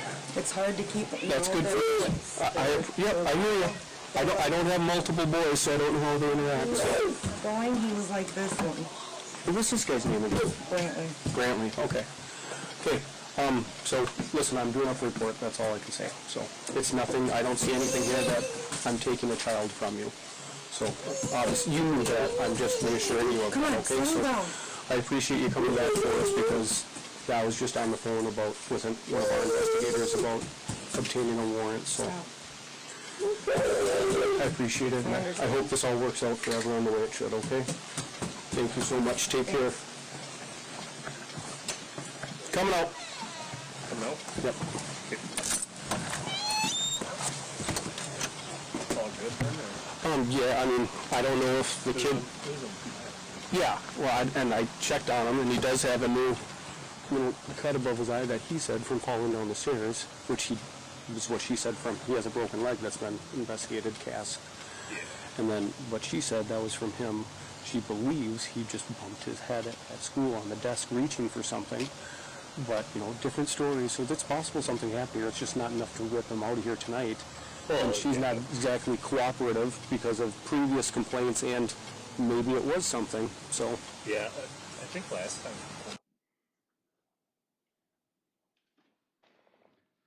Sergeant Kernan, there's a couple things I want to talk to you about relative to the last portion of the body camera that we watched, okay? Mm-hmm. The first topic I want to talk to you about is cameras and cameras at the house. Who referenced having cameras at the house? Ms. Dikeman did. And specifically, did she make a reference to believing that law enforcement somehow was interfering with her ability to access her cameras? I believe she had asked if we had shut her camera off. Okay. You didn't do that, did you? No. To your knowledge, nobody did that with the department. Is that fair? That's fair. Okay. During your conversation after Derek comes out, you have another conversation with Ms. Dikeman. Is that correct? Yes. You asked her if Derek had made any threats during that evening, correct? Yes. What was her response regarding threats made by Derek that night? She said that he had not threatened her.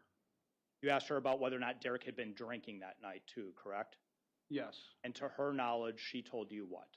Not that she knew of. Ms. Dikeman also said that she was scared of Derek. Is that fair? Yes. Did she connect being scared to Derek with Derek engaging in any activity? Drinking, I believe, was the activity.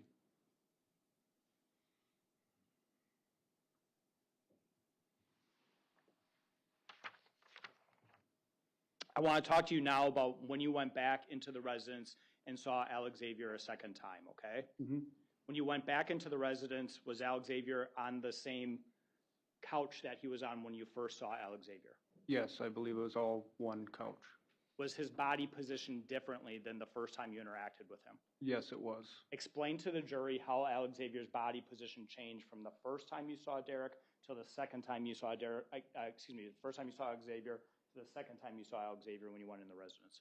Again, the first time he was a little more propped up, leaning against the back portion of the couch, his left side against the back portion. And the second time just now, I don't think you could see any of it on my camera, but He was laying, from what I recall, down more on the actual couch cushions on his right side in a more classic, laying down sleeping position. Did it appear to you to be awake at this point when you went in and saw him the second time? No, not at all. Did anything appear to be amiss with Alexavier at the second time that you saw him? This time, the only thing I saw is, I don't recall if it was this way initially or if Ms. Dikeman had actually moved the blanket while we were together, but I could see, I think, pretty much the entirety of his outer left thigh, and I saw one bruise like the size of a coin. One bruise on his left thigh about the size of a coin? Yes. Okay. And you could not see his left thigh the first time that you were in the residence, is that fair? Yes, I couldn't. The second time the blanket was moved and you saw one bruise on his left thigh, do you recall where on his left thigh you saw that bruise? I would closer say to the knee or closer to the hip? In between, but on the back side of the back side of the leg? Like in between the fronts on the side, or maybe slightly towards the back of it, from what I remember. The second time that you saw Alexavier, did he appear to be in distress in any way, shape, or form? No. Did it appear red in his face or on his leg that you could see? No. I don't remember seeing much of his face the second time or focusing on it. Did you see any signs of recent trauma on the parts of Alexavier's body that you could see? None that we already mentioned. No others. No. Just the ones that we've talked about. Correct.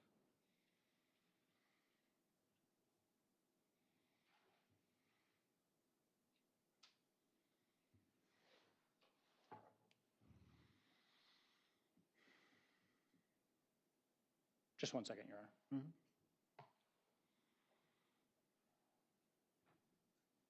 I'd move State's Exhibit number 1 into evidence, which is the portions of the body cam that were played in open court today. For the record, State's Exhibit number 2 is a copy of the transcript of the portions of the body cam that were played today. Defense counsel has a copy of State's Exhibit 2. Okay. Thank you, Sergeant. No objection, Judge. Okay, they'll all be received then. And ready for a cross? Yes, thank you.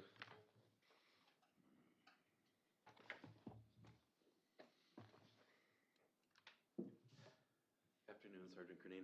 Good afternoon. All right, I want to get the timing of this incident down just a little bit more precisely if we can. Okay. Sure. So my understanding is that this initially came in as a call for a welfare check. Is that correct? Yes. And my understanding is that would have been called in by Raven Holzer. Is that accurate? Yes. And my understanding is that one of the concerns of the welfare check was that Mr. Pedrin was in a place where he wasn't supposed to be. Correct.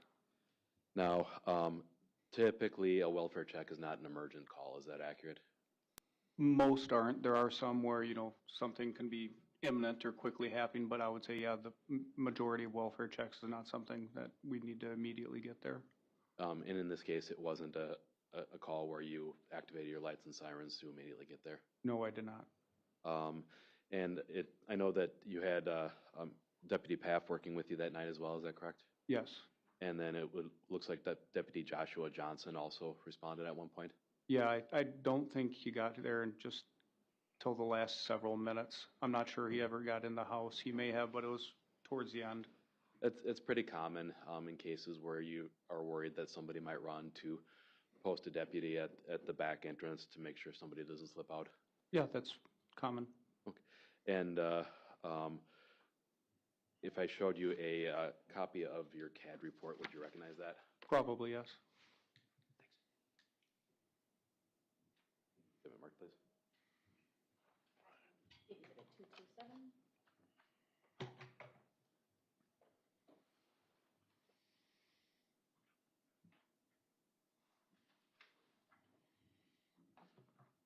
So, Sergeant, CAD stands for Computer-Aided Dispatch?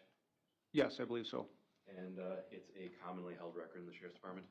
Yes. You've seen these many times? Not necessarily printed out in this format, but yes. Okay.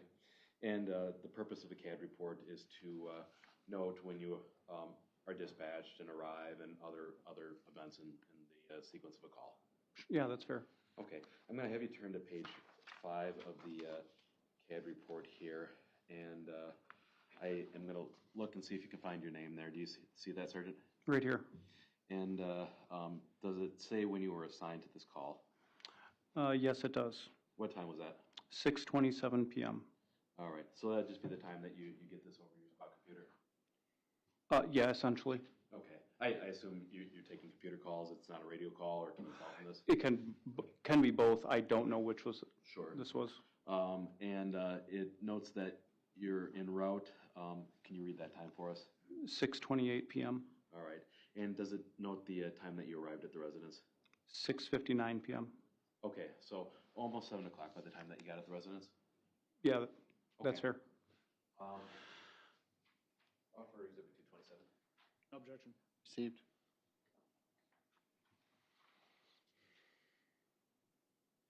Now, Sergeant, part of what you were doing when you got there is you wanted to kind of assess the scene and make sure that you weren't walking yourself or anybody else into any danger. Is that fair?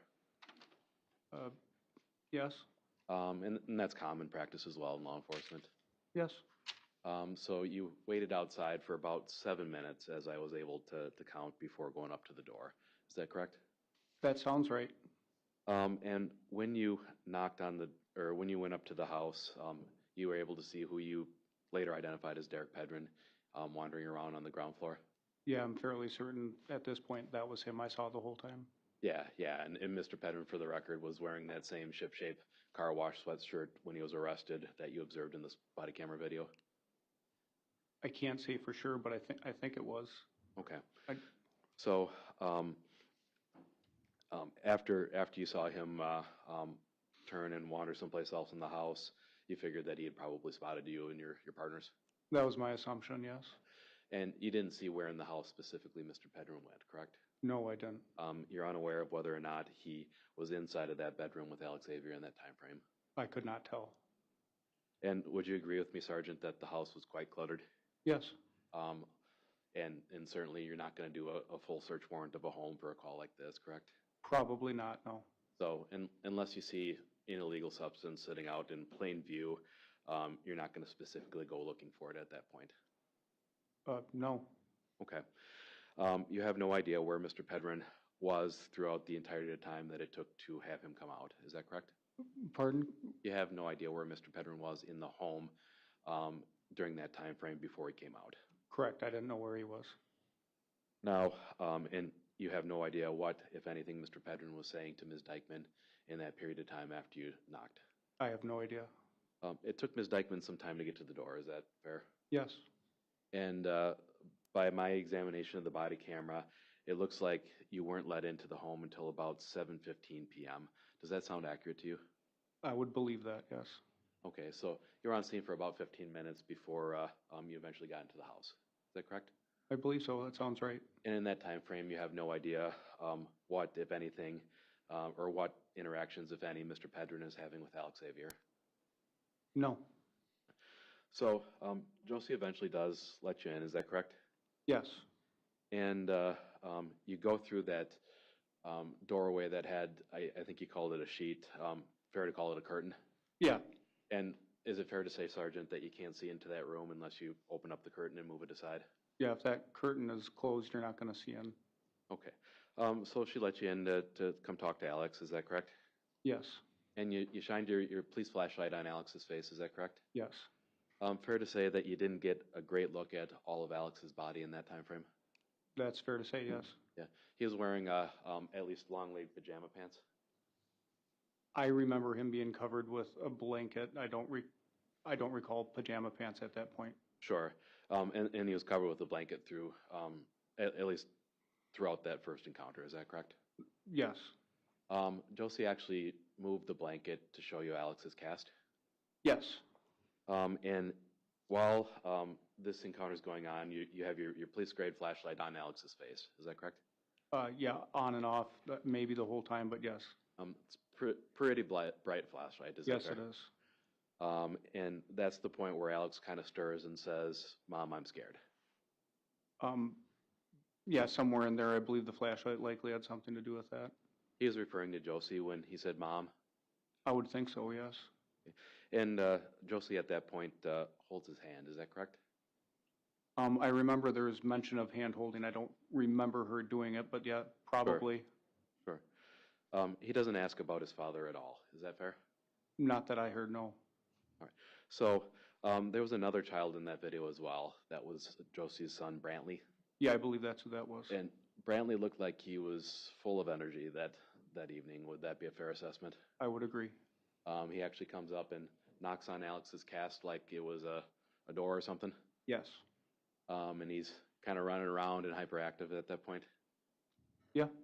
In fact, Josie tells him to settle down at one point. Yeah, at least once, yeah. Yeah. Not out of the ordinary for a welfare check like this to have kids who are kind of wound up and excited. I wouldn't think so, no. Okay.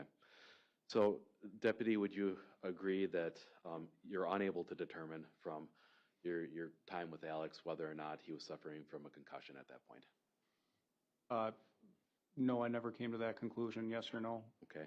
And you're unable to determine whether or not anybody gave him a controlled substance by your observations? No, I could not tell that. Okay. And you're unable to determine what access Mr. Pedrin had to Alexavier in those 15 minutes or so between when you were allowed into the home and when you arrived on scene? Yeah, I would not know. Now, you noticed that Alex was wearing pull-up diapers. Is that correct? Yes. I didn't see in your body camera anywhere that you went into the bathroom that evening. Is that correct? No, I don't believe I did. And I assume that if you'd gone into the bathroom and noted a pair of soiled underwear, that's something that you would have noted in your report? Possibly, yes. Okay. And you didn't notice that. Since you didn't go in the bathroom, you weren't able to note that. Yeah, I don't recall going in the bathroom. Now, you've been in law enforcement now for what, 17 years? About, yes. And I assume in that case you have had many calls involving parties with a history of domestic violence. Yes, quite a few. And you knew that Mr. Pedrin had that history of domestic abuse. I believe I did know at that point based on his bond conditions. I don't recall if I ever responded to one of those calls myself, but yeah, I was aware of a history. Do you recall responding to the call on November 12th of 2022 where Mr. Pedrin was arrested for strangulation and battery? I remember that call, yes. And Parts of it. Yeah, Deputy Paff was also present at that call as well. Is that correct? That sounds right. Okay, so you knew that there was this history between the two of them. Is that fair? I knew there was a history between them, yes. And Deputy, would you agree with me if I said that it's important to not assume that everything is fine between parties who have a history of domestic abuse simply because they tell you that that's the case? Yeah, you shouldn't always assume everything's perfect. Yeah, and I assume that there have been cases where you've encountered victims who have protected their abusers. Yes. That's something that happens, correct? It does happen, yes. And it's something that you're actually trained on to try and assess if you think that somebody's protecting an abuser. Is that correct? Yeah, I'm trained in, investigating domestic violence, yes. Yeah. And you have resources that you can refer people to as well if somebody's reluctant to talk to law enforcement. Is that correct? There are some local resources. New Horizons being one of them?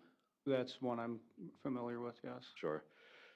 So, Deputy, would you agree that just because Ms. Dikeman was acting calm at that moment, it doesn't necessarily mean that things were calm and okay earlier in the day?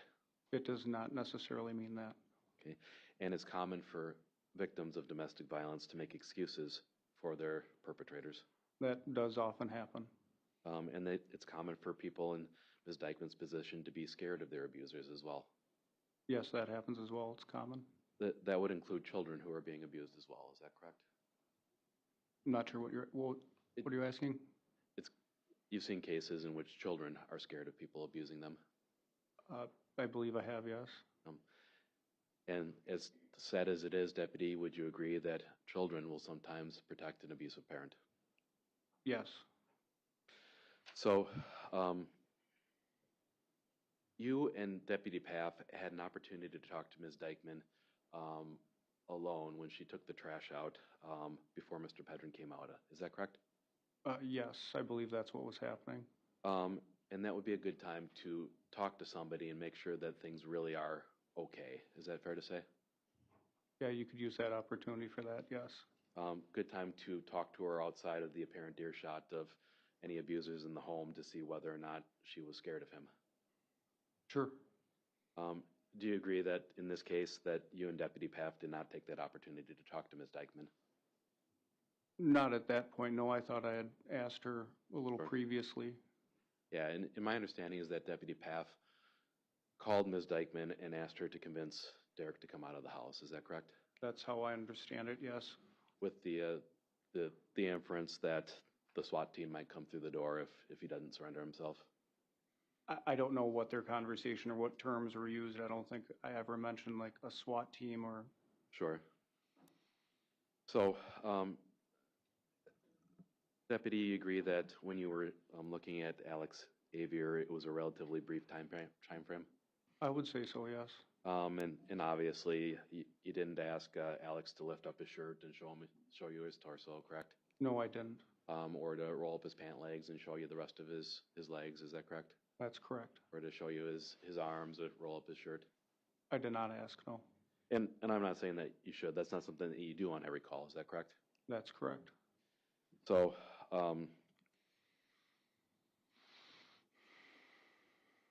Deputy, at the time that Mr. Pedrin was apprehended, my understanding is that he admitted that he had consumed alcohol earlier in the day.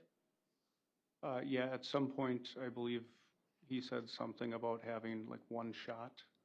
Okay. And obviously, in law enforcement, you don't have something like a preliminary breath test for substances like Xanax. Is that correct? No. So in other words, you don't have a swab or a test that you can determine if somebody's recently ingested a prescription drug? Not that I'm aware of. When Derek was arrested, you let him smoke a cigarette. Is that correct? Yes. And that's something you'll do for people who are cooperative with you, correct? Typically, yeah. You asked Josie to get him a glass of water. Is that correct? Yes. And then you had this brief conversation with Josie inside of, I guess, the living room area. Is that correct? Yep. Right inside the doorway, or? Yep. Okay, yep. So I just want to paint this scene so we understand where everyone was. The doorway to the exterior of the home is adjacent or connected to that living room area where you're talking about, correct? Yep. So like if I'm standing here on the porch, the living room area would be over here on this side of the room. Sure, yep. And Mr. Penner was out there on the porch smoking a cigarette and talking to Deputy Paff? I believe that's what they were doing then, yes. And then you would have been just inside of the living room talking to Ms. Dikeman, is that correct? Yes. And like this is another law enforcement concern, you want to be close to your partner at that point so that if anything happens, you're going to be able to respond immediately, correct? Yes. So that Josie and Derek would have been relatively close to one another at the time you were having this conversation, is that correct? Yes, I believe the door was closed, but yes, physically they were fairly close, several feet apart. Okay. And your voice is lowered when you're talking to Josie, is that correct? I think we were talking fairly quietly, yes. And you're doing that because you don't necessarily want Derek to hear what you're talking about, is that correct? That was likely on my mind. Yeah, that's probably why we were doing that. Josie is whispering to you as well, is that correct? Yes.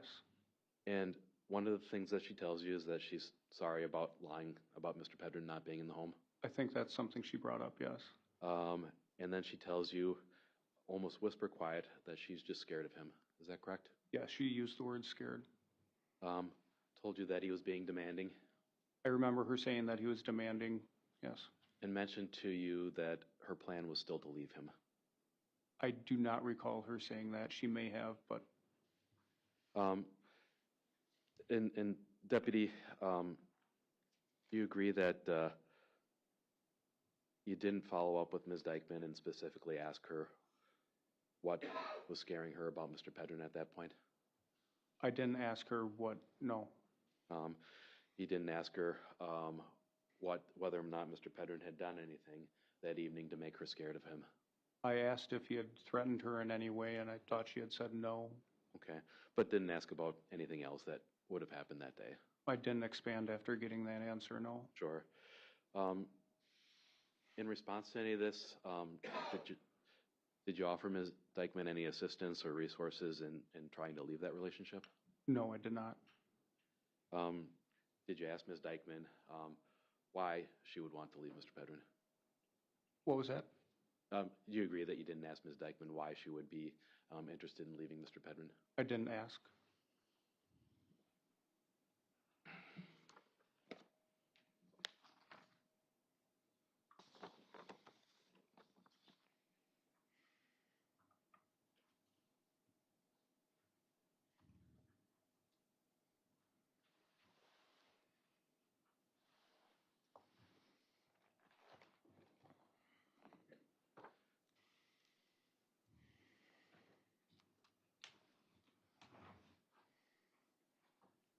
Marking exhibits 228 and 229.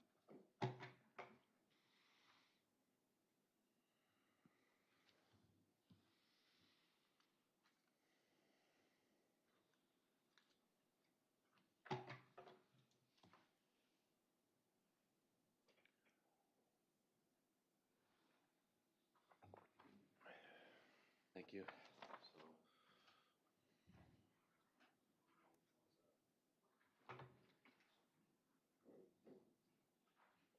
Sergeant, I'm approaching what's been marked as exhibit 228, and I just want to ask you, does this appear to be a still frame from your body camera? Yes, likely. And for the record, your body-worn camera, I assume is between your pectorals. Is that typically where you keep it, or where do you? Mine's just a little lower, just for what I have up here, Okay. but yeah, here-ish. So like midway between maybe your pecs and your belly button? Yeah, bottom of the sternum. Sure. And does this represent kind of the view that you would have had of Alexavier at that point in time? Yes. All right. And I'm going to show you what's been marked as Exhibit 229. Does this appear to be a closer up version of that? Yes, it does. And does this also appear to be the view that you had of Alexavier? Yes. Thank you. Offer 228 and 229, Your Honor. Objection. Absolutely. So, Sergeant, it looks like you're kind of peering over Ms. Dikeman's shoulder. Is that correct? Yeah, that's the way my body's facing, yeah. Sure. And I'm just gonna publish 229 here. This is the closer up version. If we could get the lights, please. I think that would help. All right, Sergeant, is this? Well, we'll see if this wants to focus or not. There we go. Well, spoke too soon. I'll try it the other way, Your Honor. Permission to publish this individually to the jurors. Well, actually, just try to point the camera straight down, and that might actually help. The very top thing, have it straight down. No, just grab the whole thing. Don't twist that. Yeah. All right, that might help get it. There you go. There we go. Almost. There for a moment. This is what it looks like when you have above a .08 PVT, right? Okay. So, Sarge, would you agree with me that there's some kind of obstructions between the direct view of Alexavier from that point of view? Yes. Okay. And you were only able to see him kind of briefly. Is that correct? Yes. Try it one more time with the lights on, actually. Sure. I'll switch it over again. Sometimes the light helps. It's still not working. I don't know.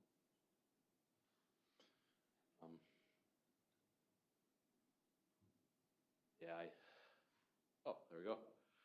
All right. Sergeant, is that a good, clear view of kind of what you were able to see?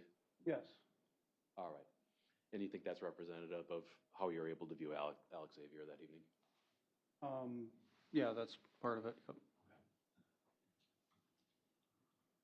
Looks like there's a wastebasket next to him as well. Is that correct? Yes. And this would have been inside of the room that Ms. Dikeman was using as her bedroom? Yes. Okay. You didn't see any other children that evening, is that correct?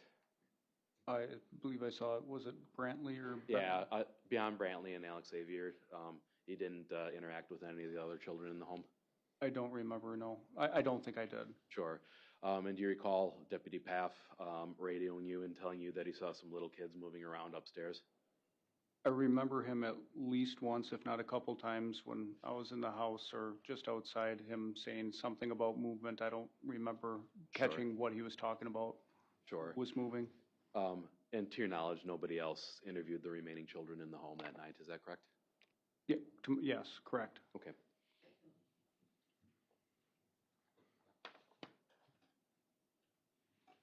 That's all the questions I have for Sergeant Cronine. Thank you. Thank you. Any redirect? A little bit.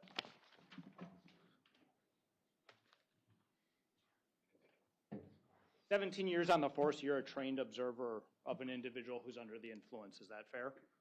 Yes. You conducted OWI arrests? Yes. You've conducted arrests for people that are under the influence of drugs other than alcohol. Is that fair? Yes. You had the opportunity to engage with Mr. Pedrin on the evening of February 10th, 2023. Is that fair? Alexavier or Derek? Derek Pedrin. Yes. Did you observe anything that gave you a concern relative to Derek Pedrin being under the influence in any way, shape, or form?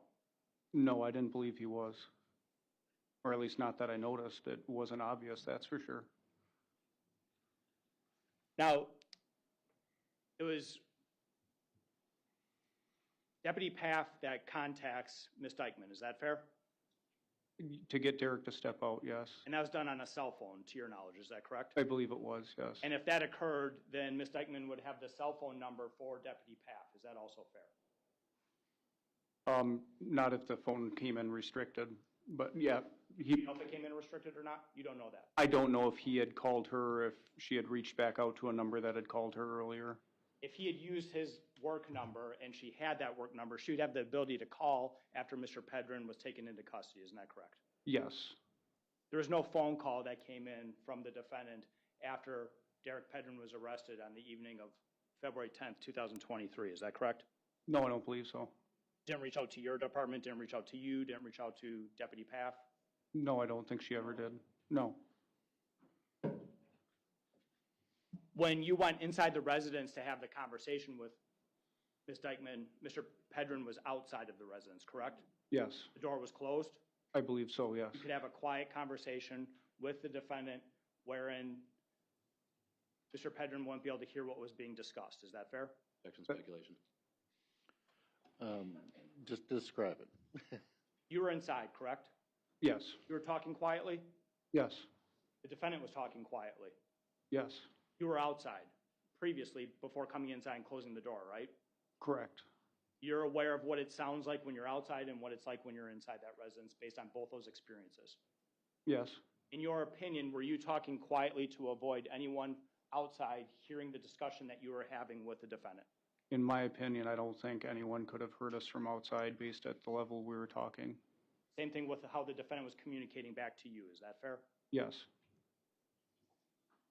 Were there any expressions of concern relative to Derek Pedrin from anything regarding the evening of February 10th, 2023, other than the defendant expressing just being scared of him in general? No, I don't recall any others. And specifically scared of him in general when he drinks. Is that correct? Correct. The defendant did not tell you that he was drinking that evening.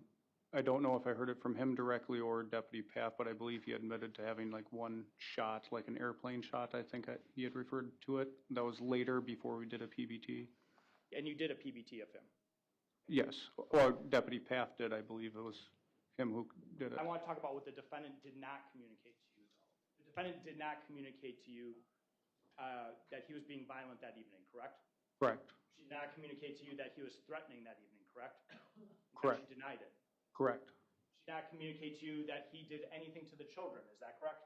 Correct. She expressed a concern about him being, what was the word? Demanding. Demanding. And the concern relative to Derek Pedrin being demanding is being demanding coming back into the home, meaning he wanted to be home, right? Yes, I believe that's what she was referencing. Nothing more than wanting to be in the home. Not demanding anything else outside of that. Is that fair? That's fair. Did the defendant appear to be in any distress? No. Did she appear to be crying? No. Did she appear to be injured in any way, shape, or form? Not that I saw. You're aware that this defendant has the ability to call 911 because she's done it many times in the past, right? Yes. She didn't call 911 this evening, did she? No. She She didn't call for the cops to come back out to the house after Derek Pedrin was removed from the house, did she? No, I don't believe so.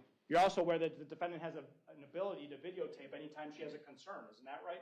With a smartphone, I'm sure, or the camera she had mentioned, yeah. Are you aware of any videos being shot the evening of February 10th, 2023? I'm not aware of. Judge burden shifting. Asking if he's aware of any videos were made. Inferences clearly. Okay, if you can ask if any videos were made, he's saying no. Are you aware of whether or not any videos were made from February 10th, 2023 by the defendant? I'm not aware of any.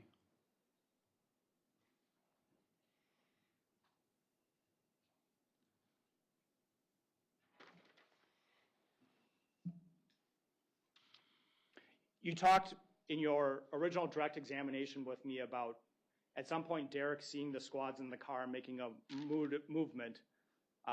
Sometimes law enforcement would describe it as like a furtive movement, but something that signals that they know law enforcement's around, right? Yeah, similar to that feeling. Can you describe to the jury which direction you observed Derek Pedrin go in the residence after he made that movement? I believe when he was looking out towards me or the lights, I believe he went back towards the kitchen area, but I'm not 100% certain which way he quickly got out of there. That would be away from the direction of the defendant's bedroom, is that correct? Initially, yes. And when you went in the residence, there was no sign of Derek Pedrin being anywhere near the bedroom. Is that fair? That's fair.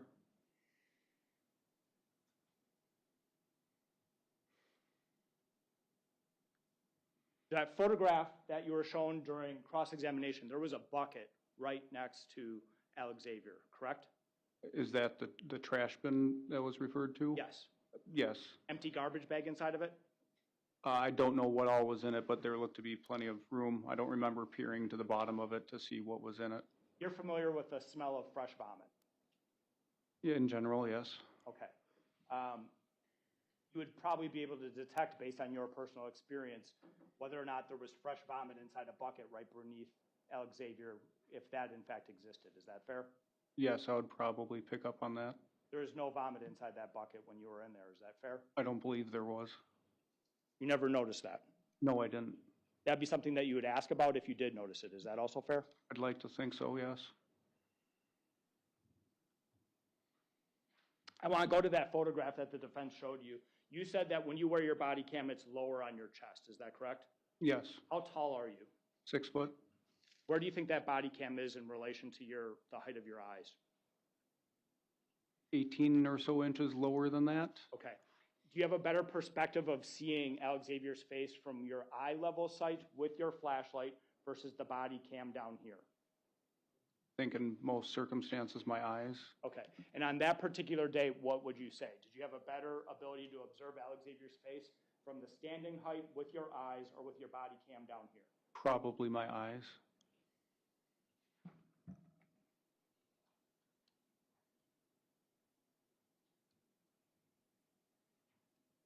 I want you to be very clear with how much of Alexavier's face you could see for this jury. So tell this jury how much of his face you could see during that initial encounter. What I know for sure that I could see of Alex's face was if you were to draw a straight line going down his face and pretty much the entire right side of his face, I believe I could see that fairly well. On the initial counter, you could see almost the half of his right side of his face if you draw a line right down through the nose. Yes. Okay. The second time you went in, you saw Alexavier and his body was positioned differently. We already covered that, correct? Yes. And at that point in time, you could see more of his body. Yes. You could see the back part of his thigh. Yes. You could also see that he was wearing a diaper, correct? Or a pull-up, yeah, something like that. Now, if you could see that he was wearing a pull-up or a diaper, it's fair to say that he didn't have any pants on. Isn't that right? I don't believe he did. It's what he saw with his eyes. Yeah. Overruled. Go ahead. I don't believe it. You did. believe all he had on was a diaper or a pull-up. Is that fair? Yes, that's what I recall, yes. Okay. And you saw because you could see his whole back thigh, you could see that bruise. Yes.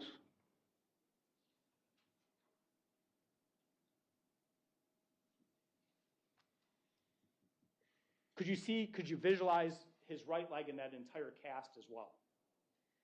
I don't remember that sticking out to me at that time. Let's talk about the first time you saw Alexavier, because there was the knock on the cast by Brantley. Yes, Do you remember that? yes. Does that help you recall whether or not you could see the entirety of Alexavier's cast? No, I don't remember, really paying attention to the cast because I'd already seen that, and what I could see this time, his thigh and that bruise is what drew my attention. No redness anywhere else? Not that I saw, no. No signs of injury anywhere else?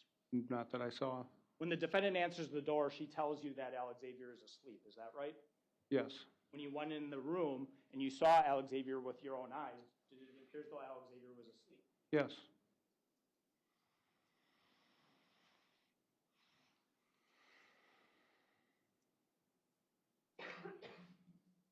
The second time you saw Alexavier, could you see more of his face? I believe I could see a portion of the left side of his face this time because he was laying on his right, but I didn't use my flashlight per her request, so I didn't illuminate like his face that time. And I remember, based on the light I could see from the TV, I really couldn't distinguish much of his facial features there at that point. Any injuries either? No, not on the left side of his face, but I couldn't see that very well. But you could now visualize some of the left side of his face a little bit. Yeah, I believe I could see his features at least fairly well.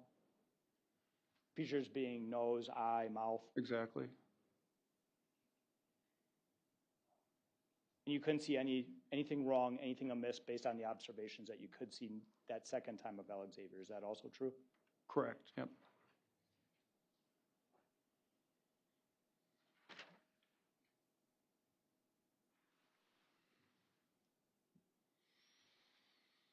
That's all I have. Thank you. Any recross? Just briefly, Your Honor.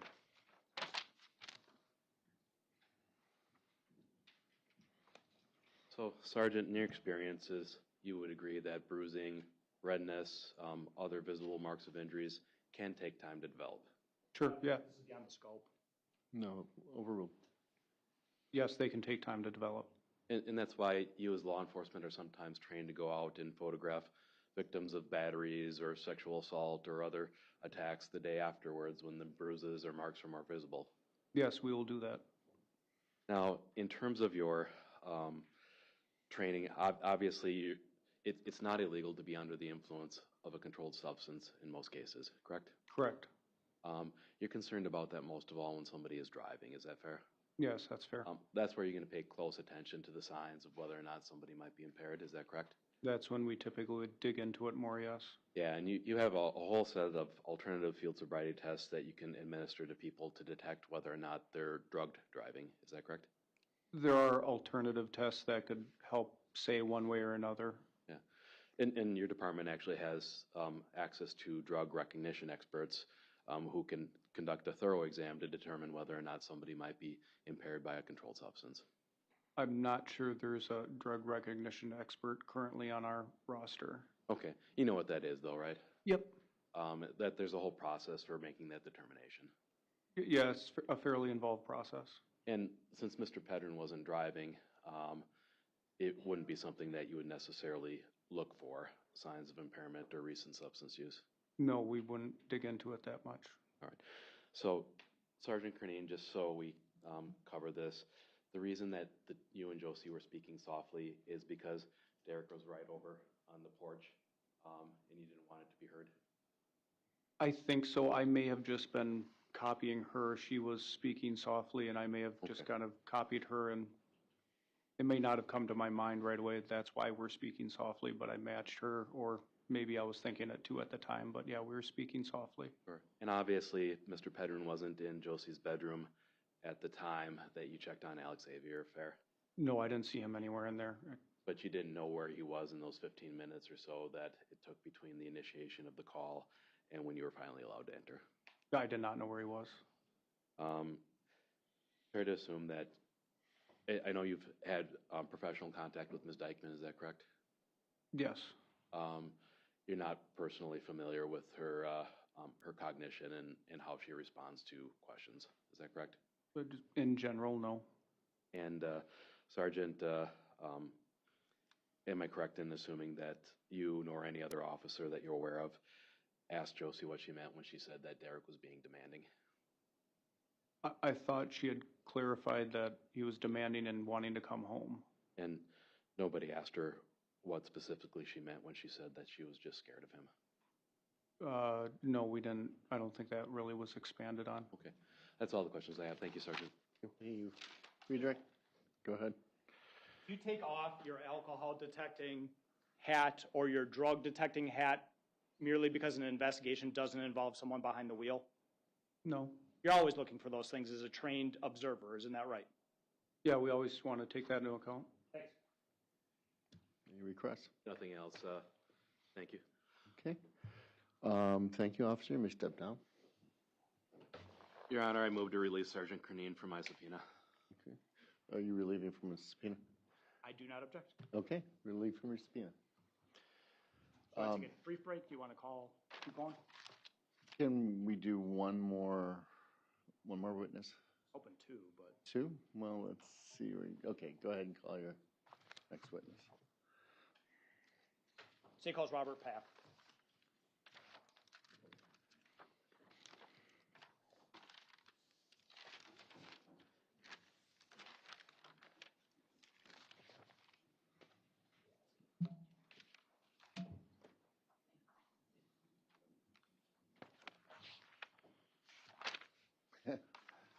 If you need another pencil or something, you're going to go look at one. Okay.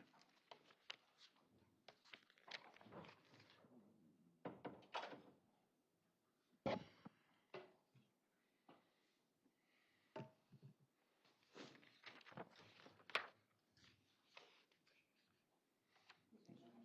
you solemnly swear that the testimony about you in this matter is the truth, the whole truth, and nothing but the truth? I do.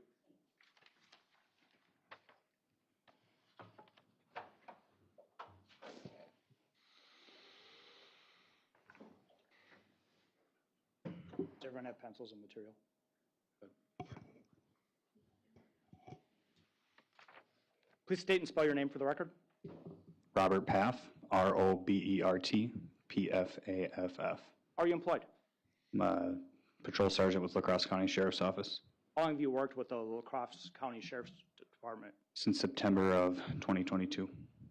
Were you working in that capacity on the evening of February 10th, 2023? I was. Were you dispatched to the residence of Josie Dikeman that evening? Yes. You recognize Josie Dikeman if you see her in court? Yes. Can you point around and describe what she's wearing for the court record? She's seated to my left, wearing a pink shirt and tan pullover. That's the record reflect the identification of Ms. Dikeman. No objection. Okay. Record reflect identification. I think we've done that enough. Go ahead. What was the nature of the call on February 10th, 2023? The caller had requested that we respond to the house to check on a juvenile. And we were also told that there was an individual there that had no contact with Josie. Was the child that you were asked to check on Alexavier Pedrin? Yes. And was the individual that you were asked to check about regarding the no contact order Derek Pedrin? Yes. Have you had previous experiences with Derek Pedrin? Yes. Specifically involving domestic violence? Yes. And this residence? Yes. Have you had experiences with Mr. Pedrin running up the back hill of this residence? Yes. Have you been involved in apprehending Mr. Pedrin when he goes up the back hill of the residence? Yes. Did you have all that experience in mind when you went to the residence on the evening of February 10th, 2023? Yes. Okay. Tell the jury a little bit about what you did having this prior experience in terms of where you parked and where you positioned yourself. Again, so as mentioned, I was familiar that Derek had fled out the back door, if you will. It's the primary door that people were using, but it's on the back of the house. And he had fled up the hill into the wooded area from law enforcement previously. So knowing that, I coordinated with the other responding deputy that I would park my vehicle away from the house, position myself up in that area where I predicted that he might flee to, while that other deputy then drove up to the house in the event that Derek would flee, that I would be in a position to stop that. At some point after you had positioned yourself up the hill, were you in communication with the other law enforcement officer that responded, Kernan? Yes. And what did he tell you about his initial investigation when he arrived on scene? So from where I was able to see Sergeant Cunine knocking on the door and nobody coming to the door. Can you make any observations from where you're positioned on the back of the hill in terms of the second floor of the residence? Yes. What can you see in general? Describe that to the jury. So along that side of the house from where I was, again, I'm estimating here maybe 40 yards from the windows on that side of the house, but the furthest window to my right, I could see a light on, and I could see what looked to be an adult male wearing a hooded sweatshirt and a winter cap in that room, like sitting down. Would this be the first floor or the second floor? It would be a ground level entry, but you're raised on the hill, and so there's still a basement. So I guess it would be the first floor of the house, but it's ground level entry from the back, but there's still a basement, and then on the other side. And at the time that you can make this observation of someone, how did you describe them, in a sweatshirt and hat? Correct. Okay. What area of the house was that individual in? I would assume it was a bedroom. Okay. At some point, are you informed about Sergeant Cunine having an initial contact with Ms. Dikeman? Yes. And her indicating to Sergeant Cunine to get a warrant? Yes. Did you take some action as a result of being informed of that? At that point, I was also in the residence. When I believe she told us to get a warrant, I believe I said something to the effect of, we know he's in here, where is he? And she said, I don't care, get a warrant, essentially. And so on Sergeant Cunine's body cam, that's actually you that we see behind Sergeant Cunine entering the residence, is that fair? I didn't immediately enter behind him, but yes, I would have been behind him eventually. Okay. In response to the defendant saying, get a warrant, what do you do? We leave the residence. Where did you go? To the same position. Back up that hill? Correct. Where did Sergeant Cunine go, if you know? He went to the other side to maintain perimeter on that house and begin the warrant process. Okay, so someone's at the front, in essence, or has eyes on the front, and you have eyes on the back? Correct. Did you make a phone call? Yes. Who did you call? Josie. How did you call the defendant? Using my work phone. Did you block your number? At that time, I do not believe the numbers were blocked. So you called the defendant using your work cell phone, and you don't believe the number was blocked. Is that fair? Yes. Tell us about the discussion that you had with the defendant. At that time, Josie, previous to telling us to get out, she had said something of, you're scaring the kids. Some of that conversation was focused on if we applied for a search warrant and that was granted and we had to go into that house, search warrants are executed generally at gunpoint given the risk involved. And so I had that conversation with her of what that could look like and how much worse that could be potentially for the children in the house to have to go through that. I also explained to her that the crime that we were looking for Derek for in the grand scheme of things was a bail jumping, and it wasn't a high-level significant crime. And so I just requested her cooperation to have Derek exit the residence, and told her that if that happened, that I wouldn't have to go back into her house. Derek Pedrin wasn't supposed to be at the residence, is that correct? Yes. He was not supposed to be at the residence because he had a no contact order with the defendant. Yes. Okay. You were wearing a body camera on this day? Yes. The body cam would have captured this phone call that you had with the defendant? My end, yep. You would recognize that for played in court today?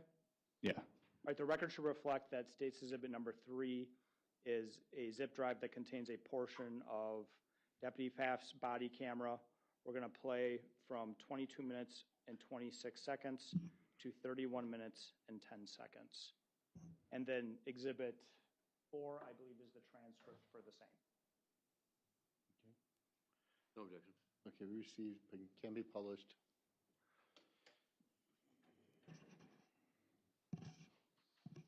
Ferguson, if you could just move over 1 foot, maybe. Oh, I'm sorry, thank you. No? Stand over here.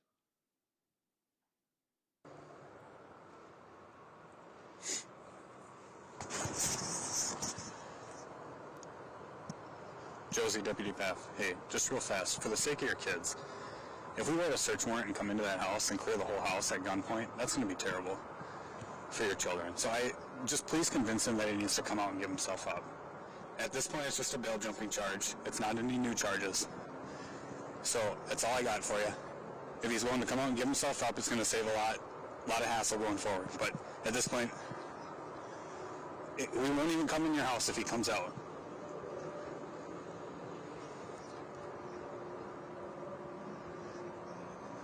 Yeah,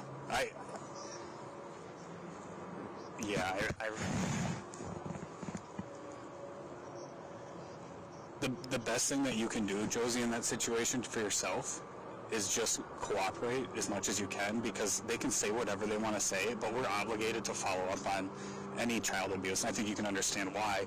But if we... Yeah, certainly. Absolutely. I kind of, I had some of that thought too, because I remember last time that we were here, and it kind of some of that same stuff was going on, and I get that they might not just like you.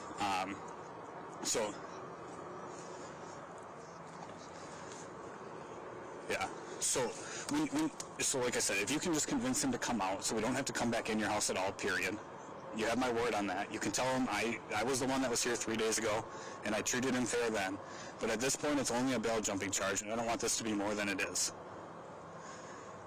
Okay? He's just not supposed to have contact with you. It's a simple violation. It's something that you guys have lifted before. It's just not lifted this time. And so it could be something where he just has to, it has to go back to the court, and you talk to the DA to get that lifted again. But until that's lifted, we have to take this enforcement action, so... All right. Do you want to keep me on the line while you do that, or are you afraid of him at all?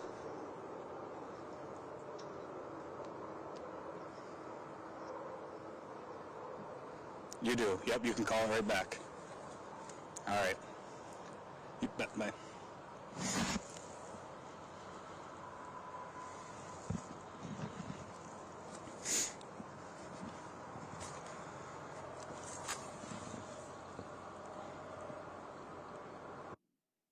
Paused it at 2 minutes and 32 seconds.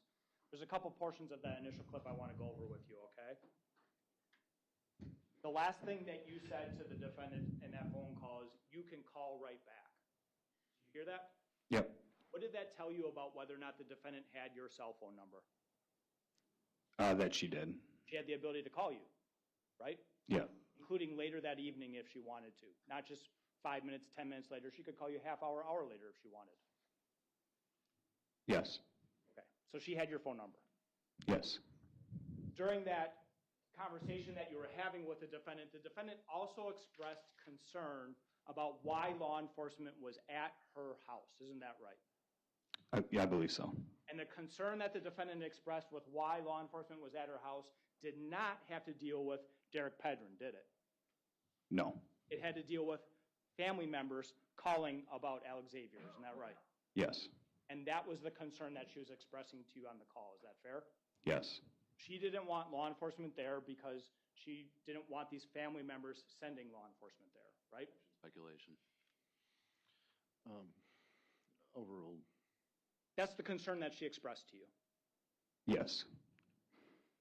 That's the only concern that she expressed to you. Is that fair? That I remember, yes. Okay. We can continue playing, please.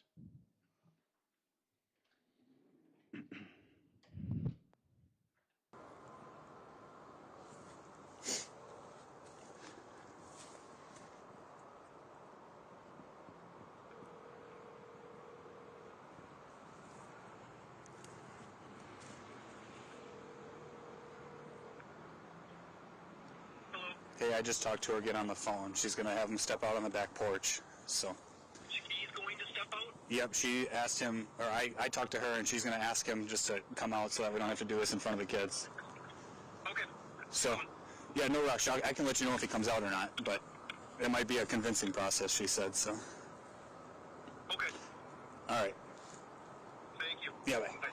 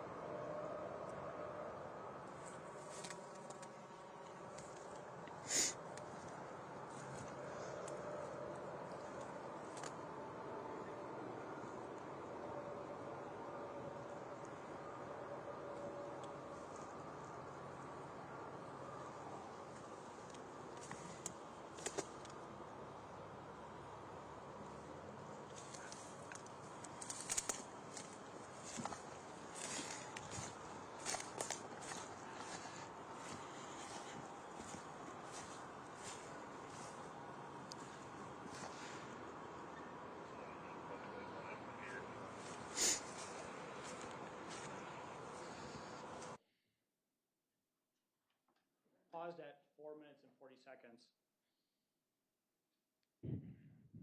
Sergeant, there was, in that, the still frame that was paused, there were 2 windows up at the top, is that fair? Yep. And they were fully illuminated? Yep. Is that the second floor of the residence? Yes. Okay, and you can see movement up in those second floor windows if someone's up there? If someone was up there, yeah. Okay. Did you see any movement in the time frame that you were in the back on the phone in those windows? No. Do you recall? No. That's the second floor though, right? And then there's this first floor that we were talking about, and then there's a basement. Correct. I just want to make sure that we have the full layout of the residence. Okay. You can keep playing now.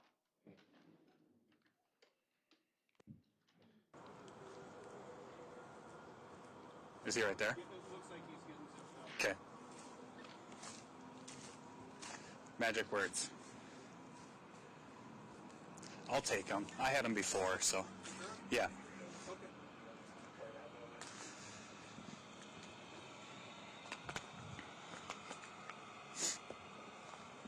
Yeah, but actually, if you don't mind just being on OS somewhere in case he goes out a window here, he's being convinced out by your better half right now.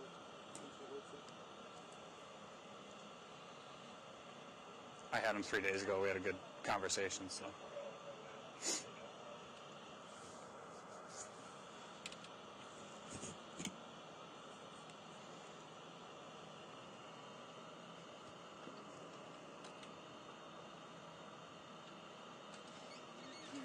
Hey, Derek. Appreciate it, Derek. What's that? Go ahead. Hey, Thank you, Derek. Hey, just step over here. You keep being cool. You can have a cigarette, okay? You're good, boss. Can you let him text his boss? Yeah, go ahead. Yes. Last time he Yep. didn't, and he was upset. So, Josie? Derek, Deputy Beth, you remember me? Again, So here's the scoop, man. I talked to Josie already about this. Again, this is just a bail jumping charge. I know, with me 3 days ago. But there's no new charges today. And you know what else I'm going to put on there? That you were here. You kind of hit on us initially because I saw you. But beside the fact, you came out when we talked to you. You know what I mean? So I appreciate that. Okay? I'm going to lose everything because of this. Like, I don't understand why I got put on a no contact when nothing happened. Right, because you're on bond for a domestic case Yeah, initially, and then you guys continually have these issues with each other where So she had will to call she be able last to time. drop that and She then- can call the DA's office. That's up to a judge because your bond conditions are set by the judge eventually. You know, so if you contact the DA's office, she contacts the DA's office. Neither of us want this, right? Then this isn't a crime for you to be here right now. But like I said, you're on bond for the domestic case, which is why this becomes a crime. You know. Can I have a water? Yeah, I'll have my partner get you one. You got a bottle in there or what? Yeah, she'll give me one. Okay. Neither one of 126, us 121. want Can you it. grab a water for him? All other units coming here can 22. Neither one What'd of you us say? want it. The no contact? Yeah. So then we got to go through the court to get that dropped. You know what I mean? So. Can I ask how you knew I was here? Yeah, I saw you through the window. But what were you here initially for? Someone, like a Raven, reported a welfare check on Alex. They wanted him checked we out. were honestly here for My Alex, son? Alex's welfare, yeah. Just to make sure he was okay. How'd he get the cut above his eye? He fell down the stairs. That's why he has a broken... Oh, the cut, I don't... He got that one from school. Okay. So yeah, we weren't here. We were trying to pick on you. I just saw you when we got here.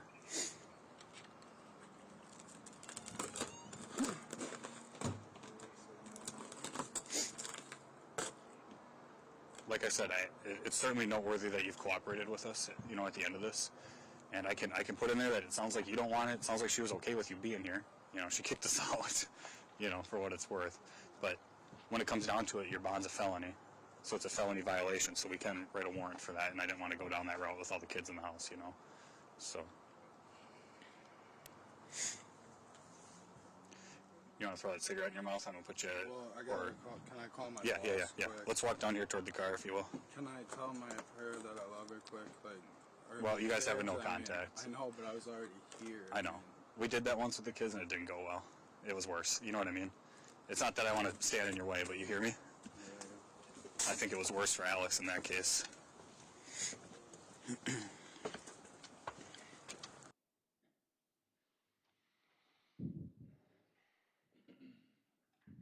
If I didn't already, I'd move State's Exhibit number 3 into evidence. I think it's already in. It's received already. Go ahead. Mr. Paff, the last portion that we played, Derek Pedrin asked to say goodbye to the kids, is that right?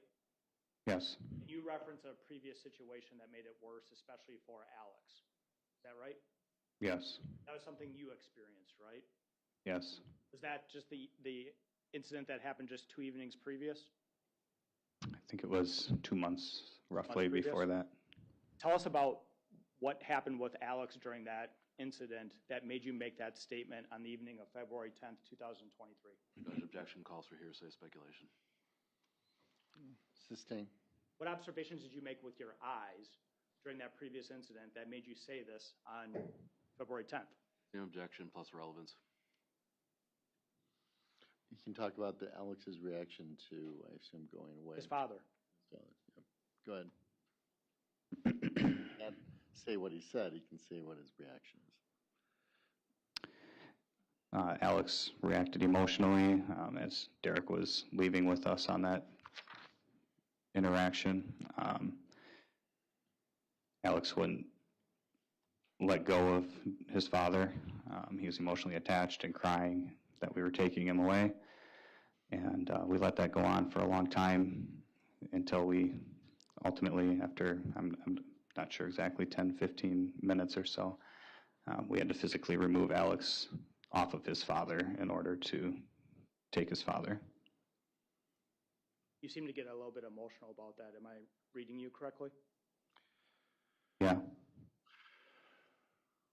So on that previous incident a few months ago, Alex was clinging to his dad 10, 15 minutes, and it became actually a hard situation to separate the two. It's certainly not something we want to do.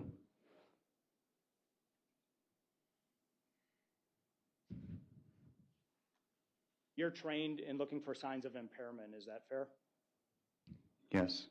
You had interactions with Mr. Pedrin just a few days previous, correct? Yes. When you ran up the hill? Yes. And you've seen Mr. Pedrin intoxicated? Yes. You've interacted with Mr. Pedrin when he's intoxicated? Yes. You were interacting with Mr. Pedrin on the evening of February 10th, 2023. Did you observe any signs of impairment on the part of Mr. Pedrin whatsoever? Objection, speculation, lack of foundation calls for unnoticed expert testimony.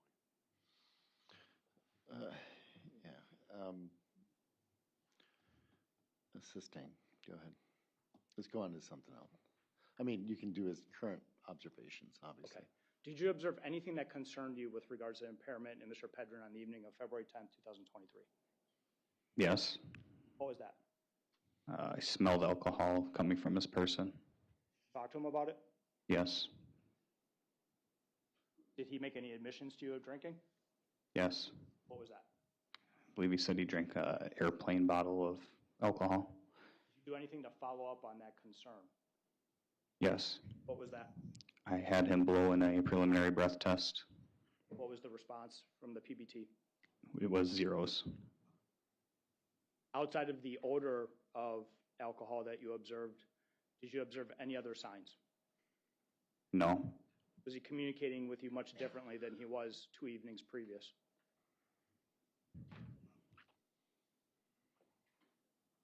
Let me ask it a better way. When you were interacting with Mr. Pedrin on the evening of February 10, 2023, was he calm? Yes. Was he cooperative? Yes. Was he concerned about his job? Yes. And he wanted to go back in and say goodbye to his children, correct? Yes. That's all I have. Thank you. Cross?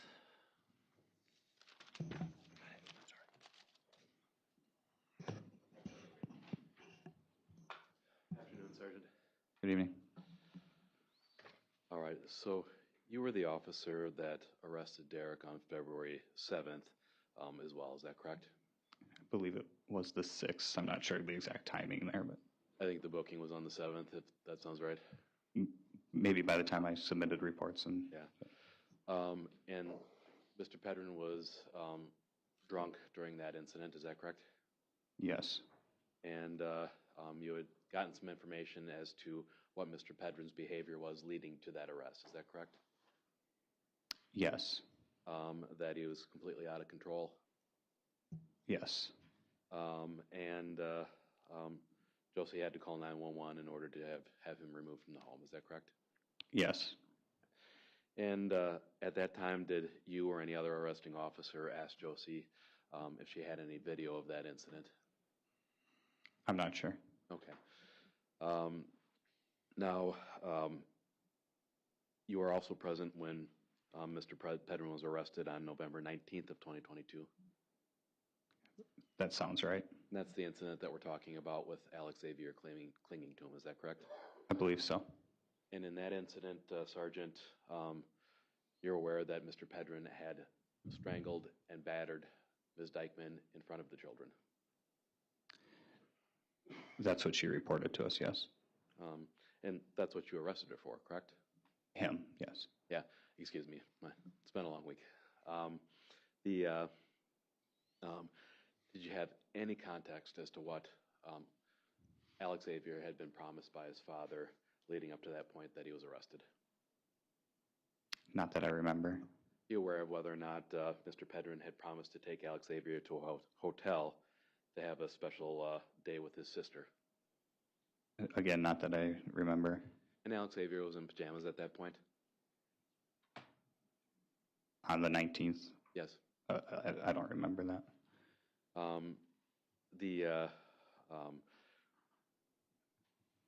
During that interaction, you agree that there were a lot of people who were emotional? Yes. Ms. Dikeman had just reported that she had been strangled. Is that correct? Yes. And battered? Yes.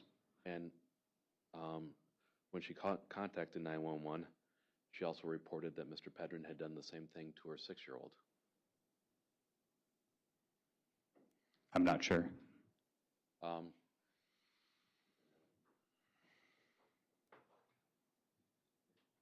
Certainly that's something that should be followed up in an investigation if the 911 dispatcher was told that child abuse had happened in the same incident. Is that correct? Yes. Well, I'll keep going while Ms. Sanchez swaps seats here. So you agree, Deputy or Sergeant, that kids can react emotionally when a parent gets arrested? Yes. Like no child wants to see their parent go to jail and be taken away by the police. Is that fair? Generally, yes. And I want to talk a little bit about what you observed leading up to Derek being arrested on the 10th. At one point, you radioed Sergeant Kernine that you saw Mr. Pedrin in a bedroom on the main level. Is that correct? Yes. I'm assuming that after he came out, you didn't go in and look at that bedroom where he was hiding? I did not go into that bedroom. Okay. And the main level meaning not the upstairs bedroom, correct? The middle level, yes. Yes. The same level that Alex was at, correct? When? The main level is the same level that the bedroom Alexavier was in. Alexavier, I'm not sure. I don't know when you're asking. Yeah, you didn't personally go in and examine Alexavier, is that correct?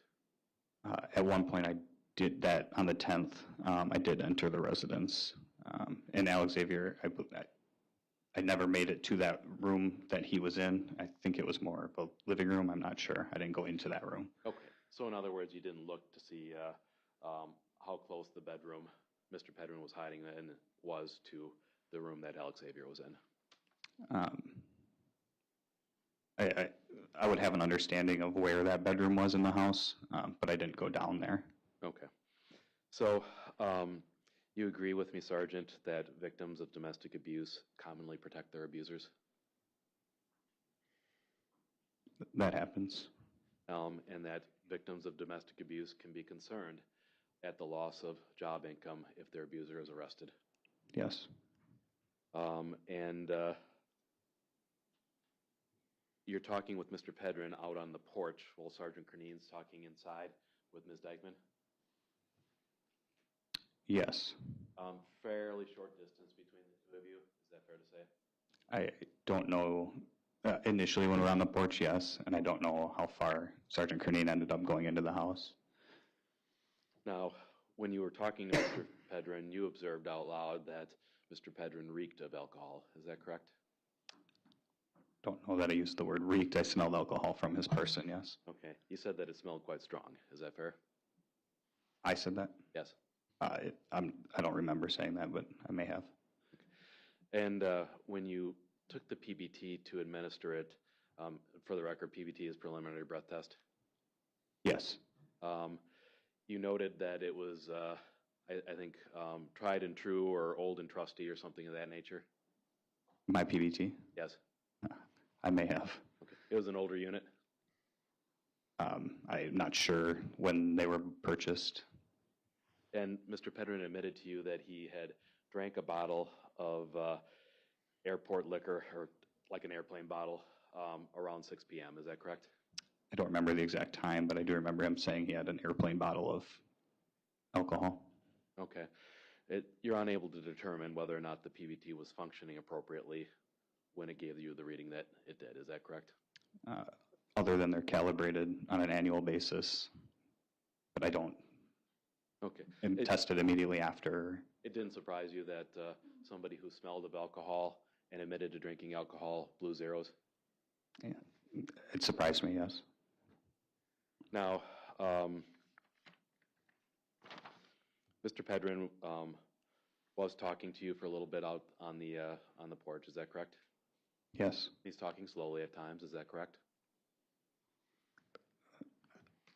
Nothing that stood out to me in that regard. Okay.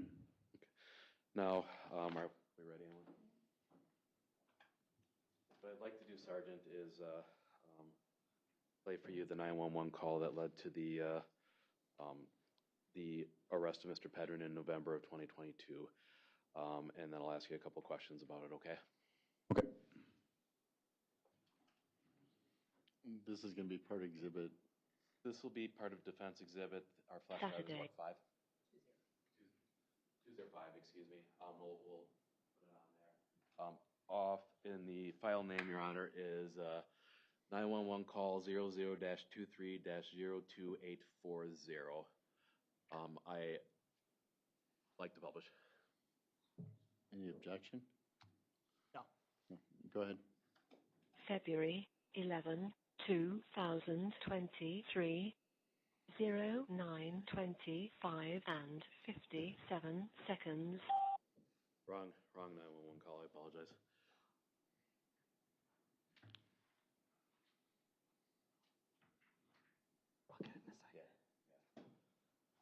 You took Mr. Pedrin to jail. You When? transported him to jail? Which time? On February 10th. Yes. And part of taking somebody to jail involves a search of their person, correct? Yes. You do a thorough search of somebody that you're transporting to make sure that they don't have any contraband before you put them in the squad car, correct? Yes. And certainly you would note if a suspect discarded something outside or in your presence that appeared to be contraband, correct? If they threw something, you mean? Yes. Yes. Something that suspects do on a fairly regular basis, correct? I don't know how regular it happens, but it does happen. And in the course of these searches, when you're taking somebody to jail, you're going to go through their pockets, correct? Yes. You're going to pat them down thoroughly, correct? Yes. And you're going to search them incident to arrest. Is that correct? Correct. Meaning that you don't have to just do a frisk or a pat down. You can actually go through somebody's pockets and feel whether or not they have contraband on them, correct? Yes. That's a really important step for officers in your position because you don't want somebody to overdose on medication or substances that they might have. That's one reason it's important. It's also really important because it's about your safety, correct? Yes. Somebody has a toxic substance like fentanyl, for instance, it could be a risk to you in that squad car, correct? Could. If somebody has a weapon, obviously that would be a risk to you, correct? Yes. So you're going to search somebody very thoroughly under those circumstances. Yes. And you did so with Mr. Pedrin? Yes. You didn't locate any contraband on his person. Is that correct? Nothing that I remember.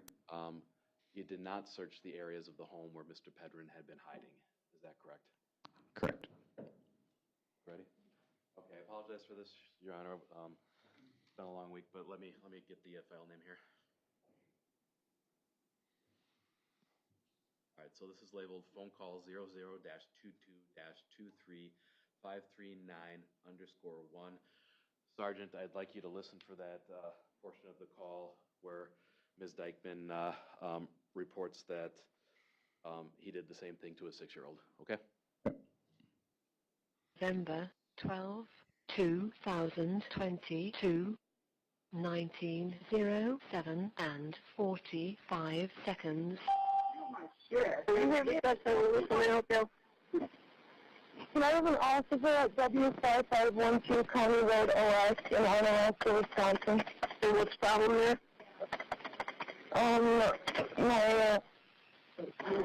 The partner that's here, he's violent. I came home and was passed out drunk. He was mad. I took the hamburger he paid for, and he choked me twice. He keeps pushing me, he keeps following me around in every room of the house. He's been drunk all day.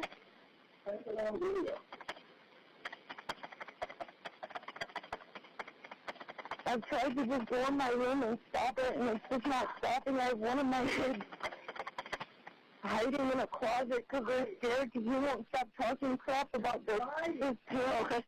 And then can I get your name? Josie Dikeman. Are you really going to lie? Because I have it on video. What's your phone number? Do you know your phone number that you're calling me from? 608-518-6265. And now he's teaching his son to lie to you guys. He's been sitting down with him, telling him a whole bunch of stories. He's known to tell stories. He's got his 6-year-old with him all day doing this. I came home and his 6-year-old was sitting down with a bag of chips while he was passed out drunk. And what is his name? I watched him do the same thing to a 6-year-old. All right, stopped at 1 minute and 59 seconds. Sergeant, were you able to hear that 911 call? Yes. That appeared to be the 911 call that Ms. Dikeman placed leading to your response on November 22nd? Yes. And you can hear Mr. Pedrin yelling and screaming in the background? Yeah. Not an uncommon thing in domestic situations, correct? Correct.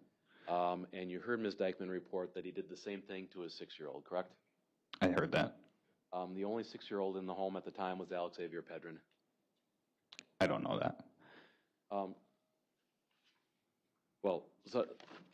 Sergeant, you agree that had your dispatch informed you of that remark, you would have investigated what he had done to a 6-year-old. Is that correct? Yes. And can I assume that maybe this information was not relayed by dispatch to you prior to that call? Section calls for speculation. You can ask him if he was relayed to him. Yeah, was it relayed to you? I don't remember that information. I mean, we can assume that had you had that information that he had reportedly done the same thing to a 6-year-old that he did to Ms. Dikeman, you would have interviewed the 6-year-old, correct? I don't know that we have a different way of interviewing juvenile victims, but we would have investigated that. Yeah, you would have investigated, correct? Yeah. And then you would have maybe arranged for a forensic interview of the 6-year-old, is that correct? Correct. And my understanding is that that didn't happen in that November 22 arrest of Mr. Pedrin. Is that correct? Yes. And you, Sergeant, are not personally familiar with Alexavier's relationship with Derek Pedrin, correct? I'm aware of that. Really. Well, I mean, you're not familiar with how they interacted as father and son. Is that fair to say? Other than my brief interactions with them on a couple occasions, I'm not intertwined with their family by any means. As sad as it is, Sergeant, children who are abused will sometimes protect their abusers. I suppose they could.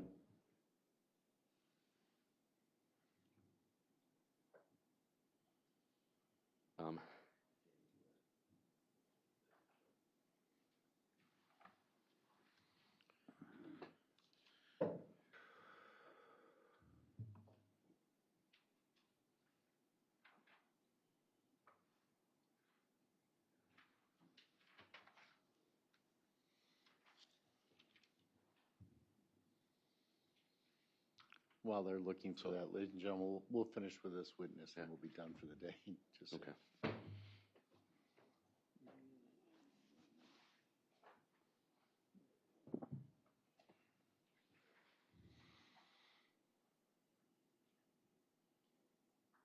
I'm going to object to the relevancy of this.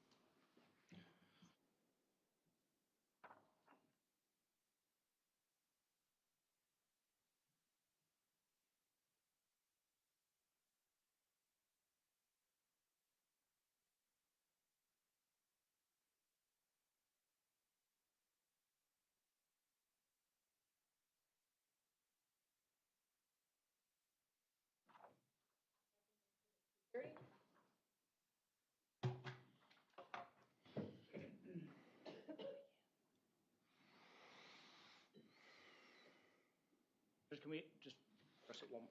No, we're moving forward. Go ahead. So, Sergeant, I'm showing you it's been marked as Exhibit 130. Does this appear to be a still frame from your body camera at the La Crosse County Jail? I'm not sure where that photo is from. It could be. Does that appear to be Mr. Pedrin? Yes. Does that appear to be Mr. Pedrin, or how he appeared to you on the evening of February 10th of 2023? I don't remember exactly what he looked like at the jail. He appeared to be somewhat disheveled, would you agree? In that photo, yes. And do you recall whether or not at the jail, whether or not Mr. Pedrin's eyes were unfocused at times? I don't remember. At that point, I assume that your responsibility was booking Mr. Pedrin into jail? Yes. And that involves doing some paperwork on the computer in the squad room? In the entryway, yes. Okay. So you're allowing the jail staff to interact with Mr. Pedrin at that point? That looks like it would have been taken at the next step of the booking process. Okay. Judge, I'm going to offer 230 subject to connection. No, I'm going to, at this point, I'm going to agree that I'm not going to publish it. It is hours later. He described what he sees, so that will be good enough. Offer 230 is an offer of proof then? Yep, it'll be received for that basis.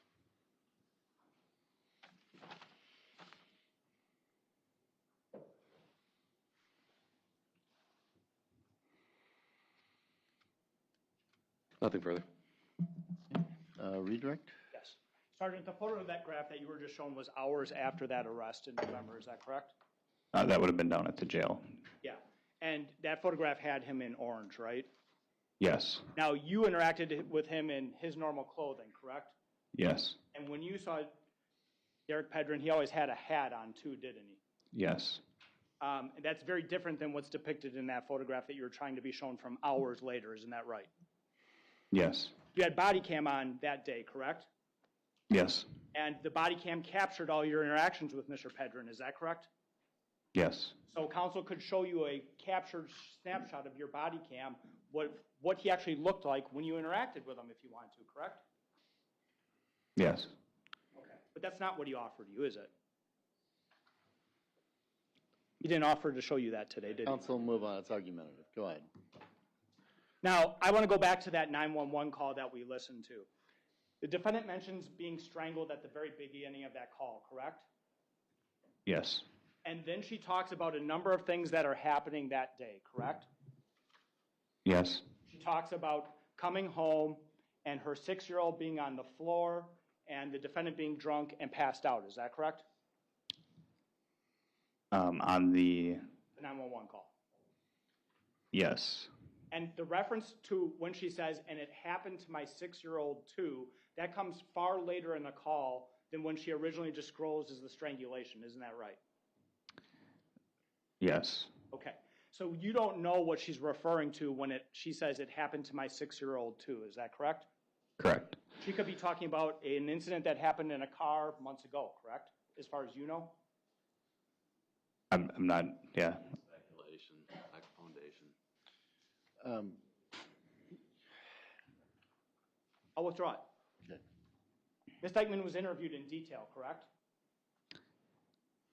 Law enforcement responded to the scene and took an interview of Ms. Dikeman. On which date? On the date where this 911 call regarding being strangled was made. In November, yes. Yes. You're aware that not once did the defendant report 6-year-old Alexavier Pedrin being strangled on that day, correct? Hearsay. The defendant's statement. Well, a statement from another law enforcement officer to. Did he take the statement from her, or did somebody else take it? Did you take a statement? Yes. You took a statement from the defendant, correct? Yes. And the defendant not once in that statement to you reported that 6-year-old Alexavier Pedrin was strangled on that November date, correct? She did not tell me that. And you took a detailed statement from her, correct? Yes. Because that's your job and that's what you're trained to do. Yes. Okay.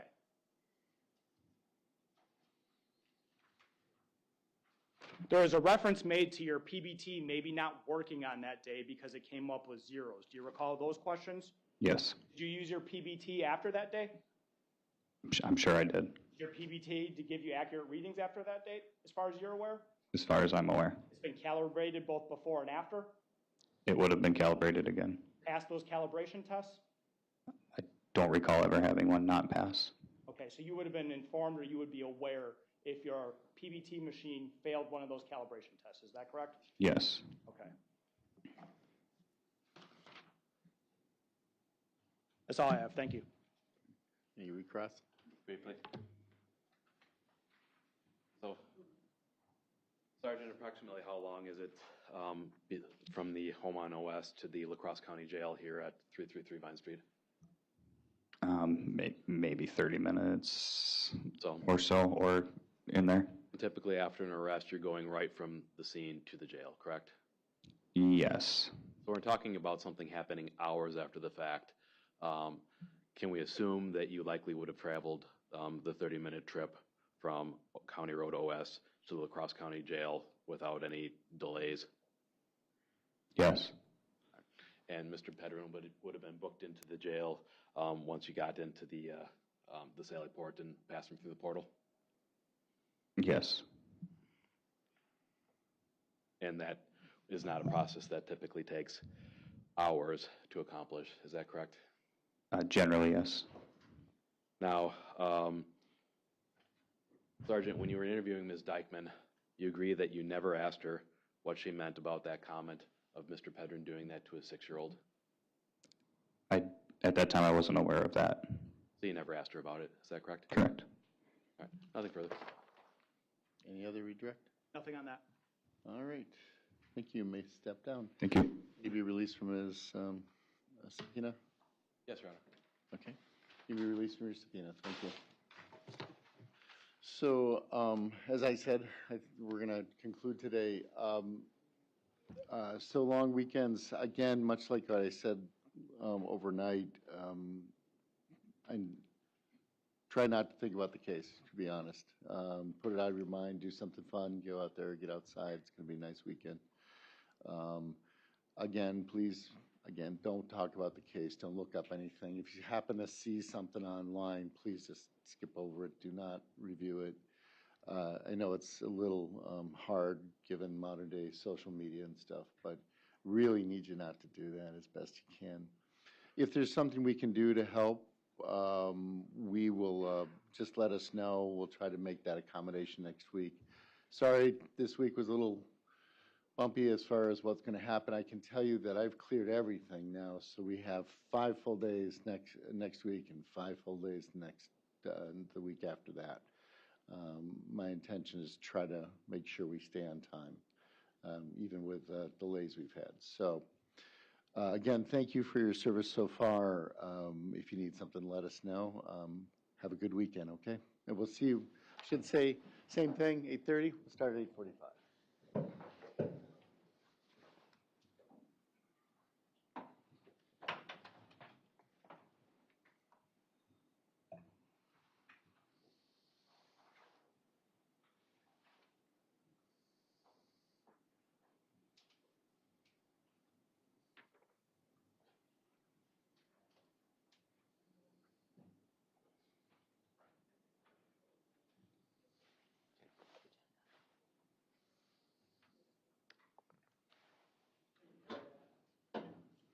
All right, everybody may be seated. I don't think there's anything we have to put on the record of over those two witnesses. Can anybody think of I don't believe so. any sidebars? I know there's the picture or the couple exhibits we put in. Let me give you a little bit of reasoning for that photo. Is I just thought you would have to go into explanation the whole jail outfit. I started thinking about it. I didn't think that was very fair, but the disheveled look was, et cetera, was explained. So I thought that was a fair way to approach it. Also, you had the earlier observations, so it was somewhat redundant. But